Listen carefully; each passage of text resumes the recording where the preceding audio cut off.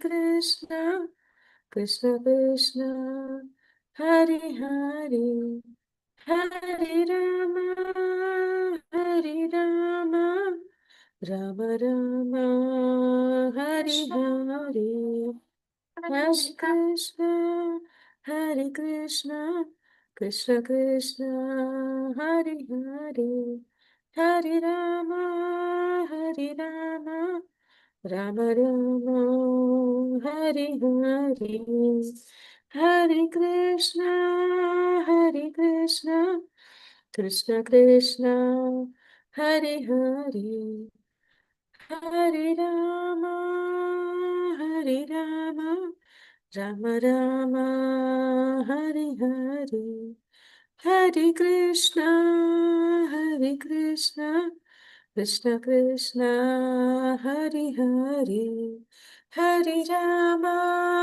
Hare Rama, Rama Rama, Hare Hare, Hare Krishna, Hare Krishna, Krishna Krishna, Hare Hare, Hare Rama, Hare Rama, Rama Rama, Hare Hare, Hare Krishna, Hare Krishna, Krishna Krishna, Hare Hare, Hare Rama, Hare Rama, Rama Rama, Hare Hare, Hare Krishna, Hare Krishna, Krishna Krishna, Hare Hare, Hare Rama, Hare Rama, Rama Rama, Hare Hare, Hare Krishna,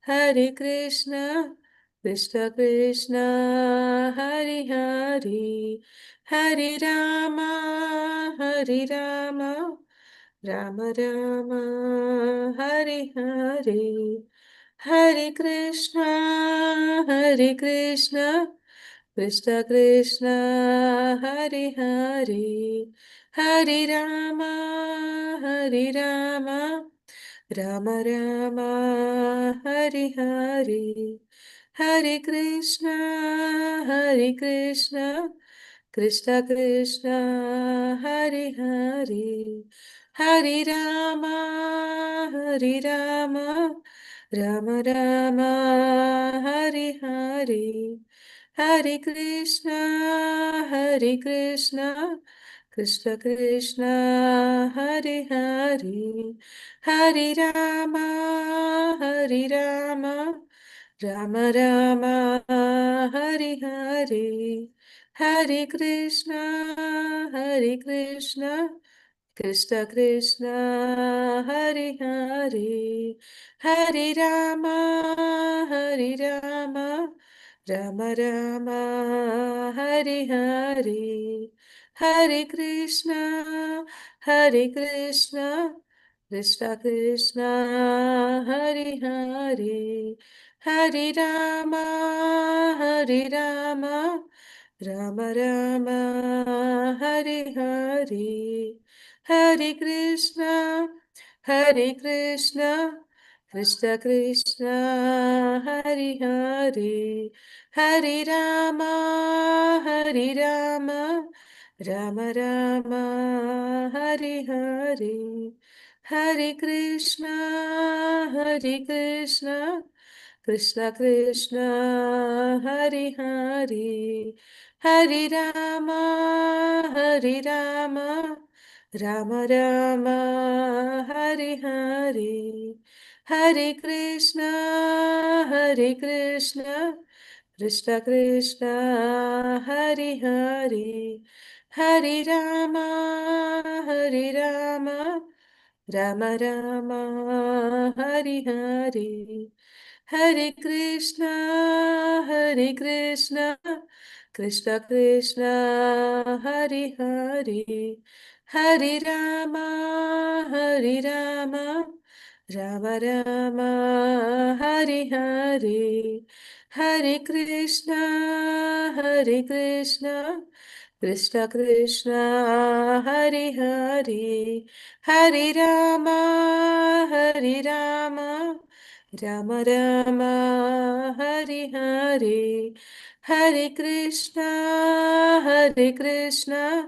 Krishna Krishna Hari Hari, हरे राम राम राम हरे हरे, हरे कृष्ण कृष्ण कृष्ण हरे हरे, हरे राम राम राम हरे हरे, हरे कृष्ण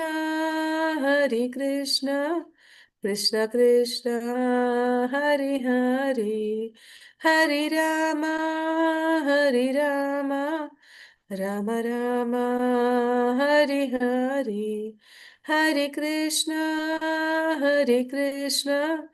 कृष्ण कृष्ण हरे हरे, हरे राम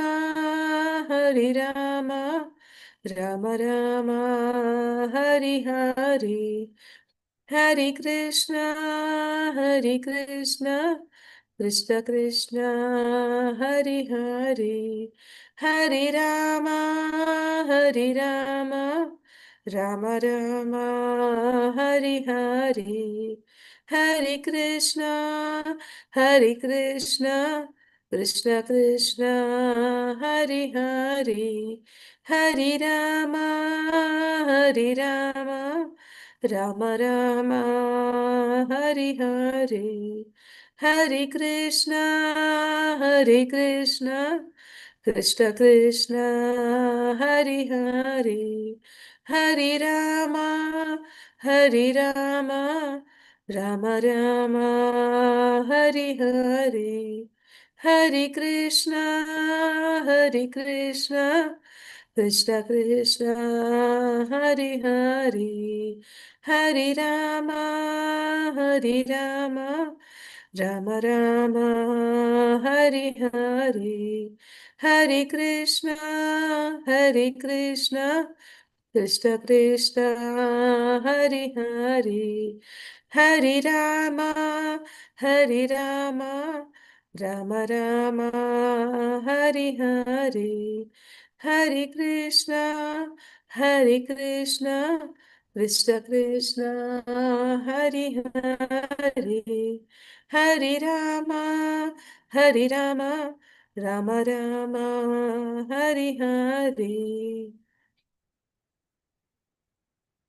ज्ञानतिमिरान्धस्य ज्ञानाञ्जनशलाकया चक्षुरुन्मिलितं येन तस्मै श्रीगुरुवे नमः।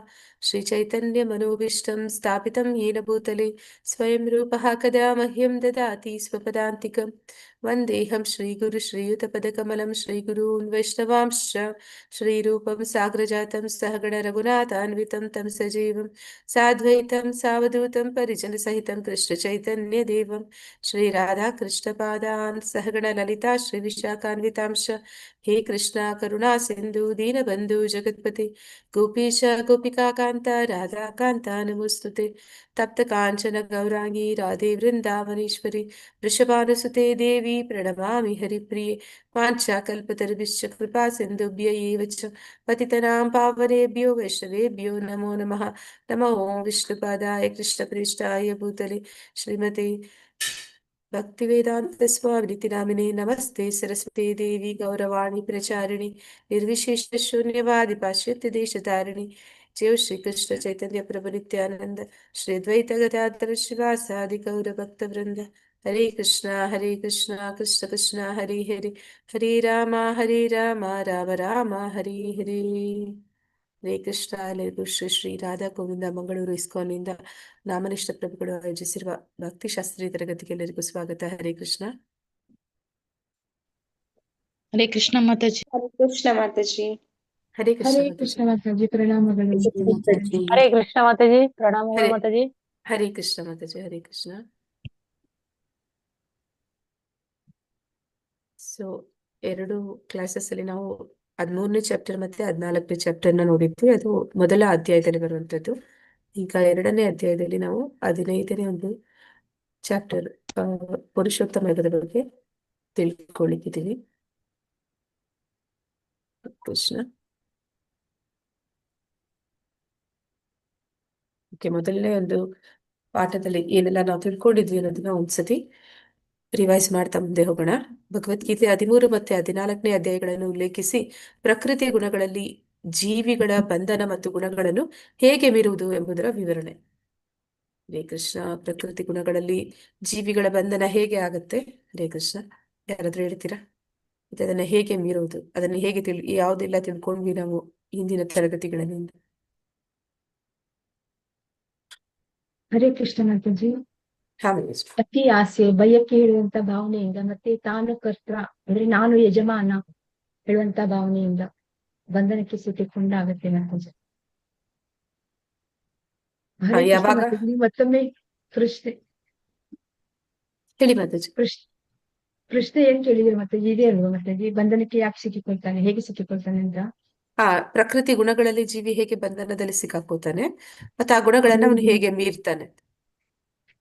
ಆ ಮೂರು ಗುಣಗಳಿಗೆ ಒಳಗಾಕೊಂಡು ಅವನು ಬಂಧನಕ್ಕೆ ಸಿಕ್ಕಿಕೊಳ್ತಾನೆ ಮಾತಾಜಿ.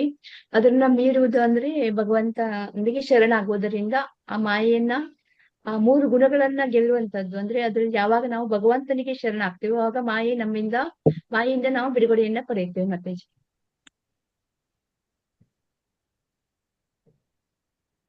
ಶ್ಲೋಕ ಯಾರಿಗಾದ್ರೂ ನೆನಪಿದ್ಯಾ? ದೈವಿ ಮಾಯ ಗುಣಮಯಿ ಮಮ ಮಾಯ ದುರತ್ಯಯ ಅಂತ. ದೇವಿ ಏಷ ಗುಣಮಯಿ ಮಮ ಆ ಮಾಯಾ ದುರತ್ಯಯ, ಮಮ ಮಾಯಾ ದುರತ್ಯಯ, ಅಂದ್ರೆ ಮಾಮೇವ ಪ್ರಪಂಚಂತಿ ಮಾಯಾಮೇತಾಂ ತರಂತಿ. ಅಂದ್ರೆ ಅಂದ್ರೆ ಭಗವಂತನ ಬಹಿರಂಗ ಶಕ್ತಿಯಾದಂತ ಮಹಾಮಾಯೆ, ಭಗವಂತನೇ ಹೇಳ್ತಾನೆ ಭಗವದ್ಗೀತೆಯಲ್ಲಿ, ಅವನನ್ನ ಮೀರುವಂತದ್ದು ಅದು ಅಸಾಧ್ಯವಾದದ್ದು ಅಂತ. ಅಂದ್ರೆ ಈ ಒಂದು ಮೂರು ಗುಣಗಳಲ್ಲಿ ಅವಳು ನಮ್ಮನ್ನ ಯಾವ ರೀತಿ ಬಂಧಿಸ್ತಾಳೆ ಅಂದ್ರೆ ಆ ಒಂದು ಬಂಧನದಿಂದ ಬಿಡುಗಡೆ ಸಾಧ್ಯನೇ ಇಲ್ಲ ಅಂತ. ಅಂದ್ರೆ ನಾವ್ ಯಾವಾಗ ಈ ಭೌತಿಕ ದೇಹ ಪಡ್ಕೊಂಡ್ವಿ ಕೂಡಲೇ ಈ ಗುಣಗಳ ಒಂದು ಅಧೀನಕ್ಕೆ ಬಂದು ಬಿಡ್ತೀವಿ. ಆದ್ರೆ ಆ ಗುಣಗಳನ್ನ ಮೀರ್ಬೇಕು ಅಂತಂದ್ರೆ ಭಗವಂತ ಹೇಳ್ತಾನೆ, ಅಂದ್ರೆ ಕೃಷ್ಣ ಸೂರ್ಯಕ್ಕೆ ಸಮಾನ ಮಾಯರ ಅಂಧಕಾರ ಅಂತ. ಅಂದ್ರೆ ಜಹಾ ಕೃಷ್ಣ ಹೇ ತಹಾನ ಮಾಯರ ಅಧಿಕಾರ. ಅಂದ್ರೆ ಎಲ್ಲಿ ಕೃಷ್ಣ ಇದ್ದಾನೆ ಅಲ್ಲಿ ಬೆಳಕಿದೆ, ಆ ಜಾಗದಲ್ಲಿ ಕತ್ತಲೆ ಇರೋದಕ್ಕೆ ಸಾಧ್ಯ ಇಲ್ಲ. ಈ ಮಾಯೆ ಎನ್ನುವಂಥದ್ದು ಕತ್ತಲೆ ಇದ್ದ ಹಾಗೆ, ಅಜ್ಞಾನ ಇದ್ದ ಹಾಗೆ, ಅದು ಕೂಡಲೇ ಹೊರಟು ಹೋಗುತ್ತೆ ಅಂತ. ಹಾಗೆ ಯಾರೆಲ್ಲ ಭಗವಂತನ ಭಕ್ತಿ ಸೇವೆಯಲ್ಲಿ ತೊಡಗ್ತಾರೆ, ಭಗವಂತನಿಗೆ ಅಧೀನರಾಗ್ತಾರೆ, ಅವನಿಗೆ ಶರಣಾಗತರಾಗ್ತಾರೆ, ಕೂಡಲೇ ಅವರು ಈ ಒಂದು ಮಾಯೆಯ ಬಂಧನದಿಂದ ಬಿಡುಗಡೆಯನ್ನು ಪಡಿತಾರೆ. ಅಂದ್ರೆ ಮಾಯೆ ಅತ್ಯಂತ ಬಲಶಾಲಿಯಾದವಳು, ಆದ್ರೂ ಕೂಡ ಅವಳನ್ನ ಮೀರುವಂತದ್ದು ಹೇಗೆ ಅಂತಂದ್ರೆ ಭಗವಂತನಿಗೆ ಶರಣಾಗತಿ ಮತ್ತೆ ಭಕ್ತಿ ಸೇವೆ ಮೂಲಕ ಅನ್ನೋದನ್ನ ಆ ಒಂದು 13 ಮತ್ತು 14ನೇ ಅಧ್ಯಾಯದಲ್ಲಿ ನಾವು ಈಗಾಗಲೇ ತಿಳ್ಕೊಂಡಿದ್ದೀವಿ. ಗುರುತಿಸಲ್ಪಟ್ಟ ಮಾರ್ಗಗಳು ನಾವು ವೈಯಕ್ತಿಕವಾಗಿ ರಾಜಸ ಮತ್ತು ತಾಮಸ ಗುಣಗಳಿಗೆ ಹೇಗೆ ಪ್ರಭಾವಿತರಾಗುತ್ತೇವೆ ಅಂದ್ರೆ, ಸಾಧಾರಣವಾಗಿ ಎಲ್ಲರೂ ಕೂಡ ರಜೋಗುಣ ತಮೋ ಗುಣದಲ್ಲಿ ಇರುವಂತದ್ದು ಈ ಒಂದು ಕಲಿಯುಗದಲ್ಲಿ ಜನ. ಆ ಒಂದು ಪ್ರಭಾವ ಹೇಗೆ ಅಂತಂದ್ರೆ ನಾವು ನೋಡಿದೀವಿ, ಎಲ್ಲರಿಗೂ ಕೂಡ ಅತಿ ಆಸೆ ಅನ್ನುವಂಥದ್ದು ಎಲ್ಲರಿಗೂ ಕೂಡ ಭೋಗಿಸುವಂತ ಇಚ್ಛೆ ಇರುವುದೇ ಸ್ವಾಭಾವಿಕ. ಹಾಗಿರ್ಬೇಕಾದ್ರೆ ಆ ಒಂದು ಆಸೆ ಕಾಮಕ್ಕೆ ಕೊನೆ ಇಲ್ಲ, ಇನ್ನಷ್ಟು ಮತ್ತಷ್ಟು ಆ ಆಸೆ ಹೆಚ್ಚುತ್ತಾ ಹೋಗ್ತಾ ಇರ್ತದೆ. ರಜೋಗುಣ ತಮೋಗುಣ ಅಂದ್ರೆ ಇಲ್ಲಿ ಎಲ್ಲರೂ ಕೂಡ ಆ ಭೋಗಿಸುವ ಇಚ್ಛೆ, ಆ ರಜೋಗುಣ ಇರುವಂತವ್ರೆಲ್ಲರೂ ಕೂಡ ಎಂತಹ ಒಂದು ಭೋಗಿಸುವ ಇಚ್ಛೆ ಅದನ್ನ ಎಲ್ಲಿಗೆ ಕರ್ಕೊಂಡು ಹೋಗುತ್ತೆ? ತಮೋಗುಣಕ್ಕೆ ಕರ್ಕೊಂಡು ಹೋಗುತ್ತೆ. ಈ 4 ನಿಯಂತ್ರಕ ತತ್ವಗಳನ್ನ ಮೀರ್ತಾರೆ.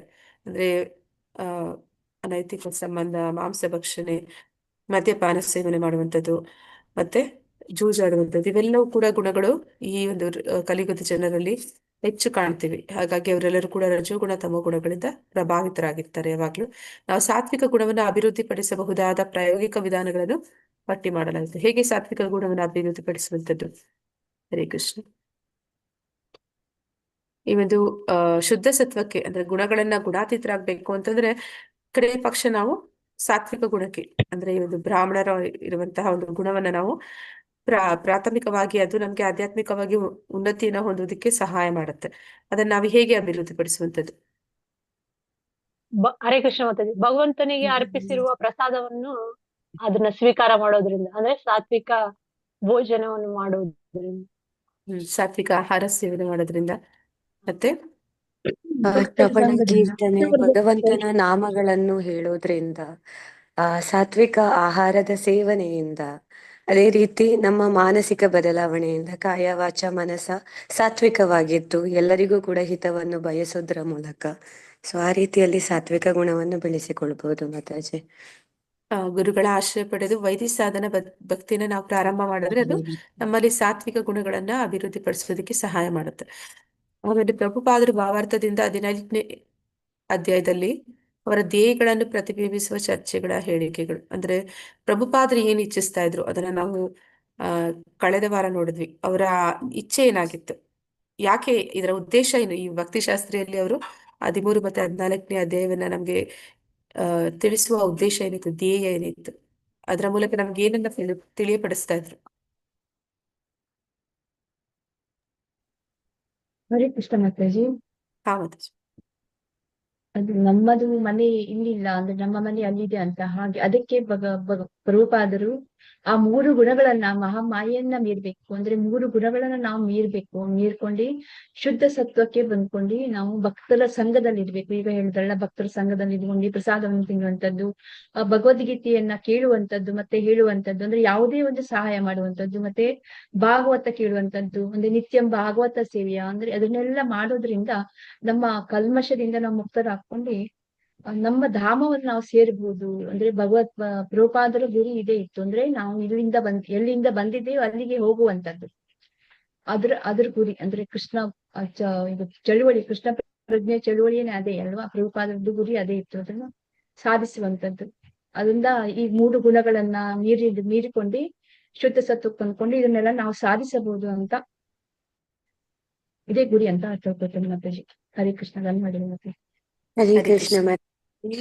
ಹಾ ಮಾತಾಜಿ. ಕೃಷ್ಣನನ್ನು ಅರ್ಥ ಮಾಡ್ಕೊಳ್ಳಿಕ್ಕೆ ಕೃಷ್ಣನ ಭಕ್ತರಿಂದ ಮಾತ್ರ ಸಾಧ್ಯ ಆಗುವಂತದ್ದು. 14, 15ನೇ ಮುಖ್ಯ ವಿಷಯ ಹೇಳಿದ್ರು ಅದೇ ಅಲ್ವಾ, ಭಕ್ತಿ ಯೋಗದ ಚರ್ಚೆ, ಅದರ ಮೂಲಕ ಕೃಷ್ಣನನ್ನು ತಿಳಿದುಕೊಳ್ಳುವಂತದ್ದು. ಸೊ ಈ ರೀತಿ ಭಕ್ತಿಶಾಸ್ತ್ರಿಯಲ್ಲಿ ಎಲ್ಲ ಭಕ್ತರ ಸಂಘದ ಮೂಲಕ ಕೃಷ್ಣನನ್ನು ಸರಿಯಾದ ರೀತಿಯಲ್ಲಿ ಅರ್ಥ ಮಾಡ್ಕೊಳ್ಳಿಕ್ಕೆ ಆಗತ್ತೆ. ಅವಾಗ ಕೃಷ್ಣನಿದ್ದಾಗೆ ಅರ್ಥ ಮಾಡ್ಕೊಂಡ್ರೆ ಅವ್ರ ಆ ಜ್ಞಾನವನ್ನು ಬೇರೆಯವರಿಗೆ ಸರಿಯಾದ ರೀತಿಯಲ್ಲಿ ಹೇಳಿಕೊಡ್ಲಿಕ್ಕೆ ಸಹಾಯ ಆಗತ್ತೆ ಮಾತಾಜಿ. ಹರೇ ಕೃಷ್ಣ ಮಾತಾಜಿ. ಹರೇ ಕೃಷ್ಣ ಮಾತಾಜಿ. ಅಂದ್ರೆ ನಾವು ಭಕ್ತಿ ನೆಲೆಗೆ ಬರಬೇಕು ಅಂದ್ರೆ ಶುದ್ಧ ಸತ್ವಕ್ಕೆ ಬರಬೇಕು. ಅದಕ್ಕೆ ಕಡೆಯ ಪಕ್ಷ ನಾವು ಆಗ್ಲೇ ಹೇಳಿದ ಹಾಗೆ ಏರೋಪ್ಲೇನ್ ಅದು ಟೇಕ್ ಆಫ್ ಆಗ್ಬೇಕು ಅಂತಂದ್ರೆ, ಅಂದ್ರೆ ಈ ಗುಣಗಳನ್ನ ಮೀರಿ ಮೇಲಕ್ಕೆ ಏಳ್ಬೇಕು ಅಂತಂದ್ರೆ ಕಡೆಯ ಪಕ್ಷ ಅದು ರನ್ವೇ ಮೇಲೆ ಸ್ವಲ್ಪ ದೂರ ಅದು ಓಡ್ಬೇಕು, ಅದು ರನ್ ಆಗ್ಬೇಕು. ಆ ರನ್ವೇ ಮೇಲೆ ರನ್ ಆಗೋದು ಅಂತಂದ್ರೆ ಅದು ರಜಗುಣ ತಮಗುಣಗಳನ್ನ ಬಿಟ್ಟು ಆ ರನ್ವೇ ಏನಿದೆ ಅದನ್ನ ಸತ್ವಗುಣ ಅಂತ ಹೇಳ್ತಾರೆ. ಅಂದ್ರೆ ಅದು ಬ್ರಾಹ್ಮಣಿಕಲ್ ಕ್ವಾಲಿಟೀಸ್ ಅಂತ ಹೇಳ್ತಾರೆ. ಶುದ್ಧ ಸತ್ವದಲ್ಲಿರುವಂತಹ ಭಕ್ತರನ್ನ ವೈಷ್ಣವರು ಅಂತ ಕರೀತಾರೆ. ಅಂದ್ರೆ ಏನಂತ ಹೇಳ್ತಾರೆ ಅಂದ್ರೆ, ಇಸ್ಕಾನ್ ನಲ್ಲಿ ಪ್ರಭುಪಾದರು ಅನೇಕ ಬ್ರಾಹ್ಮಣರನ್ನ ಅವರು ಆ ನಿರ್ಮಾಣ ಮಾಡಿದ್ರಂತ, ಅವರು ಸಿದ್ಧಪಡಿಸಿದ್ರಂತ. ಹಾಗೆ ಆ, ಎಲ್ಲರನ್ನೂ ಕೂಡ ಸಾತ್ವಿಕ ಗುಣಕ್ಕೆ ತರಬೇಕು ಅನ್ನುವಂಥದ್ದು ಪ್ರಭುಪಾದರ ಇಚ್ಛೆ. ಅವರು ಹೇಳ್ತಾರೆ, ಏನಂತ ಹೇಳ್ತಾರೆ ಅಂದ್ರೆ, ಇಂದಿನ ಅಧ್ಯಾಯದಲ್ಲಿ ನಾವು ನೋಡಿದ್ವಿ, ಕೊನೆಯ ಪಕ್ಷ 1% ಜನ, ಇಡೀ ಸಮಾಜದಲ್ಲಿ 1% ಜನ ಆದ್ರೂ ಕೂಡ ಕೃಷ್ಣ ಪ್ರಜ್ಞೆನ ತಗೊಂಡ್ರೆ, ಭಕ್ತರಾದ್ರೆ ಇಡೀ ಒಂದು ಅಂದ್ರೆ ಬ್ರಹ್ಮಾಂಡದಲ್ಲಿ ನಾವು, ಪ್ರಪಂಚದಲ್ಲಿ ನಾವು ಶಾಂತಿ ನೆಲೆಸೋದಕ್ಕೆ ಸಾಧ್ಯ ಇದೆ ಅಂತ. ಇದೆಲ್ಲವೂ ಕೂಡ ಪ್ರಭುಪಾದರ ಧ್ಯೇಯ ಆಗಿತ್ತು. ನಾವೆಲ್ಲರನ್ನು ಕೂಡ ಬದಲಾಯಿಸಲಿಕ್ಕೆ ಸಾಧ್ಯ ಆಗಿಲ್ಲ ಅಂದ್ರೂ ಕೂಡ ಕಡೆ ಪಕ್ಷ 1% ಅಷ್ಟು ಜನರಾದ್ರೂ ಆ ಶುದ್ಧ ಭಕ್ತರು ಭೂಮಿ ಮೇಲೆ ಇದ್ರೆ ಕಾಲ ಕಾಲಕ್ಕೆ ಎಲ್ಲ ಒಂದು ಮಳೆ ಬೆಳೆ ಎಲ್ಲವೂ ಕೂಡ ಶಾಂತಿ, ನೆಮ್ಮದಿ, ಸಮೃದ್ಧಿ ಅದು ಹೆಚ್ಚೋದಕ್ಕೆ ಸಾಧ್ಯ ಅನ್ನೋದನ್ನ ಇಲ್ಲಿ ಹೇಳಿದ್ರು.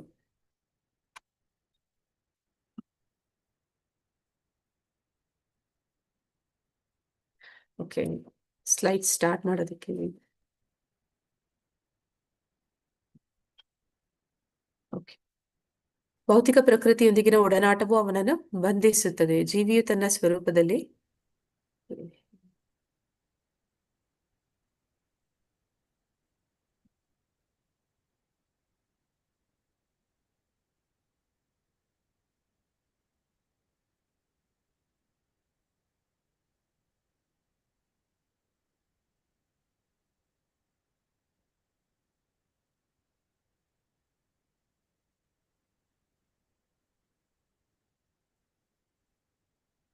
ಜೀವಿಯು ತನ್ನ ಸ್ವರೂಪದಲ್ಲಿ ಐಹಿಕ ಪ್ರಕೃತಿಯ ಗುಣತ್ರಯಗಳನ್ನು ಮೀರಿದನು. ಆದರೆ ಐಹಿಕ ಪ್ರಕೃತಿಯ ಸಹವಾಸವು ಅವನನ್ನು ಸತ್ವ, ರಜಸ್ಸು, ತಮಸ್ಸುಗಳೆಂಬ ಐಹಿಕ ಪ್ರಕೃತಿ ಗುಣಗಳಲ್ಲಿ ಸಿಕ್ಕಿಸುತ್ತದೆ. ಈ ಗುಣತ್ರಯಗಳ ಸಹವಾಸದಿಂದ ಅವನಲ್ಲಿ ಐಹಿಕ ಜಗತ್ತಿನ ಮೇಲೆ ಯಜಮಾನಿಕೆ ನಡೆಸುವ ಬಯಕೆ ಬರುತ್ತದೆ. ಅಂದ್ರೆ ನಾವೆಲ್ಲರೂ ಕೂಡ ವಾಸ್ತವದಲ್ಲಿ ಎಲ್ಲರೂ ಕೂಡ ಆ ಜೀವಾತ್ಮ, ಅವನು ಸಚ್ಚಿದಾನಂದ ಸ್ವರೂಪನೇ ಆಗಿದ್ದಾನೆ. ಆದ್ರೆ ಯಾವಾಗ ಈ ಒಂದು ಗುಣತ್ರಯಗಳನ್ನ ಮೀರ್ತಾನೆ, ಅಂದ್ರೆ ಗುಣವನ್ನ ಬೆಳೆಸ್ಕೋತಾನೆ, ಆಗ ಈ ಗುಣಗಳನ್ನ ಮೀರ್ತಾನೆ. ಆದ್ರೆ ಈ ಕೂಡಲೇ ಯಾವಾಗ ಈ ಒಂದು ಸತ್ವಗುಣ, ರಜೋಗುಣ, ತಮಗುಣಗಳಲ್ಲಿ ಸಿಕ್ಕಾಕೊಳ್ತಾನೆ ಈ ಭೌತಿಕ ಜಗತ್ತಿಗೆ ಬಂದೆ, ಆಗ ಅವನೇನಾಗ್ತಾನೆ, ಮತ್ತೆ ಅವನಲ್ಲಿ ಈ ಬಯಕೆ ಅನ್ನುವಂಥದ್ದು ಹುಟ್ಟುತ್ತೆ.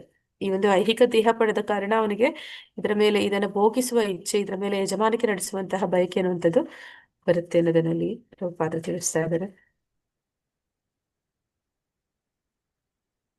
ಸಂಪೂರ್ಣ ಕೃಷ್ಣ ಪ್ರಜ್ಞೆ ಭಕ್ತಿ ಸೇವೆಯಲ್ಲಿ ತೊಡಗುವುದರಿಂದ ಆತನು ಕೂಡಲೇ ದಿವ್ಯ ಸ್ಥಿತಿಯಲ್ಲಿ ನೆಲೆಸುತ್ತಾನೆ ಮತ್ತು ಐಹಿಕ ಪ್ರಕೃತಿಯನ್ನು ತಾನು ನಿಯಂತ್ರಿಸಬೇಕೆಂಬ ಅವನ ಕಾನೂನು ಬಾಹಿರ ಅಪೇಕ್ಷೆಯು ಹೊರಟು ಹೋಗುತ್ತೆ. ಅಂದ್ರೆ ನಮಗೆ ಇಲ್ಲಿ ಕೃಷ್ಣ ಪ್ರಜ್ಞೆಗೆ ಬಂದ ಕೂಡಲೇ ನಮಗೆ ಈ ಒಂದು ಮೊದಲ ಒಂದು ಆ ಕೃಷ್ಣ ಪ್ರಜ್ಞೆಯಲ್ಲಿ ಅಂತಂದ್ರೆ ಏನ್ ವ್ಯತ್ಯಾಸ, ಕೃಷ್ಣ ಪ್ರಜ್ಞೆಗೂ ಬದ್ಧಾತ್ಮರಿಗೂ ಏನ್ ವ್ಯತ್ಯಾಸ ಇರುತ್ತೆ, ಭಕ್ತರಿಗೂ ಬದ್ಧಾತ್ಮರಿಗೂ? ಹರೇ ಕೃಷ್ಣ ಕೃಷ್ಣ ಮಾತಾಜಿ. ಪ್ರಜ್ಞೆಯಲ್ಲಿ ಇದ್ದವರು ಮಾತಾಜಿ ಪ್ರತಿಯೊಂದು ಕೂಡ ಕೃಷ್ಣ ಪ್ರೀತ್ಯರ್ಥವಾಗಿನೇ ಮಾಡ್ತಾನೆ. ಯಾವುದೇ ಕರ್ಮ ಆಗಿರ್ಲಿ, ಏನೇ ಐಹಿಕ ಜಗತ್ತಿನಲ್ಲಿ ಇದ್ರೂ ಕೂಡ ಕೃಷ್ಣನಿಗೆ ಬೇಕಾಗಿ ಮಾಡ್ತಾರೆ. ನಾನು ಮಾಡೋದೆಲ್ಲವೂ ಕೃಷ್ಣನಿಗೆ ಪ್ರೀತ್ಯರ್ಥವಾಗುತ್ತೋ ಇಲ್ವೋ, ಆ ರೀತಿಯ ಮನಸ್ಥಿತಿ ಇರುತ್ತೆ. ಬದ್ಧಾತ್ಮ ಅವನ ಸ್ವಯಂ ಆ ಪ್ರೀತಿಗೆ ಬೇಕಾಗಿ, ಅವನ ಆಸೆ ಪೂರೈಕೆಗಾಗಿನೇ ಇಲ್ಲಿ ಕರ್ಮವನ್ನು ಮಾಡ್ತಾ ಇರ್ತಾನೆ ಮಾತಾಜಿ. ಅದೇ ರೀತಿ ಫಲಾಪೇಕ್ಷೆಯಿಂದಾನೇ ಕರ್ಮ ಮಾಡ್ತಾ ಇರ್ತಾನೆ ಬದ್ಧಾತ್ಮ. ಹರೇ ಕೃಷ್ಣ ಮಾತಾಜಿ. ಹರೇ ಕೃಷ್ಣ ಮಾತಾಜಿ. ಅಂದ್ರೆ ನಾವು ಈ ಭೌತಿಕ ಜಗತ್ತಿಗೆ ಕಟ್ಟಾಕೊಂಡಿರುವಂತದ್ದು, ನಮ್ಮನ್ನ ಕಟ್ಟಾಕ್ತಾ ಇರುವಂತದ್ದು ಯಾವುದು? ಬಯಕೆ. ಯಾವ ಬಯಕೆ? ಇಂದ್ರಿಯ ಭೋಗ. ತನ್ನ ಇಂದ್ರಿಯದ ಆ ಆಸೆನ ಈಡೇರಿಸ್ಕೊಳ್ಬೇಕು ಅನ್ನೋಂತ ಇಚ್ಛೆ, ಆ ಬಯಕೆ ನಮ್ಮನ್ನ ಈ ಬಂಧನಕ್ಕೆ ಸಿಲುಕಿಸ್ತಾ ಇದೆ. ಅದೇ ಕೃಷ್ಣ ಪ್ರಜ್ಞೆಗೆ ಬಂದ ಕೂಡಲೇ ನಾವೇನ್ ಮಾಡ್ತೀವಿ? ಆ ಬಯಕೆಯನ್ನ ಮೀರ್ತೀವಿ. ಆ ಬಯಕೆಯನ್ನ ಆ ಏನಂತ ಹೇಳ್ತಾರೆ, ಬಯಕೆ ಇದೆ, ಬಯಕೆಯನ್ನು ಇಲ್ಲವಾಗಿಸೋದಕ್ಕೆ ಸಾಧ್ಯ ಇಲ್ಲ. ಬಯಕೆ ಅದು ಯಾವಾಗ್ಲೂ ಇರುತ್ತೆ. ನಾವು ಭಕ್ತರಾಗಿರ್ಲಿ ಅಭಕ್ತರಾಗಿರ್ಲಿ, ನಮ್ಮಲ್ಲಿ ಆಸೆ ಅನ್ನುವಂಥದ್ದು ಇದ್ದೇ ಇರುತ್ತೆ.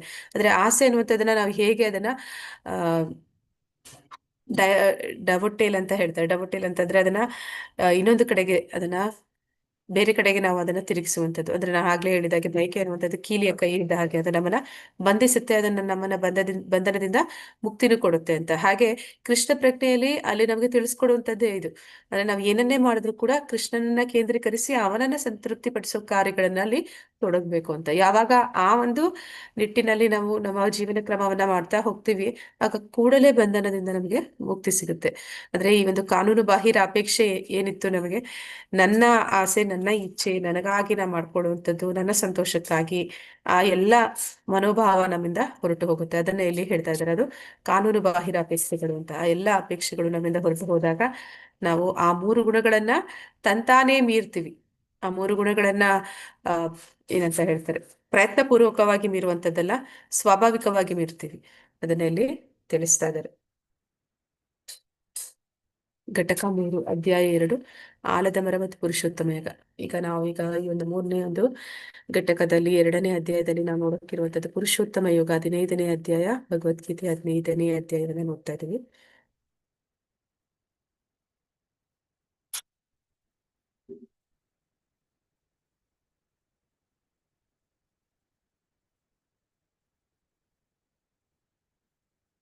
ಹದಿನೈದನೇ ಅಧ್ಯಾಯದಲ್ಲಿ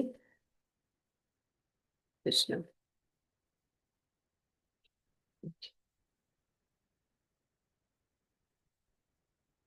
ಈ ಒಂದು ಭಗವದ್ಗೀತೆಯಲ್ಲಿ 2 ಅಧ್ಯಾಯಗಳು ಅತಿ ಕಡಿಮೆ ಶ್ಲೋಕ ಇರುವಂತದ್ದು. ಅಂದ್ರೆ 12ನೇ ಅಧ್ಯಾಯ, ಇನ್ನೊಂದು 15ನೇ ಅಧ್ಯಾಯ. 2 ಅಧ್ಯಾಯಗಳಲ್ಲಿ 20 ಶ್ಲೋಕಗಳಿವೆ. ಏನೆಲ್ಲ ಇದೆ ಅಂತ ಅದಷ್ಟು ಫಾಸ್ಟ್ ಆಗಿ ತಗೊಂಡು ಎಲ್ಲ ಸ್ಲೋ ಆಗಿ ಹೋಗೋಣ.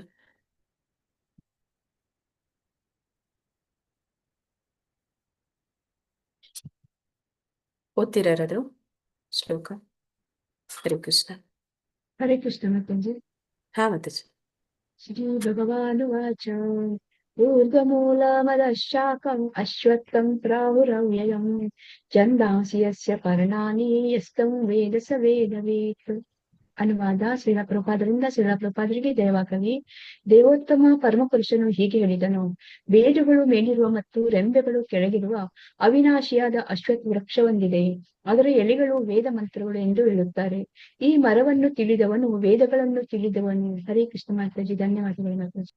ಧನ್ಯವಾದಗಳು ಮಾತಾಜಿ. ಅಂದ್ರೆ ಈ ಒಂದು ಆಧ್ಯಾತ್ಮಿಕ ಜಗತ್ತು ಅನ್ನುವಂಥದ್ದು ಏನಿದೆ, ಅದು ಅದರ ಒಂದು ಛಾಯೆನೇ ಈ ಭೌತಿಕ ಜಗತ್ತು. ಅಂದ್ರೆ ಈಗ ಸಾದೃಶ್ಯ ಕೊಡ್ತಾರೆ ಪ್ರಭುಪಾದರು ಭಾಗವತದಲ್ಲಿ ಒಂದು ಕಡೆ ಏನಂತ ಹೇಳ್ತಾರೆ ಅಂದ್ರೆ, ಮಗು ಹಠ ಮಾಡುತ್ತೆ ಅಂತ, ಚಂದ್ರ ಬೇಕು ನನಗೆ ಅಂತ ಹಠ ಮಾಡುತ್ತೆ ಅಂತ. ಹಾಗಿದ್ರೆ ತಾಯಿ ಚಂದ್ರನ ತಂದು ಕೊಡೋದಕ್ಕಾಗತ್ತಾ? ಹರೇ ಕೃಷ್ಣ.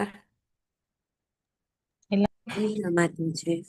ಏನ್ ಮಾಡ್ತಾಳೆ, ಒಂದು ನೀರಿನ ಪಾತ್ರೆಯಲ್ಲಿ ಚಂದ್ರನ ಪ್ರತಿಬಿಂಬವನ್ನ ತೋರಿಸಿ, ತಗೋ ಚಂದ್ರ ಇಲ್ಲಿ ಬಂದಿದ್ದಾನೆ ಅಂತ ಹೇಳಿ ಸಮಾಧಾನ ಪಡಿಸ್ತಾಳಂತೆ. ಹಾಗೆ ನಾವು ಕೂಡ ಈ ಭೌತಿಕ ಜಗತ್ತಿನಲ್ಲಿ, ಅಂದ್ರೆ ಆಧ್ಯಾತ್ಮಿಕ ಜಗತ್ತಿನಲ್ಲಿ ನಾವ್ ಏನ್ ಮಾಡ್ತಾ ಇದ್ವಿ, ಅಲ್ಲಿ ಭಗವಂತನ ಹಾಗೆ ನಾವು ಒಡೆತನ ಸಾಧಿಸ್ಬೇಕು ಅಂತ ಯಾವಾಗ ನಾವು ಇಚ್ಛಿಸ್ತೀವಿ, ಆಗ ಕೂಡಲೇ ಭಗವಂತ, ಅವ್ನಿಗೆ ಗೊತ್ತು ನಾವು ಏನೋ ಇಚ್ಛೆನ ಇಟ್ಕೊಂಡಿದೀವಿ ಅದು ಕಾನೂನು ಬಾಹಿರವಾದದ್ದು ಅಂತ. ಆದ್ರೂ ಕೂಡ ನಮ್ಮ ಇಚ್ಛೆ, ನಾವೆಲ್ಲರೂ ಭಗವಂತನ ಮಕ್ಕಳಾದ ಕಾರಣ ನಮ್ಮ ಇಚ್ಛೆನ ಈಡೇರಿಸೋದಕ್ಕೋಸ್ಕರ ಏನ್ ಮಾಡ್ತಾನೆ, ಅಂದ್ರೆ ಈಗ ತಾಯಿ ಅಡಿಗೆ ಮನೇಲಿ ಅಡಿಗೆ ಮಾಡ್ತಾ ಇದ್ದಾಗ ಮಗು ಹೋಗಿ ನಾನು ಮಾಡ್ತೀನಿ ಅಂತ ಹೇಳಿದಾಗೆ, ನಾನು ನಿನ್ನ ಹಾಗೇನೆ ಆಗ್ಬೇಕು, ನಾನು ನಿನ್ ತರನೇ ಮಾಡ್ತೀನಿ, ನಾನು ಎಲ್ಲವನ್ನು ತಿಳ್ಕೊಂಡಿದ್ದೀನಿ, ದೊಡ್ಡವನಾಗಿದ್ದೀನಿ ಅಂತ. ಆಗ ಮಗುಗೆ ಆಟಿಕೆ ಕೊಟ್ಟ ಹಾಗೆ, ಅಥವಾ ತಾಯಿ ಚಂದ್ರನ ಬಿಂಬವನ್ನ ಕೊಟ್ಟ ಹಾಗೆ, ಅಥವಾ ಅಡಿಗೆ ಮಾಡ್ತಾ ಇರೋ ಮಗುಗೆ ಆಟಿಕೆಗಳನ್ನ ಕೊಡುವಂತ ತಾಯಿ. ಅದೇ ರೀತಿ ಇಲ್ಲಿ ಭಗವಂತ ಏನ್ ಮಾಡ್ತಾ ಇದ್ದಾನೆ, ನಮಗೆ ಈ ಭೌತಿಕ ಜಗತ್ತನ್ನ ಸೃಷ್ಟಿ ಮಾಡಿ, ಆಯ್ತು ಹೋಗು, ನೀನ್ ಏನೇನ್ ಆಡ್ಬೇಕು ಅಂತಿದ್ಯಾ, ಏನೇನ್ ನೋಡ್ಬೇಕು ಅಂತಿದ್ಯಾ ಅಲ್ಲಿ ಹೋಗಿ ಮಾಡು ಅಂತ ಹೇಳಿ ಒಂದು ಭೌತಿಕ ಜಗತ್ತನ್ನ ಸೃಷ್ಟಿ ಮಾಡ್ತಾನೆ. ಈ ಭೌತಿಕ ಜಗತ್ತು ಅನ್ನುವಂಥದ್ದು ಏನಿದೆ, ಅದು ಆಧ್ಯಾತ್ಮಿಕ ಜಗತ್ತಿನ ವಕ್ರ ಪ್ರತಿಬಿಂಬ ಅಂತ ಹೇಳ್ತಾ ಇದ್ದಾರೆ. ವಕ್ರ ಪ್ರತಿಬಿಂಬ ಅಂದ್ರೆ ತಲೆ ಕೆಳಗಾದಂತಹ ಒಂದು ವಿಚಾರ. ಅಂದ್ರೆ ಆಧ್ಯಾತ್ಮಿಕ ಜಗತ್ತಿನಲ್ಲಿ ಯಾವ್ದೆಲ್ಲ ಶ್ರೇಷ್ಠ ಅಂತಾರೋ ಅದೆಲ್ಲ ಕೂಡ ಭೌತಿಕ ಜಗತ್ತಿನಲ್ಲಿ ಅದು ಅಷ್ಟು ಶ್ರೇಷ್ಠ ಅಲ್ಲ ಅಂತ ಹೇಳ್ತಾರೆ. ಅಂದ್ರೆ ಏನು ಅಂದ್ರೆ, ಇಲ್ಲಿ ಭೌತಿಕ ಜಗತ್ತಿನಲ್ಲಿ ನಾವೆಲ್ಲರೂ ಕೂಡ ಆ ಯಜಮಾನಿಕೆ ಸಾಧಿಸುವಂತಹ ಇಚ್ಛೆ ಇಟ್ಕೊಂಡಿರುವಂತವ್ರು. ಆ ಕಾರಣದಿಂದ ಇಲ್ಲಿ ನಮ್ಗೆ ದಾಸರಾಗುವಂಥದ್ದು ಅಂತಂದ್ರೆ ಕೀಳರಿಮೆ. ಯಾರಾದ್ರೂ ಸೇವೆ ಮಾಡ್ತಾರೆ ಅಂತಂದ್ರೆ, ಸರ್ವೆಂಟ್ ಅಂತಂದ್ರೆ ಕಡಿಮೆ ಆಗುತ್ತಾ ಹೆಚ್ಚಾಗುತ್ತಾ? ಹರೇ ಕೃಷ್ಣ. ಭೌತಿಕ ಜಗತ್ತಲ್ಲಿ ಕಡಿಮೆ ಆದದ್ದು. ಕೀಳು ಕಡಿಮೆ ಅಂತ ಮಾಡೋದು. ಹೇಳ್ಬೋದು. ನಮಗೆ ಅದು ಆ ಕೆಳಮಟ್ಟದ ವಿಷಯ. ಅದೇ ಆಧ್ಯಾತ್ಮಿಕ ಜಗತ್ತಿನಲ್ಲಿ ದಾಸ ಅಂತಂದ್ರೆ ಅಲ್ಲಿ ಅದು ಕಡಿಮೆನಾ ಹೆಚ್ಚ? ಹೆಚ್ಚು. ಹೆಚ್ಚು ಮಾತಾಜಿ. ದಾಸನು ಕೊನೆಯ ದಾಸ ಯಾರಿದ್ದಾನೆ ಅವನಿಗೆ ಫಸ್ಟ್ ಕೃಪೆ ಅಂತ ಹೇಳ್ತಾರೆ. ಹಾಗೆ ಆಧ್ಯಾತ್ಮಿಕ ಜಗತ್ತಿನ ವಕ್ರ ಪ್ರತಿಬಿಂಬ ಅನ್ನುವಂಥದ್ದು ಈ ಭೌತಿಕ ಜಗತ್ತು ಅನ್ನೋದನ್ನಲ್ಲಿ ಹೇಳ್ತಾ ಇದ್ದಾರೆ. ಅದನ್ನ ಹೋಲಿಕೆ ಮಾಡಿ ಭಗವಂತ ಯಾವ ರೀತಿ ಹೇಳ್ತಾ ಇದ್ದಾನೆ ಅಂದ್ರೆ, ಒಂದು ಅಶ್ವತ್ಥ ವೃಕ್ಷಕ್ಕೆ ಹೋಲಿಸ್ತಾ ಇದ್ದಾನೆ. ಇಲ್ಲಿ ಅಶ್ವತ್ಥ ವೃಕ್ಷ ಅಥವಾ ಆಲದ ವೃಕ್ಷ ಎರಡು ಕೂಡ ಅಂದ್ರೆ ಏನಂದ್ರೆ, ಅಲ್ಲಿ ಬೇರುಗಳು, ಕೆಳಮುಖವಾದ ಬೇರುಗಳು ಇರುವಂತಹ ಒಂದು ವೃಕ್ಷ. ಅದರ ಬಗ್ಗೆ ಇಲ್ಲಿ ತಿಳಿಸ್ತಾ ಇದ್ದಾನೆ ಭಗವಂತ. ಅಂದ್ರೆ ಇಲ್ಲಿ ಎರಡು ರೀತಿಯ ಬೇರುಗಳು ಬರುತ್ತೆ ಅಂತ ಹೇಳ್ತಾ ಇದ್ದಾರೆ. ಒಂದು ಮೇಲ್ಮುಖವಾಗಿ ಹೋಗುವಂಥದ್ದು, ಕೆಲವೊಂದು ಕೆಳಮುಖವಾಗಿ ಕೂಡ ಹೋಗುವಂಥದ್ದು. ಮತ್ತೆ ಅಲ್ಲಿ ಅದರ ಎಲೆಗಳು ವೇದ ಮಂತ್ರಗಳು. ಅಂದ್ರೆ ಆ ಮರದ ಒಂದು ಎಲೆಗಳೇನಿದೆ ಅದು ನಮಗೆ ಈ ಒಂದು ವೇದಗಳು ಅಂದ್ರೆ ಏನು? ಹರೇ ಕೃಷ್ಣ.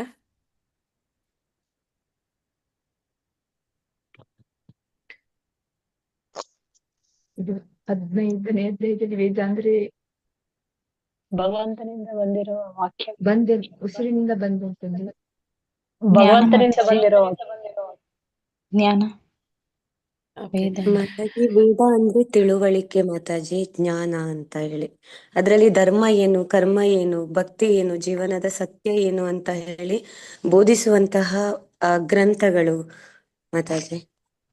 ಧನ್ಯವಾದಗಳು ಮಾತಾಜಿ. ಅಂದ್ರೆ ಇಲ್ಲಿ ಭಗವಂತ ಈ ಒಂದು ಬ್ರಹ್ಮಾಂಡವನ್ನು ಸೃಷ್ಟಿ ಮಾಡಿದ ಕೂಡಲೇ ಆ ಬ್ರಹ್ಮಾಂಡ ಅದು ಹೇಗೆ ಕೆಲಸ ಮಾಡುತ್ತೆ, ಇಲ್ಲಿ ಏನ್ ಮಾಡ್ಬೇಕು ಏನ್ ಮಾಡಬಾರ್ದು, ಆ ರೀತಿ ಯೂಸರ್ ಮ್ಯಾನ್ಯುಯಲ್ ಅಂತ ಹೇಳ್ತಾರೆ. ಅದನ್ನ ಮೊದಲು ಅವನು ನಮ್ಗೆ ಕೊಟ್ಟ. ಅಂದ್ರೆ ಈ ಒಂದು ಸೃಷ್ಟಿ ಮಾಡಿ ಆ ಒಂದು ಸೃಷ್ಟಿ ಹೇಗೆ ಅದು ನಡೆಯುತ್ತೆ ಅನ್ನೋಂಥದ್ದನ್ನ, ಅಲ್ಲಿ ನಾವು ಯಾವ ರೀತಿ ಬದುಕಬೇಕು ಅನ್ನೋದನ್ನ ನಮ್ಗೆ ಅರ್ಥ ಮಾಡಿಸೋದಕ್ಕೆ ಈ ವೇದಗಳನ್ನ ಕೊಟ್ಟ. ಅದನ್ನ ಇಲ್ಲಿ ಹೇಳ್ತಾ ಇದ್ದಾರೆ. ಅದರ ಎಲೆಗಳು, ಆ ಅಶ್ವತ್ಥ ವೃಕ್ಷದ ಎಲೆಗಳನ್ನ ವೇದ ಮಂತ್ರಗಳಿಗೆ ಹೋಲಿಕೆ ಮಾಡ್ತಾ ಇದ್ದಾರೆ. ಮತ್ತೆ ಮರವನ್ನ ತಿಳಿದವನು ವೇದಗಳನ್ನು ತಿಳಿದವನು. ಅಂದ್ರೆ ಈ ಒಂದು ಇಡೀ ಬ್ರಹ್ಮಾಂಡ ಅದು ಏನು ಅನ್ನೋಂಥದ್ದನ್ನ ಸರಿಯಾಗಿ ಅರ್ಥ ಮಾಡ್ಕೊಂಡ್ಬಿಟ್ಟ ಅಂತಂದ್ರೆ ವ್ಯಕ್ತಿ ಎಲ್ಲವನ್ನು ತಿಳಿದ ಹಾಗೆ ಅಂತ. ಅಂದ್ರೆ ಈಗ ನಾವು ಕೂಡ ಭಗವದ್ಗೀತೆ ಬರೋದಕ್ಕೆ ಮುಂಚೆ, ಅಥವಾ ಈಗ ಯಾರೆಲ್ಲ ಭಕ್ತರು ಅಲ್ಲದವರು ನಮ್ಮ ಸಂಬಂಧಿಕರು ಅಥವಾ ಸ್ನೇಹಿತರು ಇರ್ತಾರೆ, ಅವರ ಮನೋಭಾವವನ್ನ ಕಂಪೇರ್ ಮಾಡಿ ತಿಳ್ಕೊಬಹುದು. ಅಂದ್ರೆ ಅವ್ರ ಹತ್ರ ಹೋಗಿ ನಾವು ಆತ್ಮಜ್ಞಾನವನ್ನಾಗ್ಲಿ ಅಥವಾ ಕರ್ಮದ ಒಂದು ಸಿದ್ಧಾಂತವನ್ನಾಗ್ಲಿ ಅವ್ರ ಹತ್ರ ಹೋಗಿ ಹೇಳಿದ್ರೆ ಅವ್ರ ಅದನ್ನ ಒಪ್ಕೋತಾರ? ಅವ್ರ ನಂಬಿಕೆ ಇದೆಯಾ ಅವ್ರಿಗೆ? ಪುನರ್ಜನ್ಮ ಇದೆ ಅಂತ ನಂಬಿಕೆ ಇದೆಯಾ? ಇದ್ರೂ ಕೂಡ ಅವ್ರಿಗೆ ಮತ್ತೆ ನಾವು ಯಾವುದೇ ಒಂದು ಕೀಳ್ಮಟ್ಟದ ಕ್ರಿಮಿಕೀಟಗಳಾಗ ಕೂಡ ಹುಟ್ಟಬಹುದು ಅಂತ ಹೇಳಿದ್ರೆ ಅವರು ಅದನ್ನ ಸ್ವೀಕಾರ ಮಾಡ್ತಾರ? ಹೌದು ಅಂತಾರ? ಹರೇ ಕೃಷ್ಣ. ಇಲ್ಲ ಮಾತಾಜಿ. ಇಲ್ಲ ಮಾತಾಜಿ. ಅವ್ರಿಗೆ ಈ ವಿಚಾರ ಗೊತ್ತಿಲ್ಲ. ಅದನ್ನ ನಾವು ಹೇಳಿದ್ರು ಕೂಡ ಅವ್ರಿಗೆ ತಗೊಳಕ್ಕಾಗಲ್ಲ. ಯಾಕೆಂದ್ರೆ ರಜಗುಣ ತಮಗುಣದಲ್ಲಿ ಇರುವಂತಹ ವ್ಯಕ್ತಿಗೆ ಇದೆಲ್ಲವೂ ಕೂಡ ಅರ್ಥ ಆಗೋದಿಲ್ಲ. ಭಕ್ತಿಗೆ ಬರ್ಬೇಕಂದ್ರೆ ಅದಕ್ಕೆ ಪ್ರಭುಪಾದರು ಕಂಪಲ್ಸರಿ ಮಾಡಿದ್ರು, ಕಡೆ ಪಕ್ಷ ನಾವು ಬ್ರಾಹ್ಮಣಿಕಲ್ ಕ್ವಾಲಿಟೀಸ್ ಅದನ್ನ ಬೆಳೆಸ್ಕೋಬೇಕು ಅಂತ. ಹಾಗೆ ಈ ವೇದಗಳನ್ನ ತಿಳಿಬೇಕು ಅಥವಾ ಒಂದು ವೇದದ ಸಾರವನ್ನ ತಿಳಿಬೇಕು ಅಂತಂದ್ರೆ ಆ ಅಷ್ಟು ಸುಲಭ ಇಲ್ಲ. ಅಂದ್ರೆ ಇದು ಬರೀ ಜ್ಞಾನ ಓದೋದ್ರಿಂದ ಬರುವಂತದ್ದಲ್ಲ, ಇದು ಸಾಕ್ಷಾತ್ಕಾರ ಆಗ್ಬೇಕು, ಅದು ವಿಜ್ಞಾನ ಆಗ್ಬೇಕು, ಆಗ ಮಾತ್ರನೇ ನಾವು ಅದನ್ನ ಸ್ವೀಕಾರ ಮಾಡೋದಕ್ಕೆ ಸಾಧ್ಯ. ಅದನ್ನ ಇಲ್ಲಿ ಹೇಳ್ತಾ ಇದ್ದಾನೆ. ಈ ಒಂದು ಅಶ್ವತ್ಥ ವೃಕ್ಷವನ್ನ ಯಾರು ತಿಳ್ಕೊಂಡ, ಅವನು ಎಲ್ಲ ಇಡೀ ಬ್ರಹ್ಮಾಂಡ, ಈ ಭೌತಿಕ ಜಗತ್ತು ಅದು ಹೇಗೆ ಕೆಲಸ ಮಾಡ್ತಿದೆ, ಅಲ್ಲಿ ಏನಿದೆ, ಮತ್ತೆ ಅಲ್ಲಿ ನಾವೆಲ್ಲ ಹೇಗೆ ಬಂಧನದಲ್ಲಿದ್ದೀವಿ, ಇದೆಲ್ಲವೂ ಕೂಡ ಅವ್ರಿಗೆ ಅರ್ಥ ಆಗುತ್ತೆ ಅನ್ನೋದನ್ನಲ್ಲಿ ಹೇಳ್ತಾ ಇದ್ದಾರೆ. यो न शेषाच्युतभावकः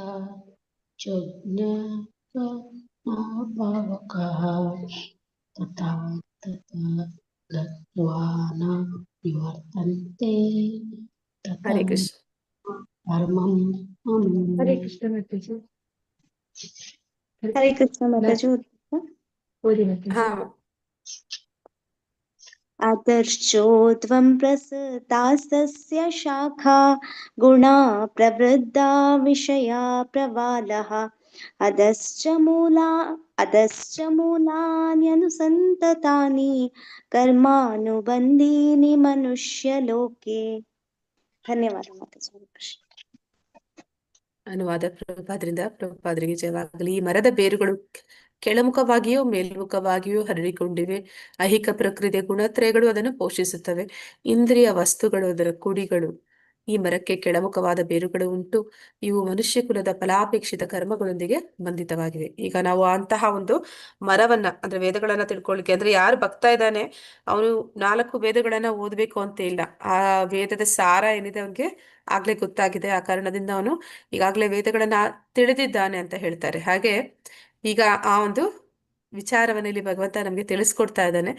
ಆ ಒಂದು ಪುರುಷೋತ್ತಮ ಯೋಗದ ಮೂಲಕ ಅಶ್ವತ್ಥ ವೃಕ್ಷವನ್ನ ತಿಳ್ಕೊಳ್ಳುವ ಮೂಲಕ ನಾವು ಭೌತಿಕ ಜಗತ್ತನ್ನ ಅರ್ಥ ಮಾಡ್ಕೊಳ್ಳಿಕ್ಕೆ ಹೋಗ್ತಾ ಇದ್ವಿ.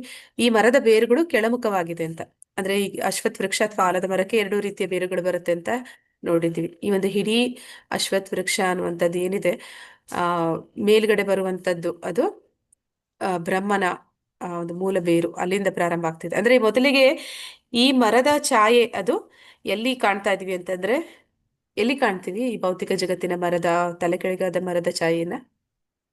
ನೀರಿನಲ್ಲಿ ನೀರಿನ ನೀರಿನ ಪ್ರತಿಫಲನ ಪ್ರತಿಬಿಂಬದಲ್ಲಿ.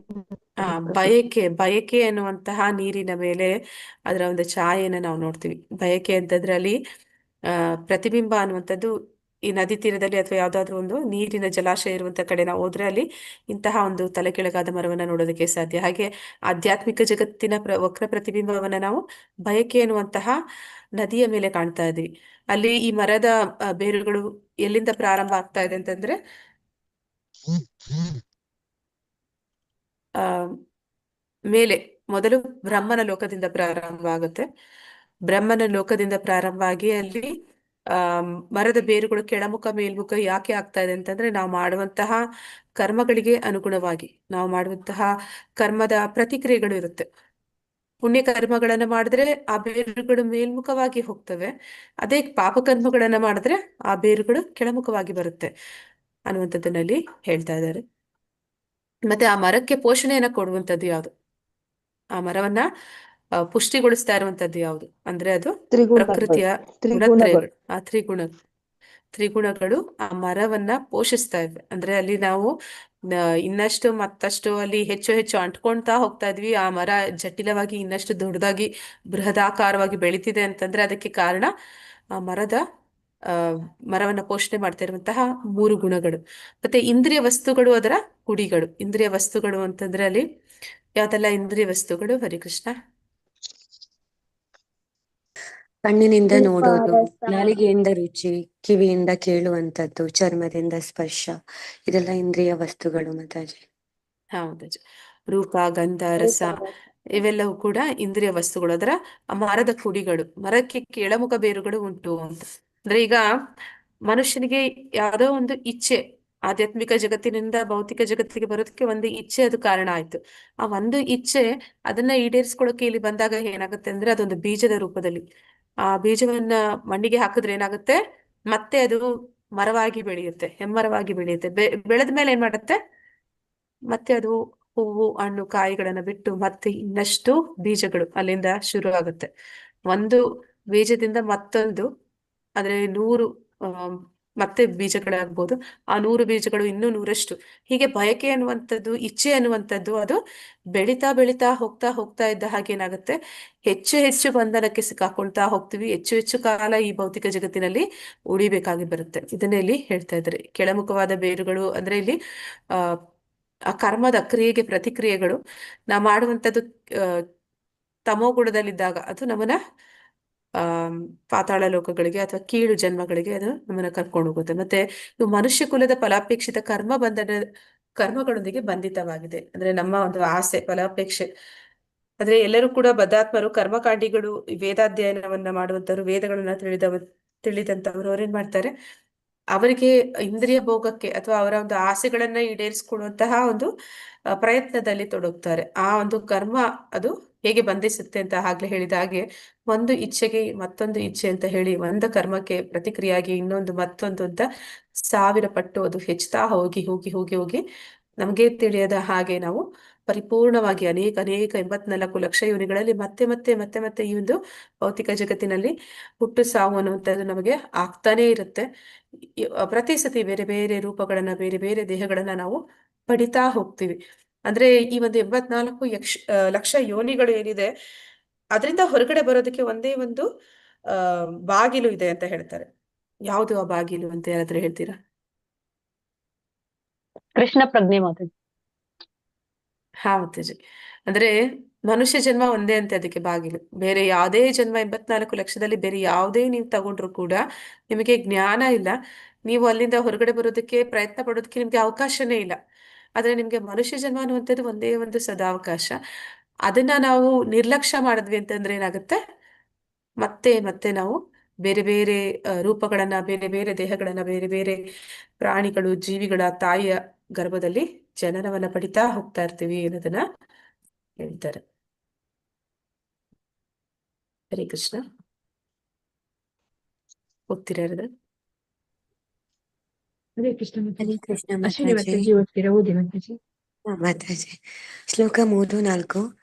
ನಾರೂಪಮಸ್ಯೇಹ ತತೋ ಫಲಭ್ಯತೆ ನಾಂತೋ ನ ಚಾದಿರ್ನ ಸಾ ಸಂಪ್ರತಿಷ್ಠಾ ಅಶ್ವತ್ಥಮೇನಂ ಸುವಿರೂಢಮೂಲಂ ಅಸಂಗಶಸ್ತ್ರೇಣ ದೃಢೇನ ಚಿತ್ವಾ ತಥಾ ಪದಂ ತತ್ಪರಿಮಾರ್ಗಿತವ್ಯಂ ಯಸ್ಮಿನ್ ಗತಾ ನ ನಿವರ್ತಂತಿ ಭೂಯಃ ತಮೇವ ಚಾದ್ಯಂ ಪುರುಷಂ ಪ್ರಪದ್ಯೆ ಯಥಾ ಪ್ರವೃತ್ತಿ ಪ್ರಸೃತಾ ಪುರಾಣೇ.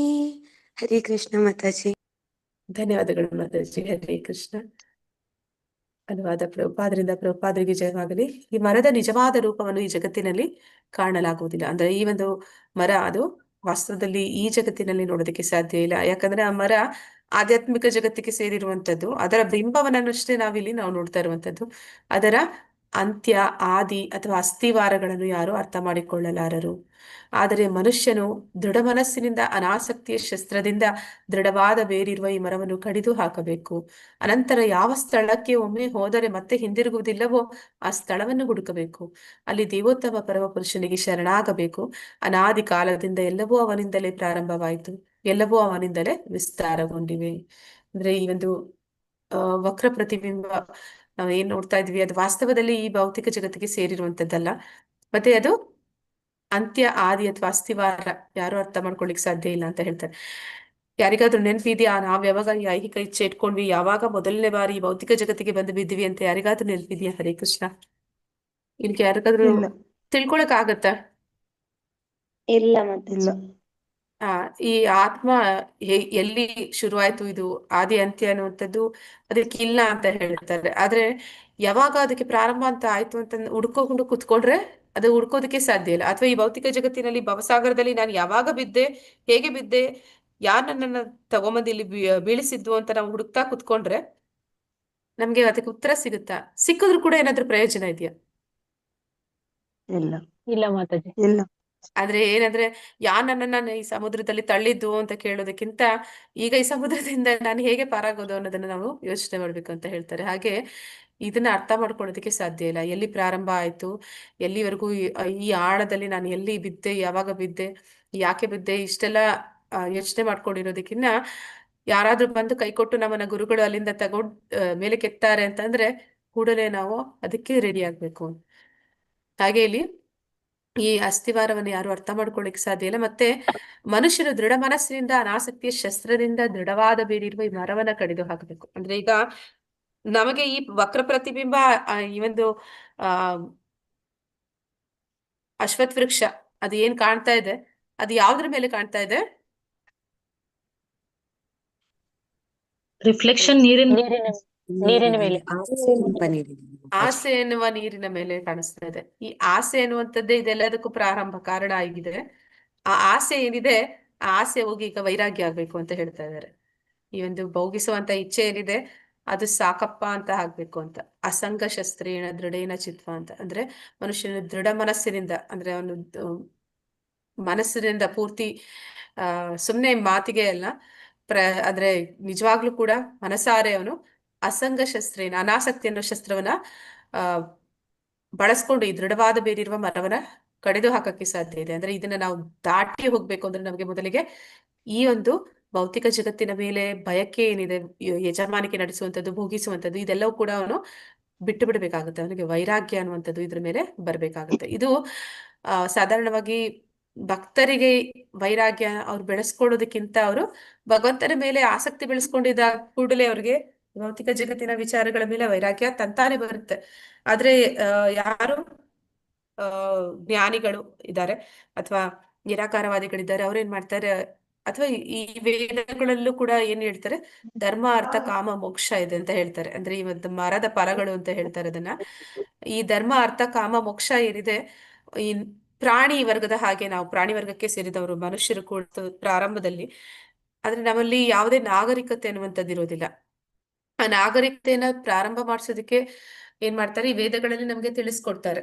ಸಮಾಜ ಅಂದ್ರೇನು, ಕುಟುಂಬ ಅಂದ್ರೇನು, ವ್ಯಕ್ತಿಗೆ ಏನೆಲ್ಲ ಕರ್ತವ್ಯಗಳಿದೆ, ಅವನಿಗೆ ಆಸೆಗಳು ಸಾಧಾರಣವಾಗಿದೆ, ಅದಕ್ಕಾಗಿಯೇ ಭೌತಿಕ ಜಗತ್ತಿಗೆ ಬಂದಿದ್ದಾನೆ, ಅದನ್ನ ಹೇಗೆ ಅವನು ಈಡೇರಿಸ್ಕೊಳ್ಬಹುದು, ಯಾವ ರೀತಿ ಧರ್ಮದ ಮೂಲಕ, ಧರ್ಮದ ಹಾದಿಯಲ್ಲಿ ಅವನು ಹೇಗೆ ತನ್ನ ಆಸೆಗಳನ್ನ ಈಡೇರಿಸ್ಕೊಳ್ಳುವಂಥದ್ದು, ಅದನ್ನೇ ಇಲ್ಲಿ ಧರ್ಮ ಅನ್ನುವಂಥದ್ದನ್ನ ತಿಳಿಸ್ಕೊಡ್ತಾನೆ. ನಂತರ ಆ ಧರ್ಮವನ್ನ ಮಾಡ್ತಾ ಮಾಡ್ತಾ ಅವನು ಆಸೆಗಳು ಅವನು ಇಚ್ಛೆಗಳನ್ನ ಪೂರೈಸ್ಕೋಬೇಕು ಅಂದ್ರೆ ಅವನಿಗೆ ಅರ್ಥ ಬೇಕು. ಅರ್ಥ ಅಂದ್ರೆ ಹಣ ಬೇಕು.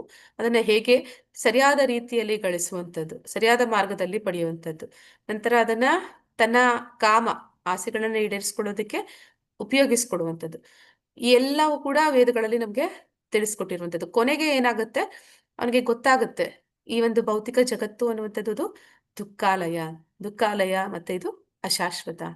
ಅಂದ್ರೆ ಔಷಧಾಲಯ, ಗ್ರಂಥಾಲಯ ಅಂತ ಹೇಳಿದಾಗೆ, ಔಷಧಾಲಯ ಅಂದ್ರೆ ಅಲ್ಲಿ ಏನ್ ಸಿಗುತ್ತೆ ಹರಿಕೃಷ್ಣ? ಔಷಧಿ. ಔಷಧಿ. ಆಮೇಲೆ ಗ್ರಂಥಾಲಯ ಅಂದ್ರೆ ಏನ್ ಸಿಗುತ್ತೆ ಅಲ್ಲಿ? ಪುಸ್ತಕ ಗ್ರಂಥಗಳು ಸಿಗುತ್ತೆ. ದುಃಖಾಲಯದಲ್ಲಿ ಏನ್ ಸಿಗುತ್ತೆ ನಮ್ಗೆ? ದುಃಖವೇ ಸಿಗುತ್ತೆ.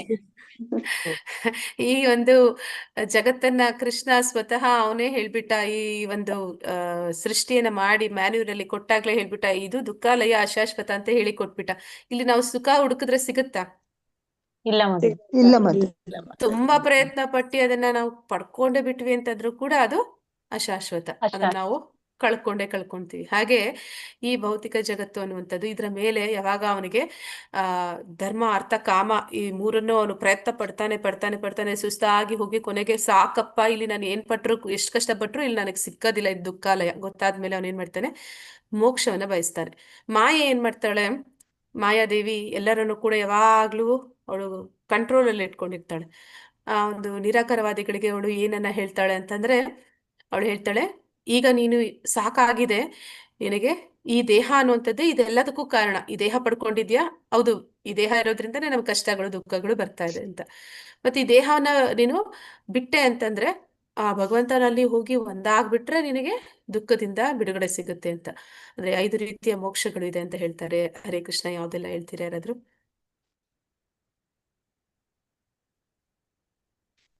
ಸಾಯುಜ್ಯ, ಸಾರೂಪ್ಯ, ಸಾಲೋಕ್ಯ, ಮತ್ತೆ ಓಕೆ, ಸಾಯುಜ್ಯ ಅಂದ್ರೆ ಏನು? ಸಾಯುಜ್ಯ ಅಂದ್ರೆ ಮಾತಾಜಿ, ಈಗ ನಿರಾಕಾರವಾದಿಗಳು ಸಾಯುಜ್ಯ ಮೋಕ್ಷ ಪಡಿತಾರೆ ಅಂತ ಹೇಳ್ತಾರೆ ಮಾತಾಜಿ. ಅಂದ್ರೆ ಕೈವಲ್ಯ. ಅವರು ಭಗವಂತನ ಬ್ರಹ್ಮ ಜ್ಯೋತಿಯ ತನಕ ಹೋಗ್ಕೊಂಡು ವಾಪಸ್ಸು ಭೌತಿಕಕ್ಕೆ ಬರ್ತಾರೆ, ಅದಕ್ಕೆ ಸಾಯುಜ್ಯ ಮೋಕ್ಷ ಅಂತ. ಸಾರೂಪ್ಯ ಅಂದ್ರೆ ಹರೇ ಕೃಷ್ಣ. ಸಾರೂಪ್ಯ ಅಂದ್ರೆ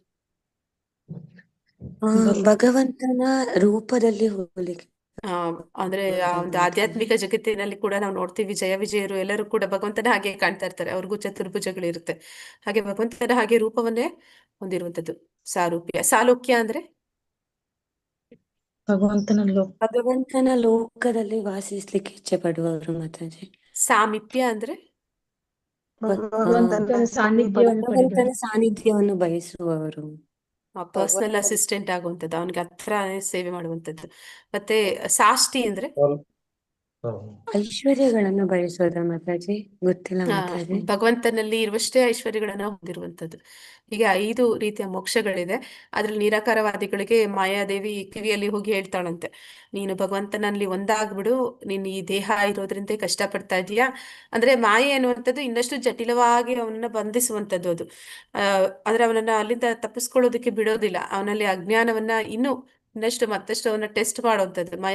ಮಾಯಾ ಆ ಯೋಗ ಮಾಯ ಏನ್ ಮಾಡ್ತಾಳೆ ಅಂತಂದ್ರೆ, ಅವಳು ನಮ್ಮನ್ನ ಬಿಡುಗಡೆ ಕೊಡಿಸ್ತಾಳೆ. ಅಂದ್ರೆ ಮಹಾಮಾಯೆ ನಮ್ಮನ್ನ ಬಂಧಿಸ್ತಾಳೆ. ಯೋಗ ಮಾಯೆ ಏನ್ ಮಾಡ್ತಾಳೆ, ಎಲ್ಲವನ್ನು ಕೂಡ ಭಗವಂತನಿಗೆ ಸಂಬಂಧಿಸಿದ ಹಾಗೆ ಅಂದ್ರೆ ಭಕ್ತರನ್ನಾಗಿ ಮಾಡ್ತಾಳೆ.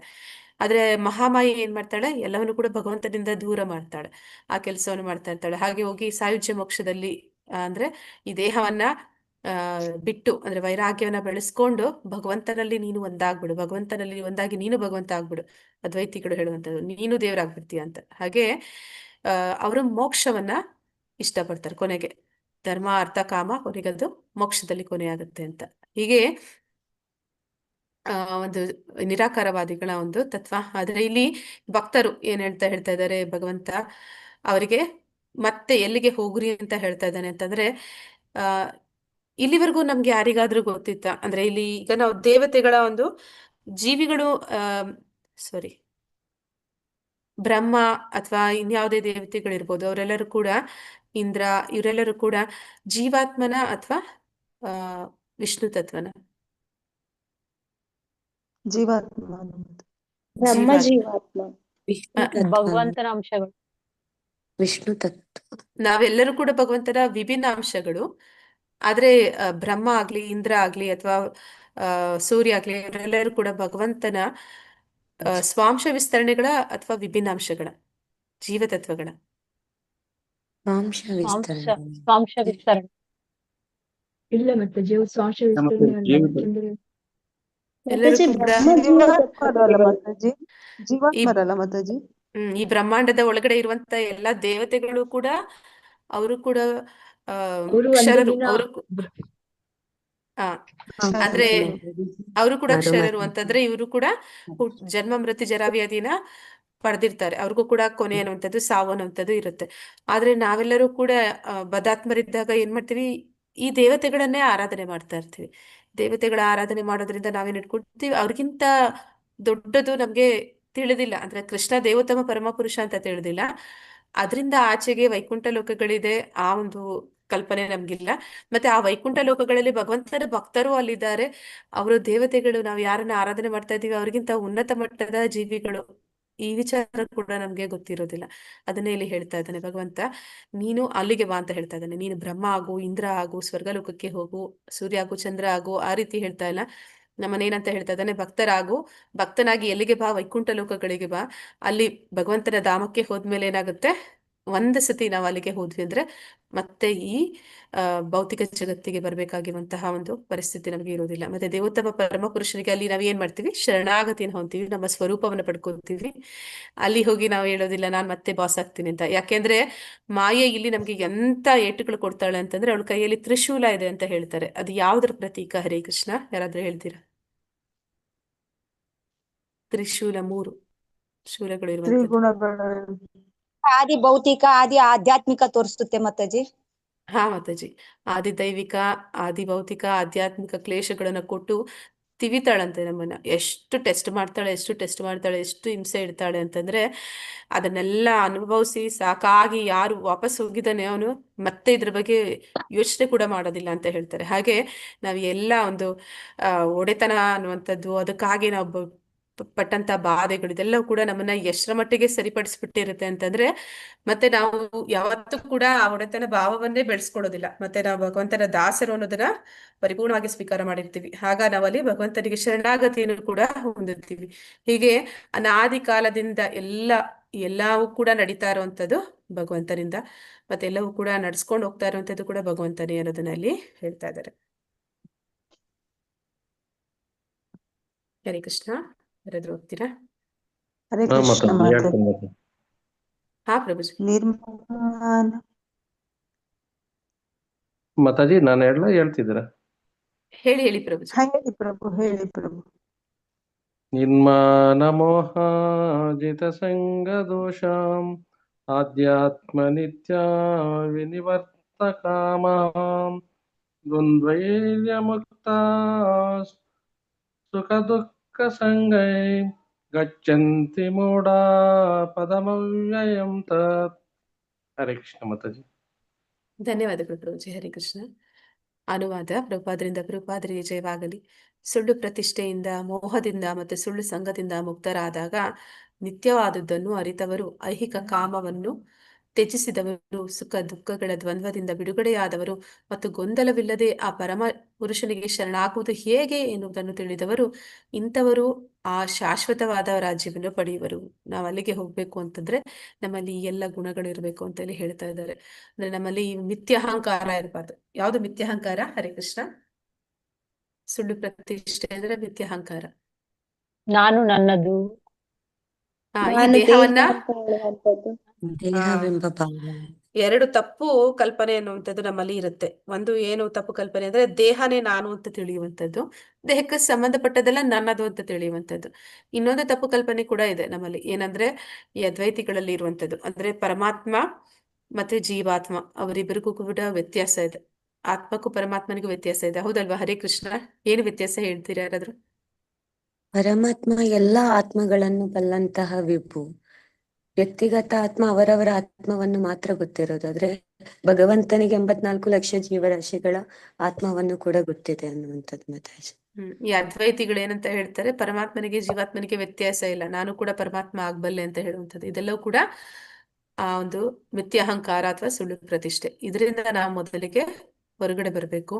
ಮತ್ತೆ ಮೋಹದಿಂದ, ಅಂದ್ರೆ ನಮ್ಗೆ ಒಂದು ದೇಹಕ್ಕೆ ಸಂಬಂಧಪಟ್ಟಂತದ್ದು ಸಂಬಂಧಗಳಿರ್ಬೋದು. ಈಗ ನಾವು ಇದೆಲ್ಲವೂ ಕೂಡ ಒಂದು ಏನಂತ ಹೇಳ್ತಾರೆ ಅಂದ್ರೆ ಇದನ್ನ ಕನಸು ಅಂತ ಹೇಳ್ತಾರೆ. ಈಗ ನಿದ್ದೆ ಮಾಡ್ತಿರ್ಬೇಕಾದ್ರೆ ಕನಸಲ್ಲಿ ಏನೇನೋ ಕಾಣ್ತೀವಿ, ಕಣ್ಬಿಟ್ಟಾಗ ಅದೆಲ್ಲ ಇರುತ್ತಾ? ನಮ್ಮ ನಿಜವಾಗ್ಲೂ ವಾಸ್ತವದಲ್ಲಿ ಇರುತ್ತಾ? ಇಲ್ಲ ಮಾಮ್.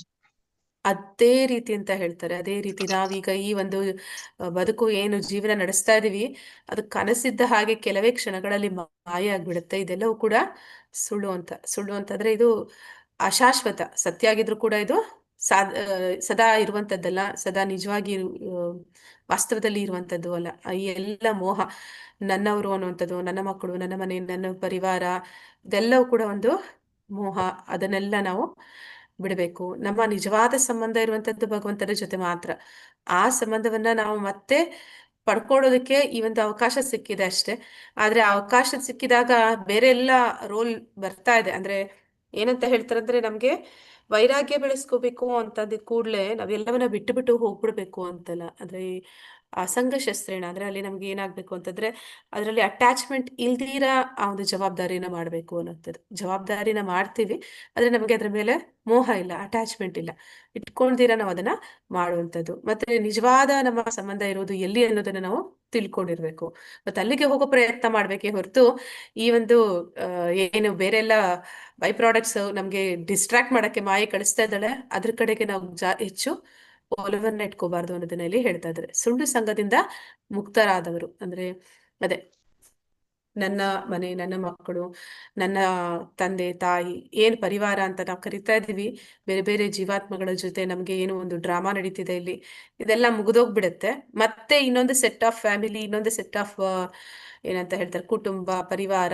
ಇಲ್ಲಿ ನಾವು ಅನ್ಕೊಳ್ಳುವಂಥದ್ದು ರಾಷ್ಟ್ರೀಯವಾದ, ನಾನು ಇಂಡಿಯನ್ ಅನ್ನೋದು, ಭಾರತೀಯ, ನಾನು ಹಿಂದೂ, ನಾನು ಮುಸ್ಲಿಂ, ಈ ಎಲ್ಲ ಕೂಡ ನೀವು ಬಯಸ್ತೀರಾ ಹೋಗ್ರಿ. ನೀವು ನಾಳೆ ಅಂದ್ರೆ ನೆಕ್ಸ್ಟ್ ಜನ್ಮದಲ್ಲಿ ಪಾಕಿಸ್ತಾನಲ್ಲಿ ಹುಟ್ಟಬಹುದು, ಮುಸ್ಲಿಂ ಆಗಿ ಹುಟ್ಟಬಹುದು, ಕ್ರಿಶ್ಚಿಯನ್ ಆಗಿ ಹುಟ್ಟಬಹುದು. ನಿಮ್ಗೆ ಯಾವ್ದು ಬೇಡ ಅಂತ ಇಲ್ಲಿ ದ್ವೇಷಿಸ್ತಿದ್ರೋ ಅದೇ ಆಗಿ ಹುಟ್ಟಬಹುದು. ಅಂದ್ರೆ ನಾ ಹೇಳ್ದೆ ಆಗ್ಲೇ, ಆಮ್, ಹೇಗೆ ಪ್ರೀತಿ ಅನ್ನುವಂಥದ್ದು ಬಂಧಿಸುತ್ತೋ ಹಾಗೆ ದ್ವೇಷ ಅನ್ನೋದು ಕೂಡ ಬಂಧಿಸುತ್ತೆ ಅಂತ. ಅಂದ್ರೆ ಸಾಯೋ ಸಮಯದಲ್ಲಿ ನೀವು ಯಾರನ್ನ ಇಷ್ಟಪಡೋದಿಲ್ಲ, ಅವರೇ ನಿಮ್ಗೆ ನೆನಪಾಗ್ತಿದ್ರೆ ಅಂದ್ರೆ ಅಲ್ಲಿಗೆ ಹೋಗಿ ನೀವು ಹುಟ್ಟಬಹುದು. ಸೊ ಇದೆಲ್ಲ ಕೂಡ ಏನಾಗುತ್ತೆ, ಅದು ಸುಳ್ಳು ಸಂಘ ಅನ್ನುವಂಥದ್ದು. ಇದನ್ನೆಲ್ಲ ನಾವು ಅದರಿಂದ ಮುಕ್ತಿಯನ್ನ ಪಡಿಬೇಕು. ಅಂತಹ ಒಂದು ದ್ವೇಷ ಅನ್ನುವಂಥದ್ದು ಅಥವಾ ಪ್ರೀತಿ ಅನ್ನುವಂಥದ್ದು ಇವುಗಳಲ್ಲಿ ನಾವು ಸಿಕ್ಕಾಕೋಬಾರ್ದು. ಮತ್ತೆ ನಿತ್ಯವಾದದ್ದನ್ನ ಅರಿತವರು. ಯಾವ್ದು ನಿತ್ಯವಾದದ್ದು ಹರೇ ಕೃಷ್ಣ? ಆತ್ಮ ನಿತ್ಯವಾದದ್ದು ಮಾತಾಜಿ. ಹ್ಮ್ ಆತ್ಮ ಮಾತ್ರ ನಿತ್ಯವಾದವನ? ಪರಮಾತ್ಮ ನಿತ್ಯವಾದದ್ದು ಮಾತಾಜಿ. ಆ, ಈ ಚೇತನಂ ಒಂದು ಚೇತನಾನಾಂ ನಿತ್ಯಾನಾಂ ನಿತ್ಯಾನಾಂ ಏಕೋ ಬಹುದಾ ಅಂತ ಹೇಳ್ತಾರಲ್ವಾ ಮಾತಾಜಿ. ಹಾ ಮಾತಾಜಿ, ಅಂದ್ರೆ ಪರಮಾತ್ಮ ಮತ್ತೆ ಆತ್ಮ ಇಬ್ರು ಕೂಡ ನಿತ್ಯವಾದವರು. ಆದ್ರೆ ಅವರಿಬ್ಬರಲ್ಲೂ ಇರೋ ವ್ಯತ್ಯಾಸ ಏನು ಅಂದ್ರೆ ಅದು ಕ್ವಾಲಿಟಿಯಲ್ಲಿ ಸೇಮ್ ಅಂತ. ಮತ್ತೆ ಇಲ್ಲಿ ಐಹಿಕ ಕಾಮವನ್ನ ತ್ಯಜಿಸಿದವರು, ಅಂದ್ರೆ ಅವರಿಗೆ ಈ ಒಂದು ಭೌತಿಕ ಏನು ಆ ಆಧ್ಯಾತ್ಮಿಕ ಜಗತ್ತಿನ ಒಂದು ಛಾಯೆ ಇಲ್ಲಿ ಇದೆ, ಆ ಛಾಯೆ ಅದೊಂದು ಆಟಿಕೆ ಅಷ್ಟೇ. ಅಂದ್ರೆ ನಿಜವಾದ ವಾಸ್ತವವಾದದ್ದಲ್ಲ. ಅದರ ಹಾಗೆ ಇನ್ನೊಂದು ಕೊಟ್ಟಿದ್ದಾರಷ್ಟೇ. ಅದರ ಮೇಲೆ ಅವನಿಗೆ ಇನ್ನ ಅದರಲ್ಲಿ ಯಾವುದೇ ರುಚಿಯನ್ನ ಇಟ್ಕೊಡೋದಿಲ್ಲ ಅಂತ, ಅವನಿಗೆ ಅದರಲ್ಲಿ ಆಸಕ್ತಿ ಇಲ್ಲ. ಸುಖ ದುಃಖಗಳ ದ್ವಂದ್ವದಿಂದ ಬಿಡುಗಡೆಯಾದವರು. ಅಂದ್ರೆ ಈ ಸುಖ ದುಃಖ ಆಗ್ಲೇ ನಾ ಹೇಳಿದ ಹಾಗೆ ಕನಸುಗಾರ ಕನಸು ಕಾಣ್ತಾ ಇರೋ ಹಾಗೆ ಸುಖ ಅನ್ನುವಂಥದ್ದು, ದುಃಖ ಅನ್ನುವಂಥದ್ದು ಎಲ್ಲವೂ ಕೂಡ ನಿಜ ಅನ್ನೋ ಹಾಗೆ ಆಗ್ತಾ ಇರತ್ತೆ ನಿದ್ದೆನಲ್ಲಿ. ಕೆಲವೊಂದ್ಸಲ ಆ ಕಷ್ಟಗಳು, ಬಾಧೆಗಳು ಅಥವಾ ಇನ್ಯಾವುದೋ ಒಂದು ಹೆದರಿಕೆ ಬಂದಾಗ ನಾವು ನಿಜವಾಗ್ಲೂ ಬೆವರ್ತಾ ಇರ್ತೀವಿ. ಹೌದಲ್ವಾ ಹರಿಕೃಷ್ಣ? ಹೆದರ್ತಾ ಇರ್ತೀವಿ. ಕೆಲವೊಂದ್ಸಲ ನಾವು ಮಾತಾಡೋಕ್ಕೂ ಶುರು ಮಾಡಿರ್ತೀವಿ ಕಣ್ಮುಚ್ಕೊಂಡು ನಿದ್ದೆಯಲ್ಲಿ, ಯಾಕಂದ್ರೆ ಅದು ನಮಗೆ ವಾಸ್ತವ ಅನಿಸ್ತಾ ಇರುತ್ತೆ. ಹಾಗೆ ಈ ಭೌತಿಕ ಜಗತ್ತಿನಲ್ಲಿ ಎಲ್ಲ ಸುಖ ದುಃಖಗಳು ಅನ್ನುವಂಥದ್ದು ಕೂಡ ಬಂದು ಹೋಗ್ತಾ ಇರುತ್ತೆ. ಅವುಗಳಲ್ಲಿ ಅವನಿಗೆ ಆ ದ್ವಂದ್ವದಿಂದ ಅವನು ಬಿಡುಗಡೆ ಆಗಿದ್ದಾನೆ. ಅಂದ್ರೆ ಅವ್ರಿಗೆ ಅದರಲ್ಲಿ ಆ ಹೇಗೆ ಈ ಒಂದು ಆ ಕಾಲದ ಪರಿಣಾಮ ಇರುತ್ತೆ. ಬೇಸಿಗೆಗಾಲ ಬಂದಾಗ ಇನ್ ಸ್ವಲ್ಪ ದಿನಕ್ಕೆ ಧಗೆ ಶುರು ಆಗುತ್ತೆ. ಅಂದ್ರೆ ನಮ್ಗೆ ಸಾಕಪ್ಪ ಅನ್ಸುತ್ತೆ. ಅಂದ್ರೆ ಬಿಸಿಲು ತಾಪ ಅಷ್ಟೊಂದು ಇರುತ್ತೆ. ಈಗ ಚಳಿ ತಡೆಯೋಕ್ ಆಗೋದಿಲ್ಲ, ಎಲ್ಲರಿಗೂ ಕೂಡ ಕೋಲ್ಡ್ ಆಗುತ್ತೆ, ಎಷ್ಟೋ ಜನಕ್ಕೆ ನಿಮೋನಿಯಾ ಆಗಿದೆ, ಅಷ್ಟೊಂದು ಥಂಡಿ. ಇವೆಲ್ಲವೂ ಕೂಡ ಬದಲಾಗ್ತಾ ಇರುವ ಋತುಗಳಿದ್ದ ಹಾಗೆ ಜೀವನದಲ್ಲೂ ಕೂಡ ಈ ಸುಖ ದುಃಖಗಳು ಅನ್ನುವಂಥದ್ದು, ನೀವೆಂತದೇ ಕಷ್ಟಪಟ್ರು, ನೀವೇನೇನೇ ಬಾಧೆ ಬಿದ್ರು ಕೂಡ ನಿಮ್ಮ ಕರ್ಮ ಈ ಜನ್ಮದಲ್ಲ ಇನ್ಯಾವುದೋ ಜನ್ಮದ ಕರ್ಮ, ಅದರ ಒಂದು ಪರಿಣಾಮವಾಗಿ ದುಃಖಗಳು ಕೂಡ ಬರ್ತಾನೆ ಇರುತ್ತೆ. ಇದರಿಂದ ನಾವು ತಪ್ಪಿಸ್ಕೊಳಕ್ಕೆ ಸಾಧ್ಯ ಇಲ್ಲ. ಅವುಗಳನ್ನ ನಾವೆಲ್ಲ ಬರೀ ಸಹಿಸ್ಕೋಬೇಕು ಅಷ್ಟೇ ಅಂತ ಇಲ್ಲಿ ಭಗವಂತ ಹೇಳ್ತಾನೆ ಅರ್ಜುನನಿಗೆ. ಮತ್ತೆ ಗೊಂದಲವಿಲ್ಲದೆ ಆ ಪರಮ ಪುರುಷನಿಗೆ ಶರಣಾಗುವುದು ಹೇಗೆ ಎನ್ನುವುದನ್ನು ತಿಳಿದವರು. ಅಂದ್ರೆ ಈ ಎಲ್ಲ ಸುಖ ದುಃಖಗಳು ನಮ್ಮನ್ನ ಗೊಂದಲಕ್ಕೆ ಈಡು ಮಾಡುತ್ತೆ. ಆದ್ರೆ ಆ ಗೊಂದಲವನ್ನ ನಾವು ಪಡೆದಿರ ನಮ್ಮನ್ನ ನಾವು ಅಂದ್ರೆ ಏಕಾಗ್ರತೆಯಿಂದ, ಅಂದ್ರೆ ಏನಂತ ಹೇಳ್ತಾರೆ, ಪ್ರಾಮಾಣಿಕವಾದ ಪ್ರಯತ್ನ ಮಾಡ್ತೀವಿ, ಮತ್ತೆ ಅದನ್ನ ನಿರಂತರವಾಗಿ ಮಾಡ್ತೀವಿ. ಅಂತಹ ಒಂದು ಶರಣಾಗತಿ, ಅಂತಹ ಒಂದು ಭಕ್ತಿ, ಅಂತಹ ಒಂದು ಭಗವಂತನಲ್ಲಿ ಪ್ರೀತಿಯನ್ನ ಬೆಳೆಸ್ಕೊಳ್ಳುವ ಮೂಲಕ ಏನಾಗುತ್ತೆ, ನಾವು ಶಾಶ್ವತವಾದ ರಾಜ್ಯವನ್ನು ಪಡೆಯೋದಕ್ಕೆ ಸಾಧ್ಯ ಆಗುತ್ತೆ. ಅಂದ್ರೆ ಸಾಯೋ ಸಂದರ್ಭದಲ್ಲಿ ನಮ್ಮ ಮನಸ್ಥಿತಿ ಹೇಗಿರುತ್ತೆ ಅದಕ್ಕೆ ತಕ್ಕಾಗಿ ಇನ್ನೊಂದು ರೂಪ ಸಿದ್ಧ ಆಗುತ್ತೆ ಅಂತ ಹೇಳ್ತಾರೆ, ಇನ್ನೊಂದು ದೇಹ ಸಿಗುತ್ತೆ ಅಂತ. ಹಾಗೆ ಸಾಯುವ ಸಂದರ್ಭದಲ್ಲಿ ಭಗವಂತನನ್ನ ನೆನೆಸುವಷ್ಟು ಭಾಗ್ಯಶಾಲಿಗಳಾಗಬೇಕಂದ್ರೆ ಇಡೀ ಜೀವಮಾನ ಪರ್ಯಂತ ನಾವು ಅದನ್ನ ಅಭ್ಯಾಸ ಮಾಡಿರ್ಬೇಕು ಅಂತ ಹೇಳ್ತಾರೆ. ಅಭ್ಯಾಸ ಮಾಡಿದಾಗ ಏನಾಗುತ್ತೆ, ಆ ಪರಮಾತ್ಮನನ್ನ ನಾವು ನೆನೆಸ್ತೀವಿ, ಅವನ ಧಾಮಕ್ಕೆ ನಾವು ವಾಪಸ್ ಹೋಗೋದಕ್ಕೆ ಸಾಧ್ಯ ಆಗುತ್ತೆ. ಹರೇ ಕೃಷ್ಣ. ಯಾರಾದ್ರೂ ಓದ್ತೀರಾ? ಹರೇ ಕೃಷ್ಣ ಮಾತಾಜಿ. ಹಾ ನ ಮಾತಾಜಿ. ತದ್ಭಾಸಯತೆ ಸೂರ್ಯೋ ನ ಶಶಾಂಕೋ ನ ಪಾವಕಃ ಯದ್ಗತ್ವಾ ನ ನಿವೃತ್ತಂತೆ ತದ್ದಾಮ ಪರಮಂ ಮಮ. ಅನುವಾದ ಶ್ರೀಲ ಪ್ರಭುಪಾದರಿಂದ. ನನ್ನ ಆ ಪರಮಧಾಮವನ್ನು ಸೂರ್ಯ ಚಂದ್ರರಾಗಲಿ ಅಗ್ನಿ ವಿದ್ಯುತ್ ಶಕ್ತಿಗಳಾಗಲಿ ಬೆಳಗುವುದಿಲ್ಲ. ಅದನ್ನು ತಲುಪಿದವರು ಈ ಐಹಿಕ ಜಗತ್ತಿಗೆ ಮತ್ತೆ ಬರುವುದೇ ಇಲ್ಲ. ಹರೇ ಕೃಷ್ಣ ಮಾತಾಜಿ. ಧನ್ಯವಾದಗಳು ಮಾತಾಜಿ. ಹರೇ ಕೃಷ್ಣ. ಅಂದ್ರೆ ಈಗ ಭೌತಿಕ ಜಗತ್ತಿನ ಒಂದು ಚಿತ್ರಣವನ್ನ ಪರಮಾತ್ಮ ನಮ್ಗೆ ಕೊಟ್ಟಿದ್ದಾಯ್ತು. ಈಗ ಅವನು ಆಧ್ಯಾತ್ಮಿಕ ಜಗತ್ತಿನ ಒಂದು ಚಿತ್ರಣವನ್ನ ಅಂದ್ರೆ ಹೇಗಿದೆ, ನಾವು ಎಲ್ಲಿಗೆ ಹೋಗ್ಬೇಕು ಅಂತ ಹೇಳ್ತಾ ಇದ್ವಿ, ಆ ಜಾಗ ಹೇಗಿದೆ ಅಂತ ಗೊತ್ತಿರ್ಬೇಕು. ಅಂದ್ರೆ ಈಗ ವಾಸ್ತವವಾಗಿ ಅಂದ್ರೆ ಸಾಧಾರಣವಾಗಿ ಈ ಭೌತಿಕ ಜಗತ್ತಿನಲ್ಲೂ ಕೂಡ ನೀವ್ ಯಾವ್ದಾದ್ರು ಒಂದು ನಿಮ್ಗೆ ತಿಳಿದೇ ಇರುವಂತ ಊರಿಗೆ ಹೋಗ್ತಾ ಇದ್ದೀರಿ ಅಂದ್ರೆ ಆ ಊರಿನ ಒಂದು ವಿಷಯವನ್ನ ನೀವು ಬೇರೊಬ್ಬರಿಂದ ಕೇಳಿ ತಿಳ್ಕೊಳ್ಳೋ ಪ್ರಯತ್ನನೋ ಅಥವಾ ಈಗಿನ ಕಾಲದಲ್ಲಿ ಅಂದ್ರೆ ಗೂಗಲ್ ಮಾಡ್ತಾರೆ, ಗೂಗಲ್ ಮಾಡಿ ಎಲ್ಲಿದೆ ಹೇಗಿದೆ ಅಲ್ಲಿ ಏನೆಲ್ಲ ಇದೆ ಅಂತ ತಿಳ್ಕೊಳ್ಳೋ ಪ್ರಯತ್ನ ಮಾಡ್ತಾರೆ. ಹಾಗೆ ಇಲ್ಲಿ ನಾವು ಭಗವಂತನ ಧಾಮಕ್ಕೆ ಹೋಗ್ಬೇಕು ಅಂತ ಹೇಳ್ತಾ ಇದೀವಿ. ಆ ಧಾಮ ಹೇಗಿದೆ ಅನ್ನೋದನ್ನ ಇಲ್ಲಿ ಹೇಳ್ತಾ ಇದ್ದಾರೆ. ಆ ಒಂದು ಭಗವಂತನ ಆಧ್ಯಾತ್ಮಿಕ ಜಗತ್ತು, ಅಲ್ಲಿ ಸೂರ್ಯ ಚಂದ್ರರ ಅವಶ್ಯಕತೆ ಇಲ್ಲ, ಅಗ್ನಿ ವಿದ್ಯುತ್ ಶಕ್ತಿಗಳ ಬೇಕಾಗಿಲ್ಲ. ಮತ್ತೆ ಅಲ್ಲಿಗೆ ಯಾರು ಹೋಗ್ತಾರೆ ಅವ್ರು ಈ ಐಹಿಕ ಜಗತ್ತಿಗೆ ಮತ್ತೆ ಬರೋದಿಲ್ಲ ಅಂತ ಅಲ್ಲಿ ಹೇಳ್ತಾ ಇದ್ದಾರೆ.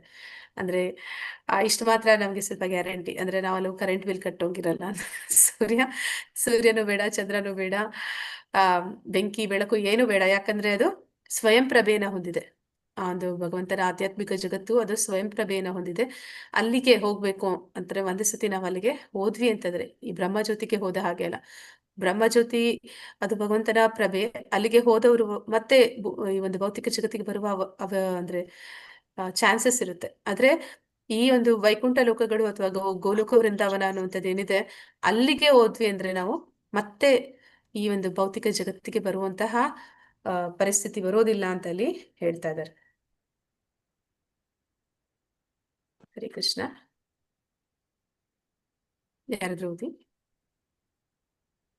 ಹರೇ ಕೃಷ್ಣ ಮಾತಾಜಿ. ಹಾ ಮಾತಾಜಿ. ಅನೈವಾಶೋ ಜೀವಲೋಕೆ ಜೀವಭೂತ ಸನಾತನ ಮನುಷ್ಯಷ್ಟಾನೇಂದ್ರಿಯಾಣಿ ಪ್ರಕೃತಿಸ್ಥಾನಿ ಕರ್ಷತಿ. ಅನುವಾದ ಶಿಲಪ್ರಪಾದರಿಗೆ ಜಯವಾಗಲಿ. ಈ ಬದ್ಧ ಜಗತ್ತಿನಲ್ಲಿರುವ ಜೀವಿಗಳು ನನ್ನ ನಿತ್ಯವಾದ ಸಣ್ಣ ಸಣ್ಣ ಭಾಗಗಳು.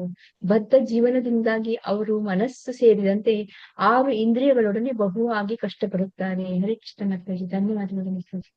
ಹರೇ ಕೃಷ್ಣ. ಧನ್ಯವಾದಗಳು ಮಾತಾಜಿ. ಹರೇ ಕೃಷ್ಣ.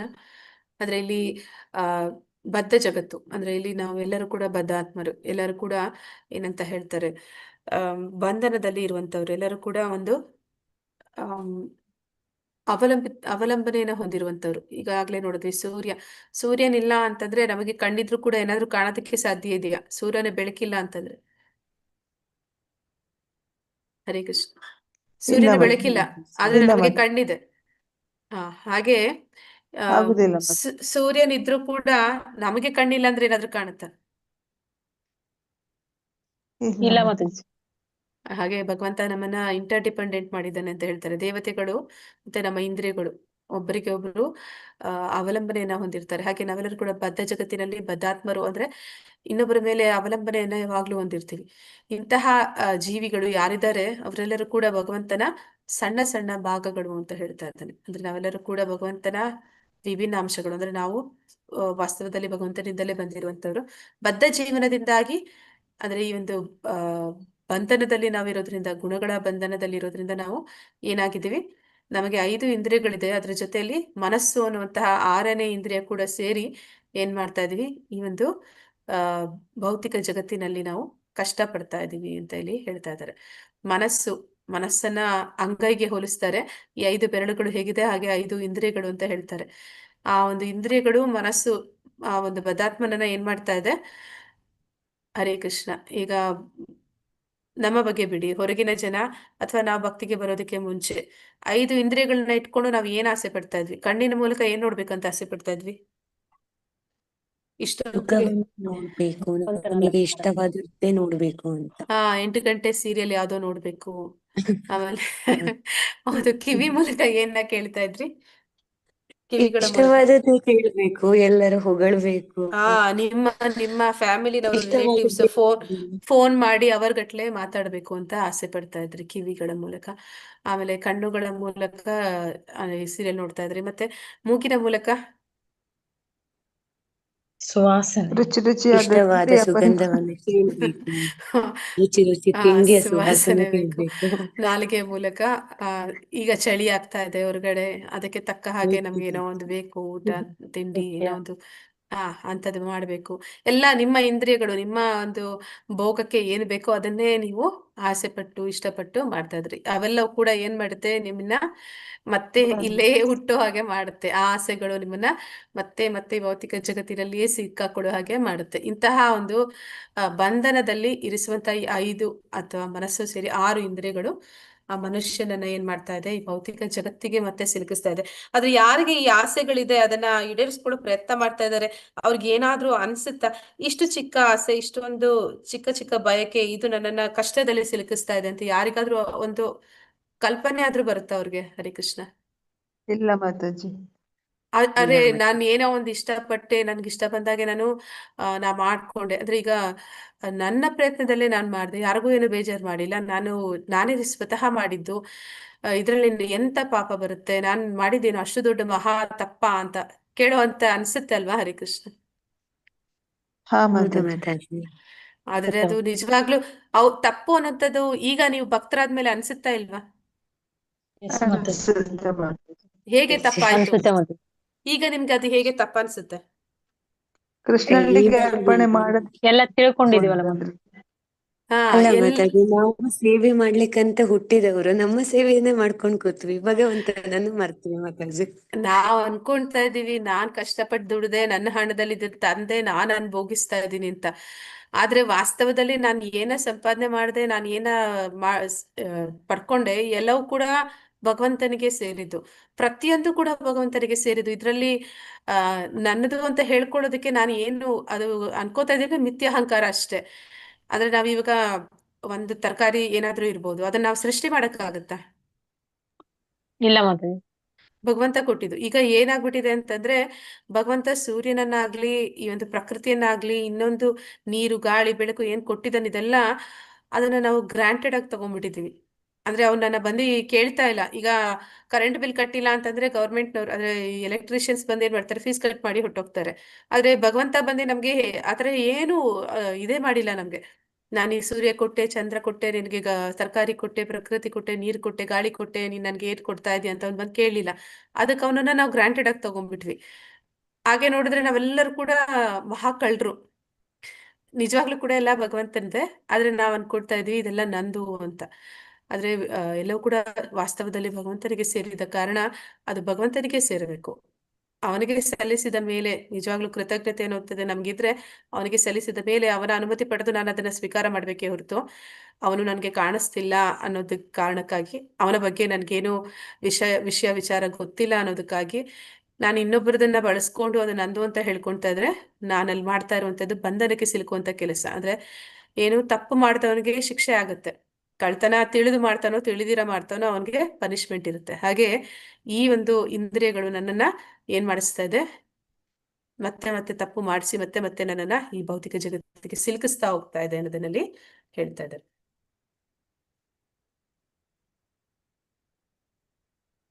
ಹರೇ ಕೃಷ್ಣ. ಶ್ಲೋಕ ಓದ್ತೀರಾ? ಹಾ ಮಾತಾಜಿ. ಶರೀರಂ ಯದವಾಪ್ನೋತಿ ಯಚ್ಚಾಪ್ಯುತ್ಥಾಮತೀಶ್ವರಃ ಗೃಹೀತ್ವೇತಾನಿ ಸಂಯಾತಿ ವಾಯುರ್ಗಂಧಾ ನಿವಾಶಯಾತ್. ಅನುವಾದ ಶೈಲಪ್ರಪಾದ ಕಿ ಜೈ. ಗಾಳಿಯು ಗಂಧಗಳನ್ನು ಒಯ್ಯುವಂತೆ ಐಹಿಕ ಜಗತ್ತಿನಲ್ಲಿ ಜೀವಿಯು ತನ್ನ ಜೀವನದ ವಿವಿಧ ಕಲ್ಪನೆಗಳನ್ನು ಒಂದು ದೇಹದಿಂದ ಮತ್ತೊಂದು ದೇಹಕ್ಕೆ ಒಯ್ಯುತ್ತಾನೆ. ಹೀಗೆ ಅವನು ಒಂದು ಬಗೆಯ ದೇಹವನ್ನು ಪಡೆಯುತ್ತಾನೆ, ಮತ್ತೊಂದು ದೇಹವನ್ನು ಪಡೆಯಲು ಮೊದಲಿನ ದೇಹವನ್ನು ಬಿಡುತ್ತಾನೆ. ಧನ್ಯವಾದಗಳು ಮಾತಾಜಿ. ಹರೇ ಕೃಷ್ಣ. ಹರೇ ಕೃಷ್ಣ ಮಾತಾಜಿ. ಅಂದ್ರೆ ಈಗ ಗಾಳಿ ಹೇಗೆ ಗಂಧವನ್ನ ತಗೊಂಡು ಹೋಗುತ್ತೆ ಅಂದ್ರೆ, ಈಗ ಗಾಳಿ ಅದು ಯಾವಾಗ್ಲೂ ಬೀಸ್ತಾ ಇರುತ್ತೆ, ಅಂದ್ರೆ ಅದು ಒಂದ್ ಕಡೆಯಿಂದ ಇನ್ನೊಂದು ಕಡೆಗೆ ಹೋಗ್ತಾ ಇರುತ್ತೆ. ಹಾಗೆ ಬೀಸ್ತಾ ಇರ್ಬೇಕಾದ್ರೆ ಅದು ಯಾವ ಜಾಗದಿಂದ ಬೀಸುತ್ತೆ, ಆ ಜಾಗದಲ್ಲಿ ಇದ್ದಂತಹ ಕೆಲವೊಂದು ಏನಂತ ಹೇಳ್ತಾರೆ, ವಾಸನೆಗಳನ್ನ ಅದು ಎತ್ಕೊಂಡು ಹೋಗುತ್ತೆ. ಮಲ್ಲಿಗೆ ಗಿಡದ ಮೇಲೆ ಹೋದ್ರೆ ಅದು ಸುವಾಸನೆಯನ್ನ ಎತ್ಕೊಂಡು ಹೋಗುತ್ತೆ, ಅದೇ ಚರಂಡಿಯ ಮೇಲೆ ಹೋದಾಗ ಅದು ದುರ್ಗಂಧವನ್ನ ಎತ್ಕೊಂಡು ಹೋಗುತ್ತೆ. ಹಾಗೆ ಈ ಒಂದು ದೇಹ ಆತ್ಮ ಅನ್ನುವಂಥದ್ದು ಏನಿದೆ, ಅದು ಆ ಮನಸ್ಸು ಇಂದ್ರಿಯಗಳು ಅನ್ನೋ ಒಂದು ಏನು ಆ ವಾಸನೆಗಳು, ಅದರ ಒಂದು ಆಸೆಗಳು ಇಚ್ಛೆಗಳು ಏನಿತ್ತು ಅದನ್ನ ತಗೊಂಡು ಇನ್ನೊಂದು ದೇಹಕ್ಕೆ ಹೋಗುತ್ತೆ.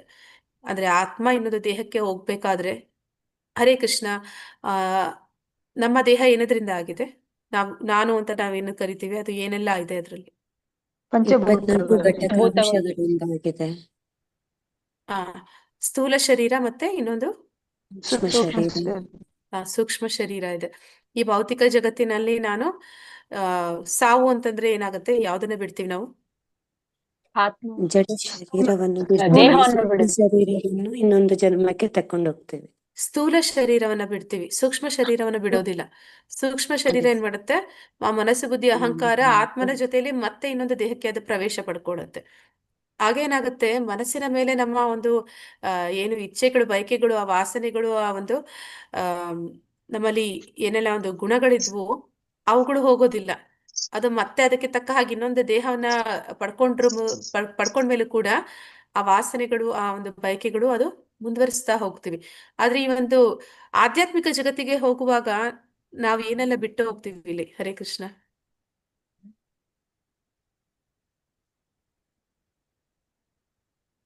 ವೈಕುಂಠ ಸೂಕ್ಷ್ಮ ಲೋಕಗಳಿಗೆ ಶರೀರವನ್ನು ಬಿಟ್ಟು ಹೋಗ್ತೇವ ಹಾ ಮಾತಾಜಿ? ಸ್ಥೂಲ ಶರೀರ ಮತ್ತೆ ಸೂಕ್ಷ್ಮ ಶರೀರ ಎರಡನ್ನು ಬಿಟ್ಟು ಹೋಗ್ತೀವಿ. ಅಲ್ಲಿಗೆ ಹೋದಾಗ ನಮಗೆ ಸ್ವರೂಪ ಅಂತ ಹೇಳ್ತಾರೆ. ಮುಕ್ತಿಯನ್ನು ಪಡೆದಾಗ ನಮ್ಮ ಸ್ವರೂಪ ಅಂತಂದ್ರೆ ಏನಂದ್ರೆ, ಅಲ್ಲಿ ನಮಗೆ ದೇಹ ಇರುತ್ತೆ, ಆಧ್ಯಾತ್ಮಿಕ ದೇಹ ಇರುತ್ತೆ. ನಮಗೆ ಆಧ್ಯಾತ್ಮಿಕ ಸೂಕ್ಷ್ಮ ಶರೀರ ಕೂಡ ಇರುತ್ತೆ. ಆಧ್ಯಾತ್ಮಿಕವಾದಂತ ಮನಸ್ಸು ಬುದ್ಧಿ ಎಲ್ಲವೂ ಕೂಡ ಅಲ್ಲಿ ಇರುತ್ತೆ. ಆದ್ರೆ ಇಲ್ಲಿ ವರೆಗೂ ನಾವು ಭೌತಿಕವಾದದನ್ನೇ ಹೊಂದಿರ್ತೀವಿ. ಭೌತಿಕವಾದ ಒಂದು ಪಂಚಭೂತಗಳಿಂದ ಆದಂತಹ ದೇಹ, ಅದು ಸ್ಥೂಲವಾದದ್ದು. ಅದಕ್ಕೆ ತಕ್ಕ ಹಾಗೆ ಮನಸ್ಸು ಬುದ್ಧಿ ಅಹಂಕಾರ ಕೂಡ ಅದು ಸೂಕ್ಷ್ಮ ರೂಪದಲ್ಲಿ ಏನಿದೆ ಅದು ಕೂಡ ಈ ಒಂದು ಭೌತಿಕ ಜಗತ್ತಿಗೆ ಸೇರಿರುವಂತದ್ದೇ ಆಗಿರುತ್ತೆ. ಆದ್ರೆ ಈ ಬ್ರಹ್ಮಾಂಡದ ಒಳಗಡೆನೆ ನಾವು ತಿರುಗ್ತಾ ಇದೀವಿ ಅಂದಾಗ ಏನಾಗುತ್ತೆ, ಆತ್ಮನ ಜೊತೆಯಲ್ಲಿ ಈ ಸೂಕ್ಷ್ಮ ಶರೀರಗಳನ್ನ ತಗೊಂಡು ಹೋಗ್ತಾ ಇರ್ತೀವಿ. ಅದರಲ್ಲಿ ಎಲ್ಲ ಹಿಂದಿನ ಏನು ವಾಸನೆಗಳು ಏನೆಲ್ಲ ಇತ್ತು, ನಮ್ಮ ಬಯಕೆಗಳು, ಇಚ್ಛೆಗಳು ಏನಿತ್ತು, ಅದು ಕೂಡ ನಮ್ಮ ಜೊತೆಯಲ್ಲಿ ಬರ್ತಾ ಇರುತ್ತೆ. ಹೇಗೆ ಬರ್ತಾ ಇದೆ ಅಂತಂದ್ರೆ ಅದನ್ನ ಇಲ್ಲಿ ಹೋಲಿಸ್ತಾ ಇದ್ದಾರೆ, ಗಾಳಿ ಗಂಧವನ್ನ ತಗೊಂಡು ಹೋಗ್ತಾ ಇದೆ ಅಂತ. ಹಾಗೆ ಈ ಆಮ್, ಆತ್ಮ, ಆ ಮನಸ್ಸು ಅನ್ನುವಂತಹ ಒಂದು ಗಂಧ, ಆ ಮನಸ್ಸಿನಲ್ಲಿ ಇದ್ದಂತ ಭಾವನೆಗಳು, ಅದನ್ನು ಕೂಡ ಎತ್ಕೊಂಡು ಹೋಗ್ತಾ ಇದೆ. ಎಲ್ಲಿಗೆ ಎತ್ಕೊಂಡು ಹೋಗ್ತಾ ಇದೆ? ಐಹಿಕ ಜಗತ್ತಿನಲ್ಲಿ ಜೀವಿಯು ತನ್ನ ಜೀವನದ ವಿವಿಧ ಕಲ್ಪನೆಗಳನ್ನ ಒಂದು ದೇಹದಿಂದ ಮತ್ತೊಂದು ದೇಹಕ್ಕೆ ತಗೊಂಡು ಹೋಗ್ತಾ ಇದ್ದಾನೆ. ಅವನು ಬೇರೆ ಬೇರೆ ದೇಹಗಳಿಗೆ ಹೋದ್ರೂ ಕೂಡ ಆ ವಾಸನೆಗಳ ಹಿಂದಿನ ಜನ್ಮದ ಏನಿತ್ತು ಅದು ಕೂಡ ಅವನ ಜೊತೆಯಲ್ಲೇ ಹೋಗ್ತಾ ಇದೆ. ಹೀಗೆ ಅವನು ಒಂದು ಬಗೆಯ ದೇಹವನ್ನು ಪಡೆಯುತ್ತಾನೆ, ಮತ್ತೊಂದು ದೇಹವನ್ನು ಪಡೆಯಲು ಮೊದಲಿನ ದೇಹವನ್ನ ಬಿಡುತ್ತಾನೆ. ಅಂದ್ರೆ ಅವನು ನಾವು ಏನು ಇನ್ನೊಂದು ದೇಹ ಪಡಿತೀವಿ, ಇನ್ನೊಂದು ದೇಹ ಪಡೆಯೋದಕ್ಕೆ ಯಾವ್ದು ಮೂಲ ಕಾರಣ ಆಗಿರುತ್ತೆ? ಹರೇ ಕೃಷ್ಣ. ಕರ್ಮ ಮಾತಾಜಿ. ನಮ್ಮ ಕರ್ಮಗಳ ಅನುಸಾರ ಎರಡು ಬರುತ್ತೆ, ಎರಡು. ಆಸೆ, ಒಂದು ಆಸೆ. ಒಂದು ಕರ್ಮ, ಇನ್ನೊಂದು ಬಯಕೆ. ಎರಡೂ ಕೂಡ ನಾವು ತಗೊಂಡು ಹೋಗ್ತಾ ಇರ್ತೀವಿ. ಅಂದ್ರೆ ನಾವು ಮಾಡಿದ ಕರ್ಮಕ್ಕೆ ತಕ್ಕ ಹಾಗೆ ಇನ್ನೊಂದು ದೇಹ ಸಿಗುತ್ತೆ. ಜೊತೆಯಲ್ಲಿ ಆಸೆ ಕೂಡ ಅದಕ್ಕೆ ಕಾರಣ ಆಗುತ್ತೆ. ನಾವು ಏನು ಆಸೆ ಪಡ್ತೀವಿ ಅದನ್ನ ಪಡಿತೀವಿ. ಈಗ ನನಗೆ ತುಂಬಾ ನೀರಲ್ಲಿ ಈಜಬೇಕು ಅಂತ ಆಸೆ ಇದೆ, ಆದ್ರೆ ನನಗೆ ಆಮ್, ಏನಾಗುತ್ತೆ, ನನ್ನ ಕರ್ಮ ಹೇಗಿದೆ ಅದಕ್ಕೆ ಅನುಗುಣವಾಗಿ ನಾನು ಅಂತಹದೇ ಒಂದು ದೇಹವನ್ನ ಪಡಿತೀನಿ. ಅಂದ್ರೆ ನನಗೆ ಈಜುಗಾರ ಆಗ್ಬೇಕು ಅಂತ ಆಸೆ ಇದೆ, ಆ ಒಲಿಂಪಿಕ್ಸ್ ಅಲ್ಲಿ ಫಸ್ಟ್ ಪ್ರೈಸ್ ತಗೋಬೇಕು ಅಂತ ಆಸೆ ಇದೆ, ಆದ್ರೆ ಪುಣ್ಯ ಮಾಡಿಲ್ಲ ಮತ್ತೆ ಮನುಷ್ಯನಾಗಿ ಹುಟ್ಟಬೇಕು ಅಂತ. ಆಗೇನಾಗ್ತೀನಿ, ಮೀನಾಗಿ ಕೂಡ ನನ್ನ ಆಸೆ ಈಡೇರುತ್ತೆ, ಈಜ್ತೀನಿ. ಹಾಗೆ ನಮಗೆ ದೇಹ ಅನ್ನುವಂಥದ್ದು ಸಿಗುತ್ತೆ ಅಂತ ಹೇಳ್ತಾರೆ. ಅಥವಾ ನನಗೆ ದೇವತೆಗಳ ಹಾಗೆ ಸ್ವರ್ಗಲೋಕಗಳಿಗೆ ಹೋಗ್ಬೇಕು ಅಂತ ಇಚ್ಛೆ ಇದೆ, ಅಂದ್ರೆ ಅಥವಾ ಆಕಾಶದಲ್ಲಿ ಹಾರಾಡ್ಬೇಕು ಅಂತ ಆಸೆ ಇದೆ, ಪಕ್ಷಿ ಆಗ್ಬೇಕು, ಇನ್ನೇನೋ ಒಂದು ಇಚ್ಛೆ ಇದೆ. ಆದ್ರೆ ಪುಣ್ಯ ಇಲ್ಲ ಅಂದಾಗ ಏನಾಗುತ್ತೆ, ನೋಡೋಣ ಸೊಳ್ಳೆನೋ ಆಗಿ ನಾನು ಹಾರ್ತೀನಿ. ಹೀಗೆ ನಮ್ಮ ಕರ್ಮ ಮತ್ತೆ ನಮ್ಮ ಬಯಕೆ ಅದೆರಡು ಕೂಡ ನನ್ನ ಮುಂದಿನ ದೇಹವನ್ನ ಅದು ನಿರ್ಧಾರ ಮಾಡುತ್ತೆ.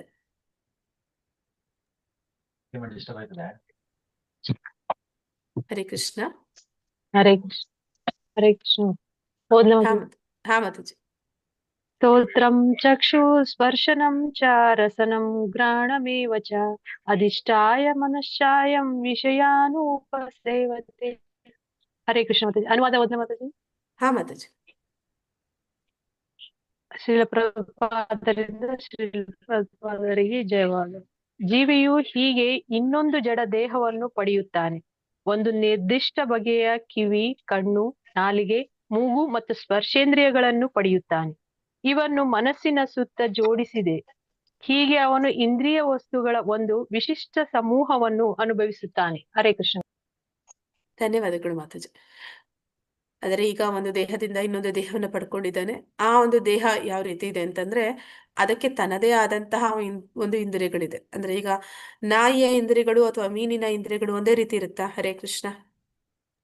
ಇಲ್ಲ ಮಾತಾಜಿ. ಇಲ್ಲ ಮಾತಾಜಿ. ಒಂದು ಪಕ್ಷಿಯ ಇಂದ್ರಿಯಗಳು ಅಥವಾ ಒಂದು ಆನೆಯ ಇಂದ್ರಿಯಗಳು ಒಂದೇ ರೀತಿ ಇರುತ್ತಾ? ಇಲ್ಲ ಮಾತಾಜಿ. ಸೊ ಈಗ ಅವನಿಗೆ ದೇಹ ಅನ್ನುವಂಥದ್ದು ಸಿಕ್ಕಿದೆ, ಅವನ ಕರ್ಮಕ್ಕೆ ಆಸೆಗೆ ಅನುಗುಣವಾಗಿ ಸಿಕ್ಕಿದೆ. ಆದ್ರೆ ಅಲ್ಲಿ ಒಂದು ಸತಿ ಆ ದೇಹದ ಒಳಗಡೆ ಅವನು ಪ್ರವೇಶ ಆಗಿ ಅಂತಹ ಒಂದು ರೂಪವನ್ನ ಪಡೆದ ಮೇಲೆ ಏನಾಗುತ್ತೆ, ಅದಕ್ಕೆ ಲಿಮಿಟೇಷನ್ಸ್ ಇದೆ. ಈಗ ನಾನು ನಾಯಿ ಆಗ್ತೀನಿ, ನಾನು ಆಕಾಶದಲ್ಲಿ ಹಾರ್ಬೇಕು ಅಂದ್ರೆ ಆಗುತ್ತಾ? ಇಲ್ಲ ಇಲ್ಲ ಮಾತಾಜಿ. ಮಾತಾಜಿ. ನನಗೆ ಬೇಕು ಅಂದ್ರು ಬೇಡ ಅಂದ್ರು ನಾನೀಗ ನಾಯಿ ತರ ಬೊಗಳ್ಬೇಕಾಗುತ್ತೆ. ಅಂದ್ರೆ ನಾಯಿ ಅಂದ್ರೆ ಅದ್ರದ್ದು ಗುಣ ಅದೇ. ಹಾಗೆ ನೀರಿನಲ್ಲಿ ಆ ಮೀನಿನ ರೂಪ ಪಡೆದಾಗ ನಾನು ನೀರಿನಲ್ಲಿ ಇರೋದಿಲ್ಲ, ನನಗೆ ಹೊರಗಡೆ ಬರ್ಬೇಕು ಅಂದ್ರೆ ಬದುಕಕ್ಕಾಗತ್ತಾ? ಇಲ್ಲ ಮಾತಾಜಿ. ಇಲ್ಲ ಹಾ, ಮಾತಾಜಿ. ಹಾಗೆ ಅದಕ್ಕೆ ನಿರ್ದಿಷ್ಟವಾದ ಒಂದು ತಂಡ ಅಂದ್ರೆ ಇಲ್ಲಿ ಒಂದು ಸೆಟ್ ಆಫ್ ಸೆನ್ಸ್ ಆರ್ಗನ್ ಸಿಕ್ಬಿಟ್ಟಿದೆ. ಈಗ ಅದಕ್ಕೆ ಅನುಗುಣವಾಗಿ ಅವನು ವರ್ತನೆ ಮಾಡ್ಬೇಕಾಗತ್ತೆ. ಮತ್ತೆ ಅವನ ಮನಸ್ಸಿನ ಸುತ್ತ ಇದನ್ನ ಜೋಡಿಸಿದೆ ಅಂತ ಅಂದ್ರೆ ಅವನ ಈ ಒಂದು ನಾ ಹೇಳಿದೆ ಸೂಕ್ಷ್ಮ ಶರೀರ, ಆ ಮನಸ್ಸು ಅದು ಈ ಭೌತಿಕ ಜಗತ್ತಿನಲ್ಲಿ ಇರುವಷ್ಟು ಕಾಲ ಅದು ಜೊತೆ ಜೊತೆಯಲ್ಲೇ ಬರ್ತಾ ಇದೆ. ಅದಕ್ಕೆ ಈ ಒಂದು ಇಂದ್ರಿಯಗಳನ್ನ ಅಲ್ಲಿ ಜೋಡಿಸಿದ್ದಾರೆ ಅಂತ. ಹೀಗೆ ಅವನು ಇಂದ್ರಿಯ ವಸ್ತುಗಳ ಒಂದು ನಿರ್ದಿಷ್ಟ ತಂಡವನ್ನ ಅನುಭವಿಸ್ತಾನೆ. ಅಂದ್ರೆ ಈಗ ಬೇರೆನೇ ಒಂದು ರೂಪ, ಬೇರೆನೇ ಒಂದು ಇಂದ್ರಿಯಗಳು ಆ ಒಂದು ದೇಹವನ್ನ, ಬೇರೆ ಒಂದು ದೇಹವನ್ನ ಪಡೆದು ಅದರ ಅನುಭವಗಳನ್ನ ಅವನು ಅನುಭವಿಸ್ತಾನೆ. ಅಂದ್ರೆ ಈಗ ಒಂದು ಅಂದಿಯ ದೇಹ ಸಿಕ್ಕಿತು ಅಂತಂದ್ರೆ ಅವನು ಬೇಕು ಅಂದ್ರೂ ಬೇಡ ಅಂದ್ರೂ ಕೂಡ ಅವನು ಅದಕ್ಕೆ ತಕ್ಕ ಆದ ಆಹಾರವನ್ನ ಸೇವನೆ ಮಾಡ್ತಾನೆ. ಅದಕ್ಕೆ ತಕ್ಕ ಆಗಿರುವಂತಹ ಒಂದು ವಾತಾವರಣದಲ್ಲಿ ಅವನು ಇರ್ಬೇಕಾಗುತ್ತೆ. ಹೀಗೆ ನಾವು ಮಾಡಿರುವ ಕರ್ಮಕ್ಕೆ ಅನುಗುಣವಾಗಿ, ನಾವು ಪಟ್ಟ ಇಚ್ಛೆಗಳಿಗೆ ಅನುಗುಣವಾಗಿ ನಮಗೆ ಇನ್ನೊಂದು ದೇಹ ಸಿಕ್ಕಿದ ಮೇಲೆ ನಾವು ಅಲ್ಲಿ ಬರುವಂತಹ ಎಲ್ಲ ಕಷ್ಟ ಸುಖಗಳನ್ನ ನಾವು ಅನುಭವಿಸ್ಬೇಕಾಗತ್ತೆ. ಹರಿ ಕೃಷ್ಣ. ಓದ್ತೀರಾ? ಹರೇ ಕೃಷ್ಣ ಮಾತಾಜಿ. ಹಾ ಮಾತಾಜಿ. उत्क्रामन्तं स्थितं वापि भुञ्जानं वा गुणान्वितं ವಿಮೂಢಾನಾನು ಪಶ್ಯಂತಿ ಜ್ಞಾನಚಕ್ಷುಷಃ. ಅನುವಾದ ಸುಲಭ್ರಪಾದರಿಗೆ ಜಯವಾಗಲಿ. ಜೀವಿಯು ತನ್ನ ದೇಹವನ್ನು ಹೇಗೆ ಬಿಡಬಲ್ಲ? ಪ್ರಕೃತಿಯ ಗುಣಗಳ ಪ್ರಭಾವದಿಂದ ಅವನು ಯಾವ ಬಗೆಯ ದೇಹವನ್ನು ಅನುಭವಿಸುತ್ತಾನೆ? ಇದೆಲ್ಲವನ್ನು ಮೂಢರು ಅರ್ಥ ಮಾಡಿಕೊಳ್ಳಲಾರರು. ಆದರೆ ಜ್ಞಾನದಲ್ಲಿ ಶಿಕ್ಷಣ ಪಡೆದ ಕಣ್ಣುಗಳಿರುವವನು ಇದೆಲ್ಲವನ್ನೂ ಕಾಣಬಲ್ಲ. ಹರೇ ಕೃಷ್ಣ ಮಾತಾಜಿ. ಧನ್ಯವಾದಗಳು ಮಾತಾಜಿ. ಹರೇ ಕೃಷ್ಣ ಮಾತಾಜಿ. ಅಂದ್ರೆ ಈ ಎಲ್ಲ ಪ್ರಕ್ರಿಯೆ ಇಲ್ಲಿವರೆಗೂ ನಾವು ಏನೆಲ್ಲ ಮಾತಾಡ್ಕೊಂಡು ಬಂದ್ವಿ, ಈ ಭೌತಿಕ ಜಗತ್ತು ಯಾವ ರೀತಿ ಇದೆ, ಆಧ್ಯಾತ್ಮಿಕ ಜಗತ್ತಿನಲ್ಲಿ ಸ್ವಲ್ಪ ಭಾಗವನ್ನ ನಾವು ತಿಳ್ಕೊಂಡ್ವಿ. ಮತ್ತೆ ನಮ್ಮ ಬಗ್ಗೆ ಈಗ ಮಾತಾಡೋದಕ್ಕೆ ಪರಮಾತ್ಮ ಶುರು ಮಾಡಿದ್ದಾನೆ. ಅಂದ್ರೆ ನಾವು ಹೇಗೆ ದೇಹ ತ್ಯಾಗ ಮಾಡ್ತೀವಿ, ಬೇರೆ ಬೇರೆ ರೂಪಗಳನ್ನ ಪಡಿತೀವಿ, ಬೇರೆ ಬೇರೆ ಜನ್ಮಗಳನ್ನ ಕರ್ಮಗಳಿಗೆ ಅನುಗುಣವಾಗಿ ಅನುಭವಿಸ್ತೀವಿ. ಇದೆಲ್ಲವನ್ನು ಕೂಡ ಇಲ್ಲಿ ಹೇಳ್ತಾ ಭಗವಂತ ಏನಂತ ಇದ್ದಾನೆ, ಎಲ್ಲ ಪ್ರಕ್ರಿಯೆ ಏನ್ ನಡೀತಿದೆ ಮತ್ತೆ ಆ ಪ್ರಕೃತಿ ಗುಣಗಳ ಪ್ರಭಾವದಿಂದ ಅವನು ಯಾವ ಬಗೆಯ ದೇಹವನ್ನ ಅನುಭವಿಸ್ತಾನೆ. ಅಂದ್ರೆ ನಾವು ನೋಡಿದ್ವಿ 3 ಗುಣಗಳಲ್ಲಿ ನಾವು ಯಾವ ಗುಣದಲ್ಲಿ ದೇಹ ತ್ಯಾಗ ಮಾಡಿದ್ರೆ ಏನಾಗ್ತೀವಿ ಅಂತ. ಸತ್ವಗುಣದಲ್ಲಿ ಸಾವನ್ನಪ್ಪಿದ್ರೆ ಏನಾಗ್ತೀವಿ? ಹರೇ ಕೃಷ್ಣ. ಉನ್ನತ ಉನ್ನತ ಲೋಕಗಳಿಗೆ ಲೋಕಕ್ಕೆ ಹೋಗ್ತೇವೆ. ಉನ್ನತ ಲೋಕ. ಉನ್ನತ ಲೋಕಗಳಲ್ಲಿ, ದೇವತೆಗಳ ಸ್ವರ್ಗ ಲೋಕಗಳಲ್ಲಿ ನಾವು ಜನ್ಮ ಪಡಿತೀವಿ. ರಜಗುಣದಲ್ಲಿದ್ರೆ ಕೆಳಮಟ್ಟದಲ್ಲಿ ರಜೋಗುಣದಲ್ಲೇ ಮಧ್ಯನೇ ಮತ್ತೆ ಹುಟ್ಟುತ್ತೇವೆ ಭೂಲೋಕದಲ್ಲಿ. ಮಾತಾಜಿ. ಭೂಮಿಯಲ್ಲಿ. ಮತ್ತೆ ಈ ಭೌತಿಕ ಜಗತ್ತಿನಲ್ಲಿಯೇ ನಾವು ನಮ್ಮ ಕರ್ಮಕ್ಕೆ ಅನುಗುಣವಾಗಿ ಶ್ರೀಮಂತರಾಗಿಯೋ ಅಥವಾ ಸುಂದರ ರೂಪವನ್ನು, ಐಶ್ವರ್ಯವನ್ನು ಇದನ್ನ ಹೆಚ್ಚು ಕಡಿಮೆ ಅಂದ್ರೆ ಇರುತ್ತೆ, ಸ್ವಲ್ಪ ಜನಕ್ಕೆ ಇರೋದಿಲ್ಲ. ಬೇರೆ ಬೇರೆ ವೈವಿಧ್ಯಗಳನ್ನ ನಾವು ನೋಡ್ತೀವಿ. ಭಗವಂತ ತುಂಬಾ ಪಾರ್ಶಿಯಾಲಿಟಿ ಮಾಡ್ತಾನೆ ಅಂತ ಹೇಳ್ತೀವಿ. ಭಗವಂತ ಪಾರ್ಶಿಯಾಲಿಟಿ ಮಾಡಿದಾನೆ ಈ ತರ ಬೇರೆ ಬೇರೆ ಜನನ್ನ ಮಾಡಿ? ಇಲ್ಲ ಇಲ್ಲ ಮಾತಾಜಿ. ಇಲ್ಲ ಮಾತಾಜಿ, ಮಾತಾಜಿ. ನಮ್ಮ ಕರ್ಮದಿಂದ ಸಿಕ್ಕಿರೋದು. ನಾವೇನ್ ಮಾಡಿದೀವಿ ಅದಕ್ಕೆ ತಕ್ಕದಾಗಿ ಮಾಡಿದುಂಡ ಮಹಾರಾಯ ಅದು ಬಂದಿದೆ ವಾಪಸ್ಸು. ಅದಕ್ಕೆ ತಕ್ಕ ಹಾಗೆ ಈ ಭೂಮಿ ಮೇಲೆ ಜನ್ಮ ಪಡಿತೀವಿ. ಅದೇ ತಮ್ಮ ಗುಣದಲ್ಲಿ ಸತ್ರೆ ಪ್ರಾಣಿಗಳಾಗಿ ನರಕ ಪ್ರಾಣಿ ಲೋಕಗಳಿಗೆ ಹೋಗಿ ಪಕ್ಷಿಗಳಾಗಿ ಮತ್ತೆ ನಮ್ಮ ಭೂಮಿಗೆ ಬರ್ಬೇಕು ಪ್ರಾಣಿ ಪಕ್ಷಿಗಳಾಗಿ. ಆ ಕೀಳು ಜನ್ಮಗಳನ್ನ ನಾವು ಅನುಭವಿಸ್ತೀವಿ. ಹೀಗೆ ಇದೆಲ್ಲವೂ ಕೂಡ ಪ್ರಕೃತಿ ಗುಣದ ಪ್ರಭಾವದಿಂದ ಆಗಿರುವಂತದ್ದು. ಇದೆಲ್ಲವನ್ನ ನಾವು ಈಗ ನೀವೆಲ್ಲರೂ ಇಷ್ಟು ಜನ ಕೂತು ನನ್ಗೆ ಇದೆಲ್ಲ ಹೇಳ್ಬಿಟ್ರೆ, ಆದ್ರೆ ಇದನ್ನ ಸಾಧಾರಣ ಜನ, ಭಕ್ತಿಯಲ್ಲಿ ಇಲ್ದೇ ಇರೋರು, ಭಗವದ್ಗೀತೆ ಕ್ಲಾಸ್ಗೆ ಬರ್ದೇ ಇರೋರು ಅವ್ರ ಹತ್ರ ಹೋಗಿ ಹೇಳಿದ್ರೆ ಅವ್ರು ಅದನ್ನ ಅರ್ಥ ಮಾಡ್ಕೋತಾರ? ಇಲ್ಲ ಇಲ್ಲ ಮಾತಾಜಿ, ಮಾತಾಜಿ. ಬೇರೆ ಕೆಲ್ಸ ಇಲ್ವಾ ಅಂತ ಕೇಳ್ತಾರೆ. ಇರೋದೊಂದು ಜನ್ಮ, ಎಂಜಾಯ್ ಮಾಡೋದು ಮೇನ್ ಅಂತ ಹೇಳ್ತಾರೆ. ಆ ಏನ್ ಸಾಕ್ಷಿ ಕೇಳ್ತಾರೆ ಫಸ್ಟ್ ನಮ್ಮ ಹತ್ರ. ಏನ್ ಸಾಕ್ಷಿ? ಯಾರು ಹೋಗಿದ್ದಾರೆ, ಯಾರು ಇದೆಲ್ಲ ನೋಡಿದ್ದಾರೆ, ನಿನ್ನ ಹತ್ರ ಬಂದು ಹೇಳಿದಾರಾ? ಅವ್ರನ್ನ ನನ್ನ ಹತ್ರ ಕರ್ಕೊಂಡ್ ಬಂದು ಹೇಳ್ಸು ಅಂತಾರೆ. ಏನ್ ಪ್ರೂಫ್ ಅಂತ ಕೇಳ್ತಾರೆ. ನೀನ್ ಹೇಳ್ತಾ ಇರೋದಕ್ಕೆ ಏನ್ ಪ್ರೂಫ್? ಯಾರೋ ಏನೋ ಹೇಳಿದ್ದಾರೆ, ಅದನ್ನ ಬಂದು ಕಟ್ಟು ಕತೆ, ನೀನ್ ಕತೆ ಹೇಳ್ತಾ ಇದೀಯ ಅಂತ ಹೇಳ್ತಾರೆ. ಹಾಗೆ ಅವರನ್ನ ಇಲ್ಲಿ ಮೂಢರು ಅಂತ ಭಗವಂತ ಕರೀತಾ ಇದ್ದಾನೆ. ಅವ್ರು ಅರ್ಥ ಮಾಡ್ಕೊಳ್ಳೋದಿಲ್ಲ ಅಂತ. ಆದ್ರೆ ಜ್ಞಾನದ ಶಿಕ್ಷಣ ಪಡೆದ ಕಣ್ಣುಗಳು ಇರುವಂತವನು ಇವೆಲ್ಲವನ್ನು ಕಾಣಬಲ್ಲ. ಅಂದ್ರೆ ಯಾರು ಸತ್ವಗುಣದಲ್ಲಿದ್ದಾನೆ, ಯಾಕೆ ಅಂದ್ರೆ ಈಗ ನಾವು ಕೆಲವೊಬ್ರು ನಮ್ಗೆ ಕೇಳ್ತಾರೆ, ನೀನು ಈರುಳ್ಳಿ ಬೆಳ್ಳುಳ್ಳಿ ಬಿಡ್ಬೇಕು, ಕಾಫಿ ಟೀ ಬಿಡ್ಬೇಕು ಅಂತ ದೇವ್ರು ಬಂದು ಹೇಳಿದ್ನಾ, ಇದನ್ನೆಲ್ಲ ಬಿಟ್ಬಿಟ್ರೆ ನಿಮ್ಗೆ ಏನ್ ಸಿಕ್ತು ಅಂತ. ಇಷ್ಟೇ ಸಿಕ್ತು, ನೀವು ತಿಳ್ಕೊಳ್ಳಿ, ಇಷ್ಟೇ ಸಿಕ್ತು. ಏನಂದ್ರೆ ಯಾವ್ದೆಲ್ಲ ನಾನು ಶಾಸ್ತ್ರದಲ್ಲಿ ಓದ್ತಾ ಇದ್ದೀನಿ ಅದನ್ನ ಜ್ಞಾನದ ಕಣ್ಣುಗಳಿಂದ ನಾನು ಅರ್ಥ ಮಾಡ್ಕೊಳಕ್ಕಾದ್ರೂ ಸಾಧ್ಯ ಆಗ್ತಾ ಇದೆ. ಆದ್ರೆ ಅದನ್ನ ಅವ್ರು ಯಾರು ಅದನ್ನೆಲ್ಲ ತಮೋಗುಣ ರಜಗುಣ ಪ್ರೇರಣೆ ಮಾಡುವಂತಹ ಒಂದು ಜೀವನ ಮಾಡ್ತಾ ಇದ್ದಾರೆ, ಅವ್ರು ಇದು ಯಾವತ್ತೂ ಈ ಜ್ಞಾನವನ್ನ ತಿಳ್ಕೊಳ್ಳಿಕ್ಕೆ ಸಾಧ್ಯನೇ ಇಲ್ಲ, ಅರ್ಥ ಮಾಡ್ಕೊಳಕ್ಕೆ ಆಗೋದೇ ಇಲ್ಲ ಅನ್ನೋದನ್ನ ಇಲ್ಲಿ ಹೇಳ್ತಾ ಇದ್ದಾರೆ. ಅಂದ್ರೆ ನಾವ್ ಯಾಕೆ ಪ್ರಭುಪಾದರು ಈ ಪ್ರಾಸೆಸ್ ಏನಿದೆ ಅದೊಂದು ಆ ಪ್ರಕ್ರಿಯೆ. ಕೃಷ್ಣ ಪ್ರಜ್ಞೆ ಅನ್ನುವಂಥದ್ದು ಅದು ಸುಮ್ಮನೆ ಒಂದು ಜ್ಞಾನ ಪಡ್ಕೊಳ್ಳುವಂಥದ್ದಲ್ಲ, ಅದು ಒಂದು ಪ್ರಾಸೆಸ್, ವಿಜ್ಞಾನ. ಅಲ್ಲಿ ನಾವು ಆಚರಣೆ ಮಾಡ್ಲೇಬೇಕು. ಆಚರಣೆ ಮಾಡಿಲ್ಲ ಅಂತಂದ್ರೆ ನಮ್ಗೆ ಎಷ್ಟು ಓದಿದ್ರು ಕೂಡ ಇದರಿಂದ ಏನು ನಮ್ಗೆ ಅರ್ಥ ಆಗೋದಿಲ್ಲ. ಅರ್ಥ ಆಗ್ಬೇಕು ಅಂತಂದ್ರೆ ನಾವ್ ಅದನ್ನ ಅಳವಡಿಸ್ಕೊಂಡಿದ್ರೆ ಮಾತ್ರ ಸಾಧ್ಯ ಆಗುತ್ತೆ. ಅದನ್ನ ಇಲ್ಲಿ ಹೇಳ್ತಾ ಇದ್ದಾರೆ. ಅದಕ್ಕೆ ಒಂದು ಉದಾಹರಣೆ ಕೊಡ್ತಾರೆ. ಏನಂತಂದ್ರೆ, ನಿಮ್ಮ ಹತ್ರ ನಿಮ್ದೇ ಕಾರ್ ಇರ್ಬೋದು, ಆದ್ರೆ ಆ ಕಾರು ಏನಿದೆ ಅದು ಕೆಟ್ಟೋಯ್ತು ಅಂತಂದ್ರೆ ಅದನ್ನ ನೀವು ಮೆಕ್ಯಾನಿಕ್ ಹತ್ರನೇ ತಗೊಂಡು ಹೋಗ್ಬೇಕು. ಅವನಿಗೆ ಗೊತ್ತಿದೆ ಅದನ್ನ ಸರಿಪಡಿಸೋದಕ್ಕೆ. ಅವನು ಹೇಗೆ ಅದನ್ನೆಲ್ಲ ನೋಡಿ ಸರಿಪಡಿಸ್ತಾನೆ, ಹಾಗೆ ನೀವು ಆ ಕಾರನ್ನ ತೆಗೆದು ಪಾರ್ಟ್ಸ್ ಆಗಿ ನೋಡಿದ್ರೆ ನಿಮ್ಗೆ ಸರಿಪಡಿಸೋದಕ್ಕೆ ಆಗತ್ತಾ? ಹರೇ ಕೃಷ್ಣ. ನಿಮ್ದೇ ಇಲ್ಲ ಕಾರು, ಮಾತಾಜಿ. ಇಲ್ಲ ಮಾತಾಜಿ. ಕಾರೇನೋ ನಿಮ್ದೆ, ಆದ್ರೆ ಅದನ್ನ ಸರಿಪಡಿಸೋದಕ್ಕೆ ನಿಮ್ಗೆ ಆಗೋದಿಲ್ಲ. ಯಾಕಂದ್ರೆ ನಿಮ್ಗೆ ಅದ್ರ ಬಗ್ಗೆ ಏನು ನಾಲೆಜ್ ಇಲ್ಲ. ಹಾಗೆ ನಾವು ಏನನ್ನಾದ್ರೂ ಈ ಭೌತಿಕ ಜಗತ್ತಿನಲ್ಲಿ ಏನೆಲ್ಲ ನಡೀತಿದೆ ಅದನ್ನೆಲ್ಲ ತಿಳ್ಕೊಂಡು ಅದರಲ್ಲಿ ನಾವು ನಮ್ಮ ತಪ್ಪುಗಳನ್ನ ಸರಿಪಡಿಸ್ಕೋಬೇಕು ಅಂದ್ರೂ ಕೂಡ ನಮಗೆ ಅದ್ರ ಜ್ಞಾನ ಬೇಕು. ಆ ಜ್ಞಾನವನ್ನ ನಾವು ತಿಳ್ಕೊಂಡಿದ್ರೆ ಮಾತ್ರನೇ ಈ ಒಂದು ತಪ್ಪುಗಳು ಏನ್ ನಡೀತಾ ಇದೆ ಮತ್ತೆ ಮತ್ತೆ ಅದನ್ನ ನಾವು ನಿಲ್ಸೋದಕ್ಕೆ ಸಾಧ್ಯ ಆಗುತ್ತೆ. ಅದನ್ನ ಇಲ್ಲಿ ಹೇಳ್ತಾ ಇದ್ದಾರೆ. ಇದನ್ನ ನಾವು ಅರ್ಥ ಮಾಡ್ಕೋಬೇಕು ಅಂದ್ರೆ ಆ ಜ್ಞಾನ ಅನ್ನೋದ ಶಿಕ್ಷಣ ಅಂತಹ ಒಂದು ದೃಷ್ಟಿಕೋನ ನಮಗೆ ಬೇಕು. ಅದು ಬೇಕು ಅಂತಂದ್ರೆ ನಾವು ಸಾತ್ವಿಕ ಗುಣದಲ್ಲಿ ಇರಬೇಕು. ಆದ್ರೆ ಗುರುಗಳ ಆಶ್ರಯದಲ್ಲಿ ಅವರ ಒಂದು ಆದೇಶಗಳನ್ನ ಅನುಸರಣೆ ಮಾಡಿದ್ರೆ ಮಾತ್ರ ನಮ್ಗೆ ತಿಳಿಯೋದಕ್ಕೆ ಸಾಧ್ಯ ಆಗುತ್ತೆ. ಅಂದ್ರೆ ಕೆಲವೊಬ್ರು ಹೇಳ್ತಾ ಇರ್ತಾರೆ, ನನಗೆ ದೇವ್ರ ಇದಾನ ತೋರ್ಸು ನನ್ ಮುಂದೆ ಅಂತ. ಅದಕ್ಕೆ ಪ್ರಭುಪಾದ್ರು ಏನಂತ ಹೇಳ್ತಾರೆ, ಹರೇ ಕೃಷ್ಣ.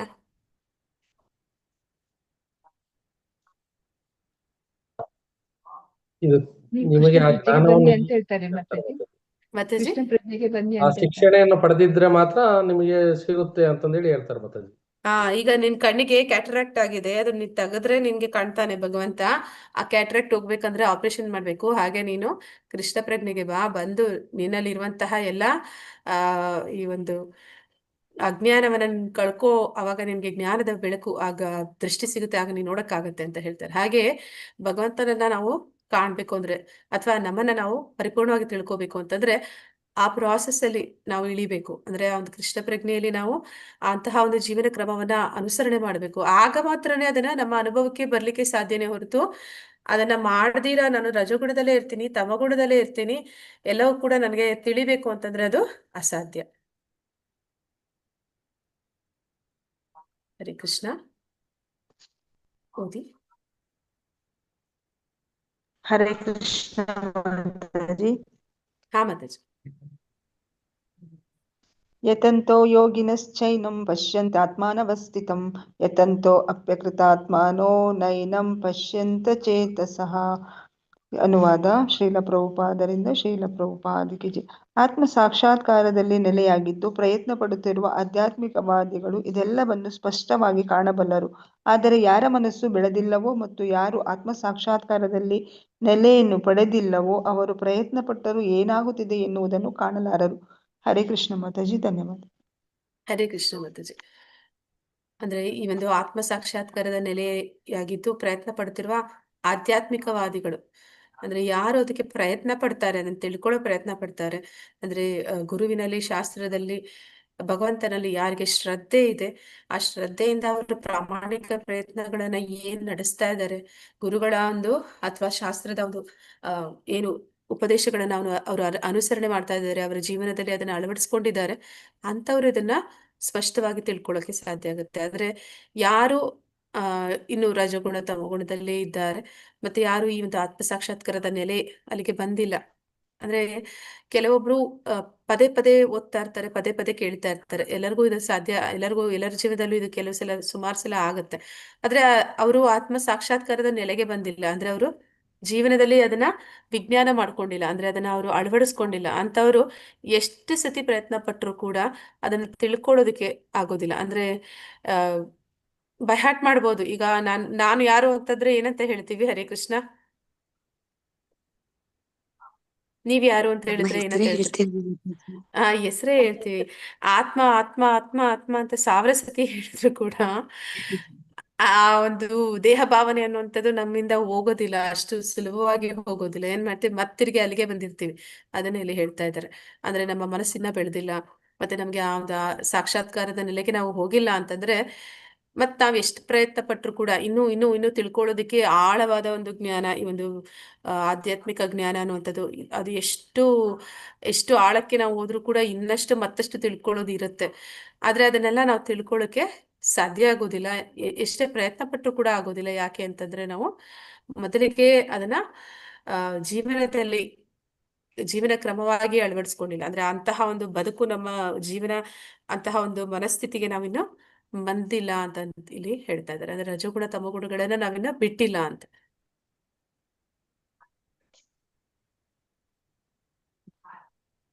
ಹರೇ ಕೃಷ್ಣ. ಹರೇ ಕೃಷ್ಣ ಮಾತಾಜಿ. ಹಾ ಪ್ರಭುಜಿ. ಯದಾದಿತ್ಯ ಗತಂ ತೇಜೋ ಜಗತ್ ಭಾಸಯತೋ ಅಖಿಲಂ ಯಚ್ಚಂದ್ರಮಸಿ ಯಚ್ಚಾಗ್ನೌ ತಥೇಜ್ಜೋ ವಿದ್ಧಿ ಮಾಮಕ್ಕಂ. ಅನುವಾದ ಪ್ರಭುಪಾದರಿಗೆ ಜಯವಾಗಲಿ. ಇಡೀ ಜಗತ್ತಿನಿಂದ ಕತ್ತಲನ್ನು ಚದುರಿಸುವ ಸೂರ್ಯನ ತೇಜಸ್ಸು ನನ್ನಿಂದ ಬರುತ್ತದೆ, ಚಂದ್ರನ ತೇಜಸ್ಸು, ಅಗ್ನಿಯ ತೇಜಸ್ಸು ನನ್ನಿಂದ ಬರುತ್ತದೆ. ಹರೇ ಕೃಷ್ಣ ಮಾತಾಜಿ. ಧನ್ಯವಾದ ಮಾತಾಜಿ. ಧನ್ಯವಾದಗಳು ಪ್ರಭುಜಿ. ಅಂದ್ರೆ ಇಲ್ಲಿ ಈಗ ಭಗವಂತನನ್ನ ಪುರುಷೋತ್ತಮ ಯೋಗ ಅಂತ ಕರಿತೀವಿ. ಈ ಅಧ್ಯಾಯವನ್ನ ಉತ್ತಮ ಪುರುಷ ಅಂತ ಇಲ್ಲಿ ಯಾಕೆ ಅವನನ್ನ ಕರಿತೀವಿ ಅನ್ನೋದನ್ನ ಇಲ್ಲಿ ಭಗವಂತ ನಮ್ಗೆ ತಿಳಿಸ್ತಾ ಹೋಗ್ತಾನೆ. ಅಂದ್ರೆ ಆ ಕೃಷ್ಣ ಅವನು ದೇವೋತ್ತಮ ಪರಮ ಪುರುಷ. ಯಾಕೆ ಅಂತಂದ್ರೆ ಅವನು ಎಲ್ಲವೂ ಕೂಡ ಅವನಿಂದಲೇ ಬರುವಂಥದ್ದು. ಅಂದ್ರೆ ಅವನು ನಮ್ಮನ್ನ ಹೇಗೆ ಸಲಹುತ್ತಾನೆ ಅನ್ನೋದನ್ನ ಇಲ್ಲಿ ತಿಳಿತೀವಿ ಈ ಒಂದು ಅಧ್ಯಾಯದಲ್ಲಿ. ಮೊದಲಿಗೆ ನಾವು ಆಸೆ ಪಟ್ಟಿದ್ದಕ್ಕೆ ಈ ಬ್ರಹ್ಮಾಂಡವನ್ನ ಸೃಷ್ಟಿ ಮಾಡ್ಬಿಟ್ಟ, ನಮ್ಮ ಆಸೆ ಈಡೇರಿಸೋದಕ್ಕೆ. ಅಲ್ಲಿ ಆಸೆ ಈಡೇರಿಸ್ಕೊಳ್ಳಿ ಅಂತ ಹೇಳಿ ಬ್ರಹ್ಮಾಂಡದಲ್ಲಿ ನಮ್ಮನ್ನ ಬಿಸಾಡಿ ಹೋಗ್ಲಿಲ್ಲ. ನಮ್ಗೆ ಏನೆಲ್ಲ ಬೇಕೋ ಅದನ್ನೆಲ್ಲ ಒದಗಿಸ್ತಾ ಇದ್ದಾನೆ. ಪ್ರತಿಯೊಂದು ಕೂಡ ನಮ್ಮ ಅವಶ್ಯಕತೆಗಳನ್ನ ಪೂರೈಸುವಂತವನು ಅವನೇ ಆಗಿದ್ದಾನೆ. ಅದನ್ನ ಇಲ್ಲಿ ತಿಳಿಸ್ತಾ ಹೋಗ್ತಾನೆ. ಅಂದ್ರೆ ನಮ್ಗೆ ಈ ಕತ್ತಲು ಅನ್ನುವಂಥದ್ದು ಈ ಭೂಮಿ ಮೇಲೆ ಬ್ರಹ್ಮಾಂಡದಲ್ಲಿ ಇಲ್ಲ. ಯಾಕೆ ಅಂತಂದ್ರೆ ಭಗವಂತ ನಮ್ಗೆ ಸೂರ್ಯನನ್ನ ಚಂದ್ರನನ್ನ ಕೊಟ್ಟಿದ್ದಾನೆ. ಸೂರ್ಯನಿಂದ ನಾವು ನಮ್ಮ ಕಣ್ಣುಗಳು ಇಂದ್ರಿಯಗಳು ಅದು ಕೆಲಸ ಮಾಡುತ್ತೆ. ಸೂರ್ಯನ ಬೆಳಕಿಲ್ಲ ಅಂತಂದ್ರೆ ನಾವು ನಮ್ಮ ಜೀವನವನ್ನೇ ಊಹಿಸೋದಕ್ಕೆ ಸಾಧ್ಯ ಇಲ್ಲ. ಈ ಭೂಮಿ ಮೇಲೆ ಆ ಈ ಜೀವಿಗಳು ಇರೋದಕ್ಕೆ ಸಾಧ್ಯ ಆಗ್ತಾ ಇರುವಂತದ್ದು ಯಾಕೆ ಅಂದ್ರೆ ಅಲ್ಲಿ ಸೂರ್ಯನ ಒಂದು ಶಾಖ ಬೆಳಕು ಏನ್ ಸಿಗ್ತಾ ಇದೆ ಅದರಿಂದ. ಅದು ಒಂದ್ ವೇಳೆ ಈ ನಾವು ನೋಡ್ತೀವಿ, ಆ, ಏನಂತ ಹೇಳ್ತಾರೆ, ಸೋಲಾರ್ ಸಿಸ್ಟಮ್ ಅಂತ. ಆ ಒಂದು ಲಿಮಿಟ್ ಅಲ್ಲೇ ಈ ಒಂದು ಭೂಮಿ ಮತ್ತೆ ಸೂರ್ಯ ಒಂದ್ ಅಂತರದಲ್ಲಿ ಇದ್ದಾರೆ. ಚೂರು ಹತ್ರ ಬಂದ್ರು ಕೂಡ ನಾವು ಸುಟ್ಟೋಗ್ತೀವಿ, ಚೂರು ದೂರ ಹೋದ್ರು ಕೂಡ ನಾವು ಮಂಜುಗಟ್ಟಿ ಸತ್ತೋಗ್ತೀವಿ. ಆದ್ರೆ ಭಗವಂತ ಅವನನ್ನ ಅದೇ ಸ್ಥಾನದಲ್ಲಿ, ಆ ಅಂತರದಲ್ಲಿ ನಮ್ಮನ್ನು ಇರಿಸಿದ್ದಾನೆ. ನಮಗೆ ಬೇಕಾಗಿರೋ ಅವಶ್ಯಕತೆಗಳನ್ನ ಪೂರೈಸೋದಕ್ಕೆ ಸೂರ್ಯನನ್ನ ಕೊಟ್ಟಿದ್ದಾನೆ. ಹೀಗೆ ಚಂದ್ರನ ತೇಜಸ್ಸಿನಿಂದ ಈ ಒಂದು ತರಕಾರಿಗಳಿಗೆ ಒಂದು ರಸವನ್ನ, ಅದರಲ್ಲಿ ಜೀವರಸವನ್ನ ತುಂಬುತ್ತಾನೆ ಅಂತ ಹೇಳ್ತಾರೆ. ಆ ಕಾರ್ಯವನ್ನ ಭಗವಂತ ಅವನೇ ಮಾಡ್ತಾ ಇದ್ದಾನೆ. ಹೇಗೆ ಅಂದ್ರೆ ಚಂದ್ರನ ರೂಪದಲ್ಲಿ. ಮತ್ತೆ ಅಗ್ನಿಯ ತೇಜಸ್ಸು ಅದು ಕೂಡ ಭಗವಂತನಿಂದ ಬರ್ತಿರುವಂತದ್ದು. ಅಂದ್ರೆ ಭಗವಂತ ಪ್ರತಿಯೊಂದರಲ್ಲೂ ಕೂಡ ಅವನ ಒಂದು ಅಸ್ತಿತ್ವ ಇದೆ. ಅವನಿಲ್ಲದೆ ಇದು ಯಾವುದು ಕೂಡ ನಡೆಯೋದಕ್ಕೆ ಸಾಧ್ಯ ಇಲ್ಲ. ಅಂದ್ರೆ ಈಗ ನಾವು ಭಗವಂತನಿಗೆ ವಿಮುಖರಾದವರು, ಅಂದ್ರೆ ನಾವೆಲ್ಲ ಭಗವಂತನನ್ನ ಪ್ರೀತಿಸ್ತಿರುವಂತವರಲ್ಲ, ಭಗವಂತನನ್ನ ದ್ವೇಷಿಸಿದವರು. ಆದ್ರೂ ಕೂಡ ಭಗವಂತ ನಮ್ಮನ್ನ ಹೇಗೆ ನೋಡ್ಕೋತಾ ಇದ್ದಾನೆ, ನಮ್ಮನ್ನ ಹೇಗೆ ಎಷ್ಟು ಪ್ರೀತಿಸ್ತಾ ಇದ್ದಾನೆ ಅನ್ನೋಂಥದ್ದನ್ನ ಇಲ್ಲಿ ತಿಳಿತೀವಿ.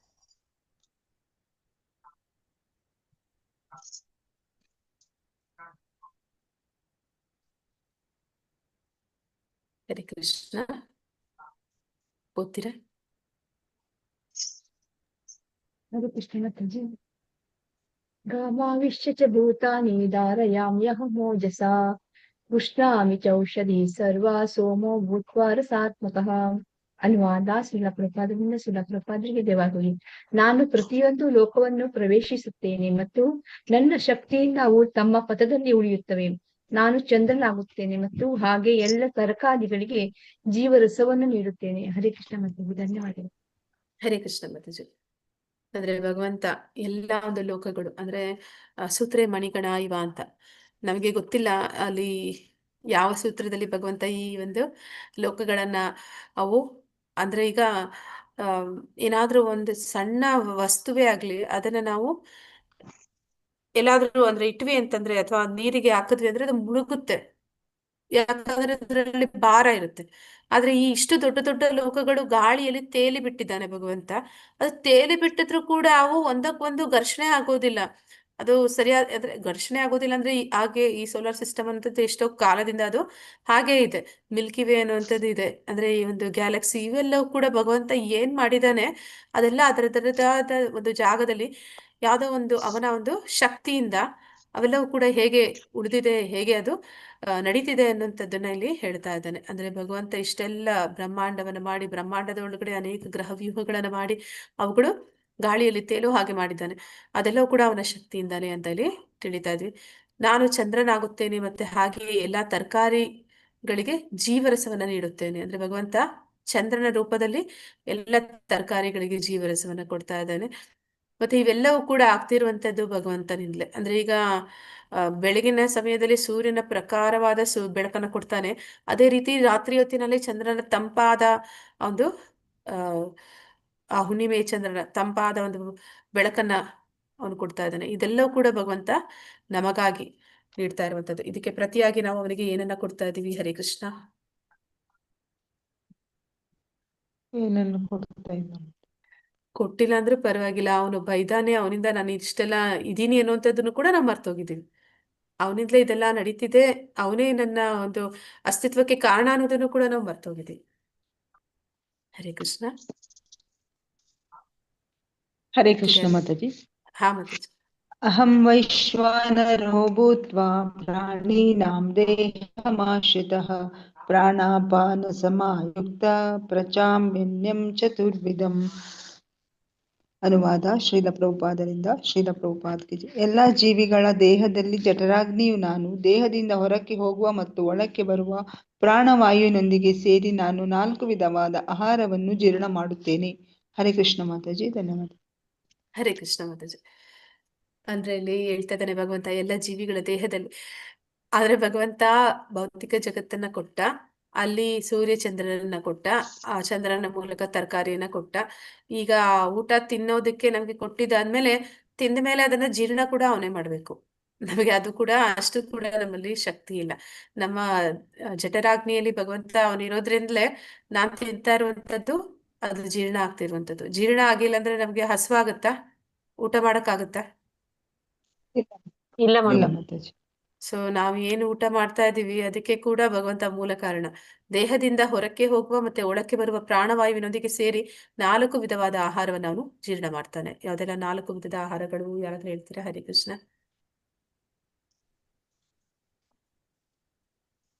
ಸಾತ್ವಿಕ ಆಹಾರ. 4 ವಿಧದ ಆಹಾರಗಳು ಅಂದ್ರೆ ಅಗಿಯುವಂಥದ್ದು ಹೇಳ್ತೀರಾ? ಅಗಿಯುವಂಥದ್ದು ಮತ್ತೆ ಚೂರ್ಣ ಅಂತ ಹೇಳ್ತಾರೆ ಮಾತಾಜಿ. ಮತ್ತೆ ಗಟ್ಟಿಯಾಗಿರುವಂತದ್ದು ಮತ್ತೆ ಇದು ಮಾತಾಜಿ ಲೇಹ್ಯ ತರ ಇರುವಂತದ್ದು 3ನೇಯದ್ದು. ಮತ್ತೆ ದ್ರವ್ಯ ರೂಪದ್ದು ಮಾತಾಜಿ. ಕೆಲವನ್ನ ನುಂಗುತ್ತೇವೆ, ಕೆಲವನ್ನ ಅಗಿಯುತ್ತೇವೆ, ಕೆಲವನ್ನ ನೆಕ್ಕುತ್ತೇವೆ, ಕೆಲವನ್ನ ಒಳಗೆ ಎಳೆದುಕೊಳ್ಳುತ್ತೇವೆ. ಈ ರೀತಿ 4 ರೀತಿ ಏನು ಆಹಾರ ಸೇವನೆ ಮಾಡ್ತೀವಿ ಅದೆಲ್ಲವನ್ನು ಕೂಡ ಭಗವಂತ ಜಠರಾಗ್ನಿಯ ರೂಪದಲ್ಲಿ ಇದ್ದುಕೊಂಡು ನಮ್ಮ ಒಂದು ಆಹಾರವನ್ನ ಜೀರ್ಣ ಮಾಡ್ತಾನೆ. ಮತ್ತೆ ಅವನೇನ್ ಮಾಡ್ತಾ ಇದ್ದಾನೆ, ದೇಹದ ಒಳಕ್ಕೆ ಮತ್ತೆ ಹೊರಕ್ಕೆ ಈ ಪ್ರಾಣವಾಯು ಅದನ್ನು ಕೂಡ ಭಗವಂತನೇ ನೀಡ್ತಾ ಇರುವಂತದ್ದು. ಅಂದ್ರೆ ಈಗ ಕೆಲವೊಂದ್ಸಲ ಹೇಳ್ತಾರೆ, ಹಿರಣ್ಯಕಶಿಪು ಅನೇಕ ರಾಕ್ಷಸರು ತುಂಬಾ ಶಕ್ತಿ ಬಲಶಾಲಿ ರಾಕ್ಷಸರು ತುಂಬಾ ಹಿಂಸೆಗಳನ್ನ ಕೊಟ್ಟಂತವ್ರು. ಅವರನ್ನ ಭಗವಂತ ಕೊಲ್ಲೋದಕ್ಕೆ ಅವತಾರ ಎತ್ತಿ ಅವ್ನು ಬರ್ಬೇಕಿತ್ತ? ಇಲ್ಲ ಮಾತಾಜಿ. ಇಲ್ಲ ಮಾತಾಜಿ. ಅವನು ಏನಂತ ಹೇಳ್ತೀವಿ ಅಂದ್ರೆ ದೇಹದಲ್ಲಿ ಆತ್ಮ ಇದೆ, ಪರಮಾತ್ಮ ಇದ್ದಾರೆ ಅಂದ್ರೇನೆ ಆ ದೇಹದಲ್ಲಿ ಜೀವ ಇರುವಂತದ್ದು. ಆ ದೇಹವನ್ನ ಆತ್ಮ ಮಾತ್ರ ಬಿಟ್ಟು ಹೊರಗಡೆ ಹೋಗೋದಿಲ್ಲ, ಪರಮಾತ್ಮನು ಬಿಟ್ಟು ಹೋಗ್ತಾನೆ. ಪರಮಾತ್ಮ ಹೋದಾಗ ಅವನ ಜೊತೆಯಲ್ಲಿ ಆತ್ಮ ಹೊರಟು ಹೋಗ್ತಾನೆ.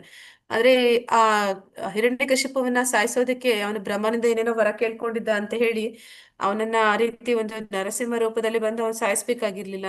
ಪರಮಾತ್ಮನಾಗಿ ಅವನೊಳಗಡೆ ಕೂಡ ಭಗವಂತ ಇದ್ದಾನೆ. ಅವನು ಒಂದು ಕ್ಷಣ ಮಾತ್ರಕ್ಕೆ ಅವನ ದೇಹದಿಂದ ಹೊರಗಡೆ ಬಂದಿದ್ದ ಅಂದ್ರೆ ಅವನು ಅಲ್ಲೇ ಸಾತೋಗ್ತಾನೆ. ಅವನಿಗಿನ್ನೇನು ಕಷ್ಟಪಟ್ಟು ಅವನ ಕೊಲ್ಬೇಕಂತೇನಿಲ್ಲ ಭಗವಂತ.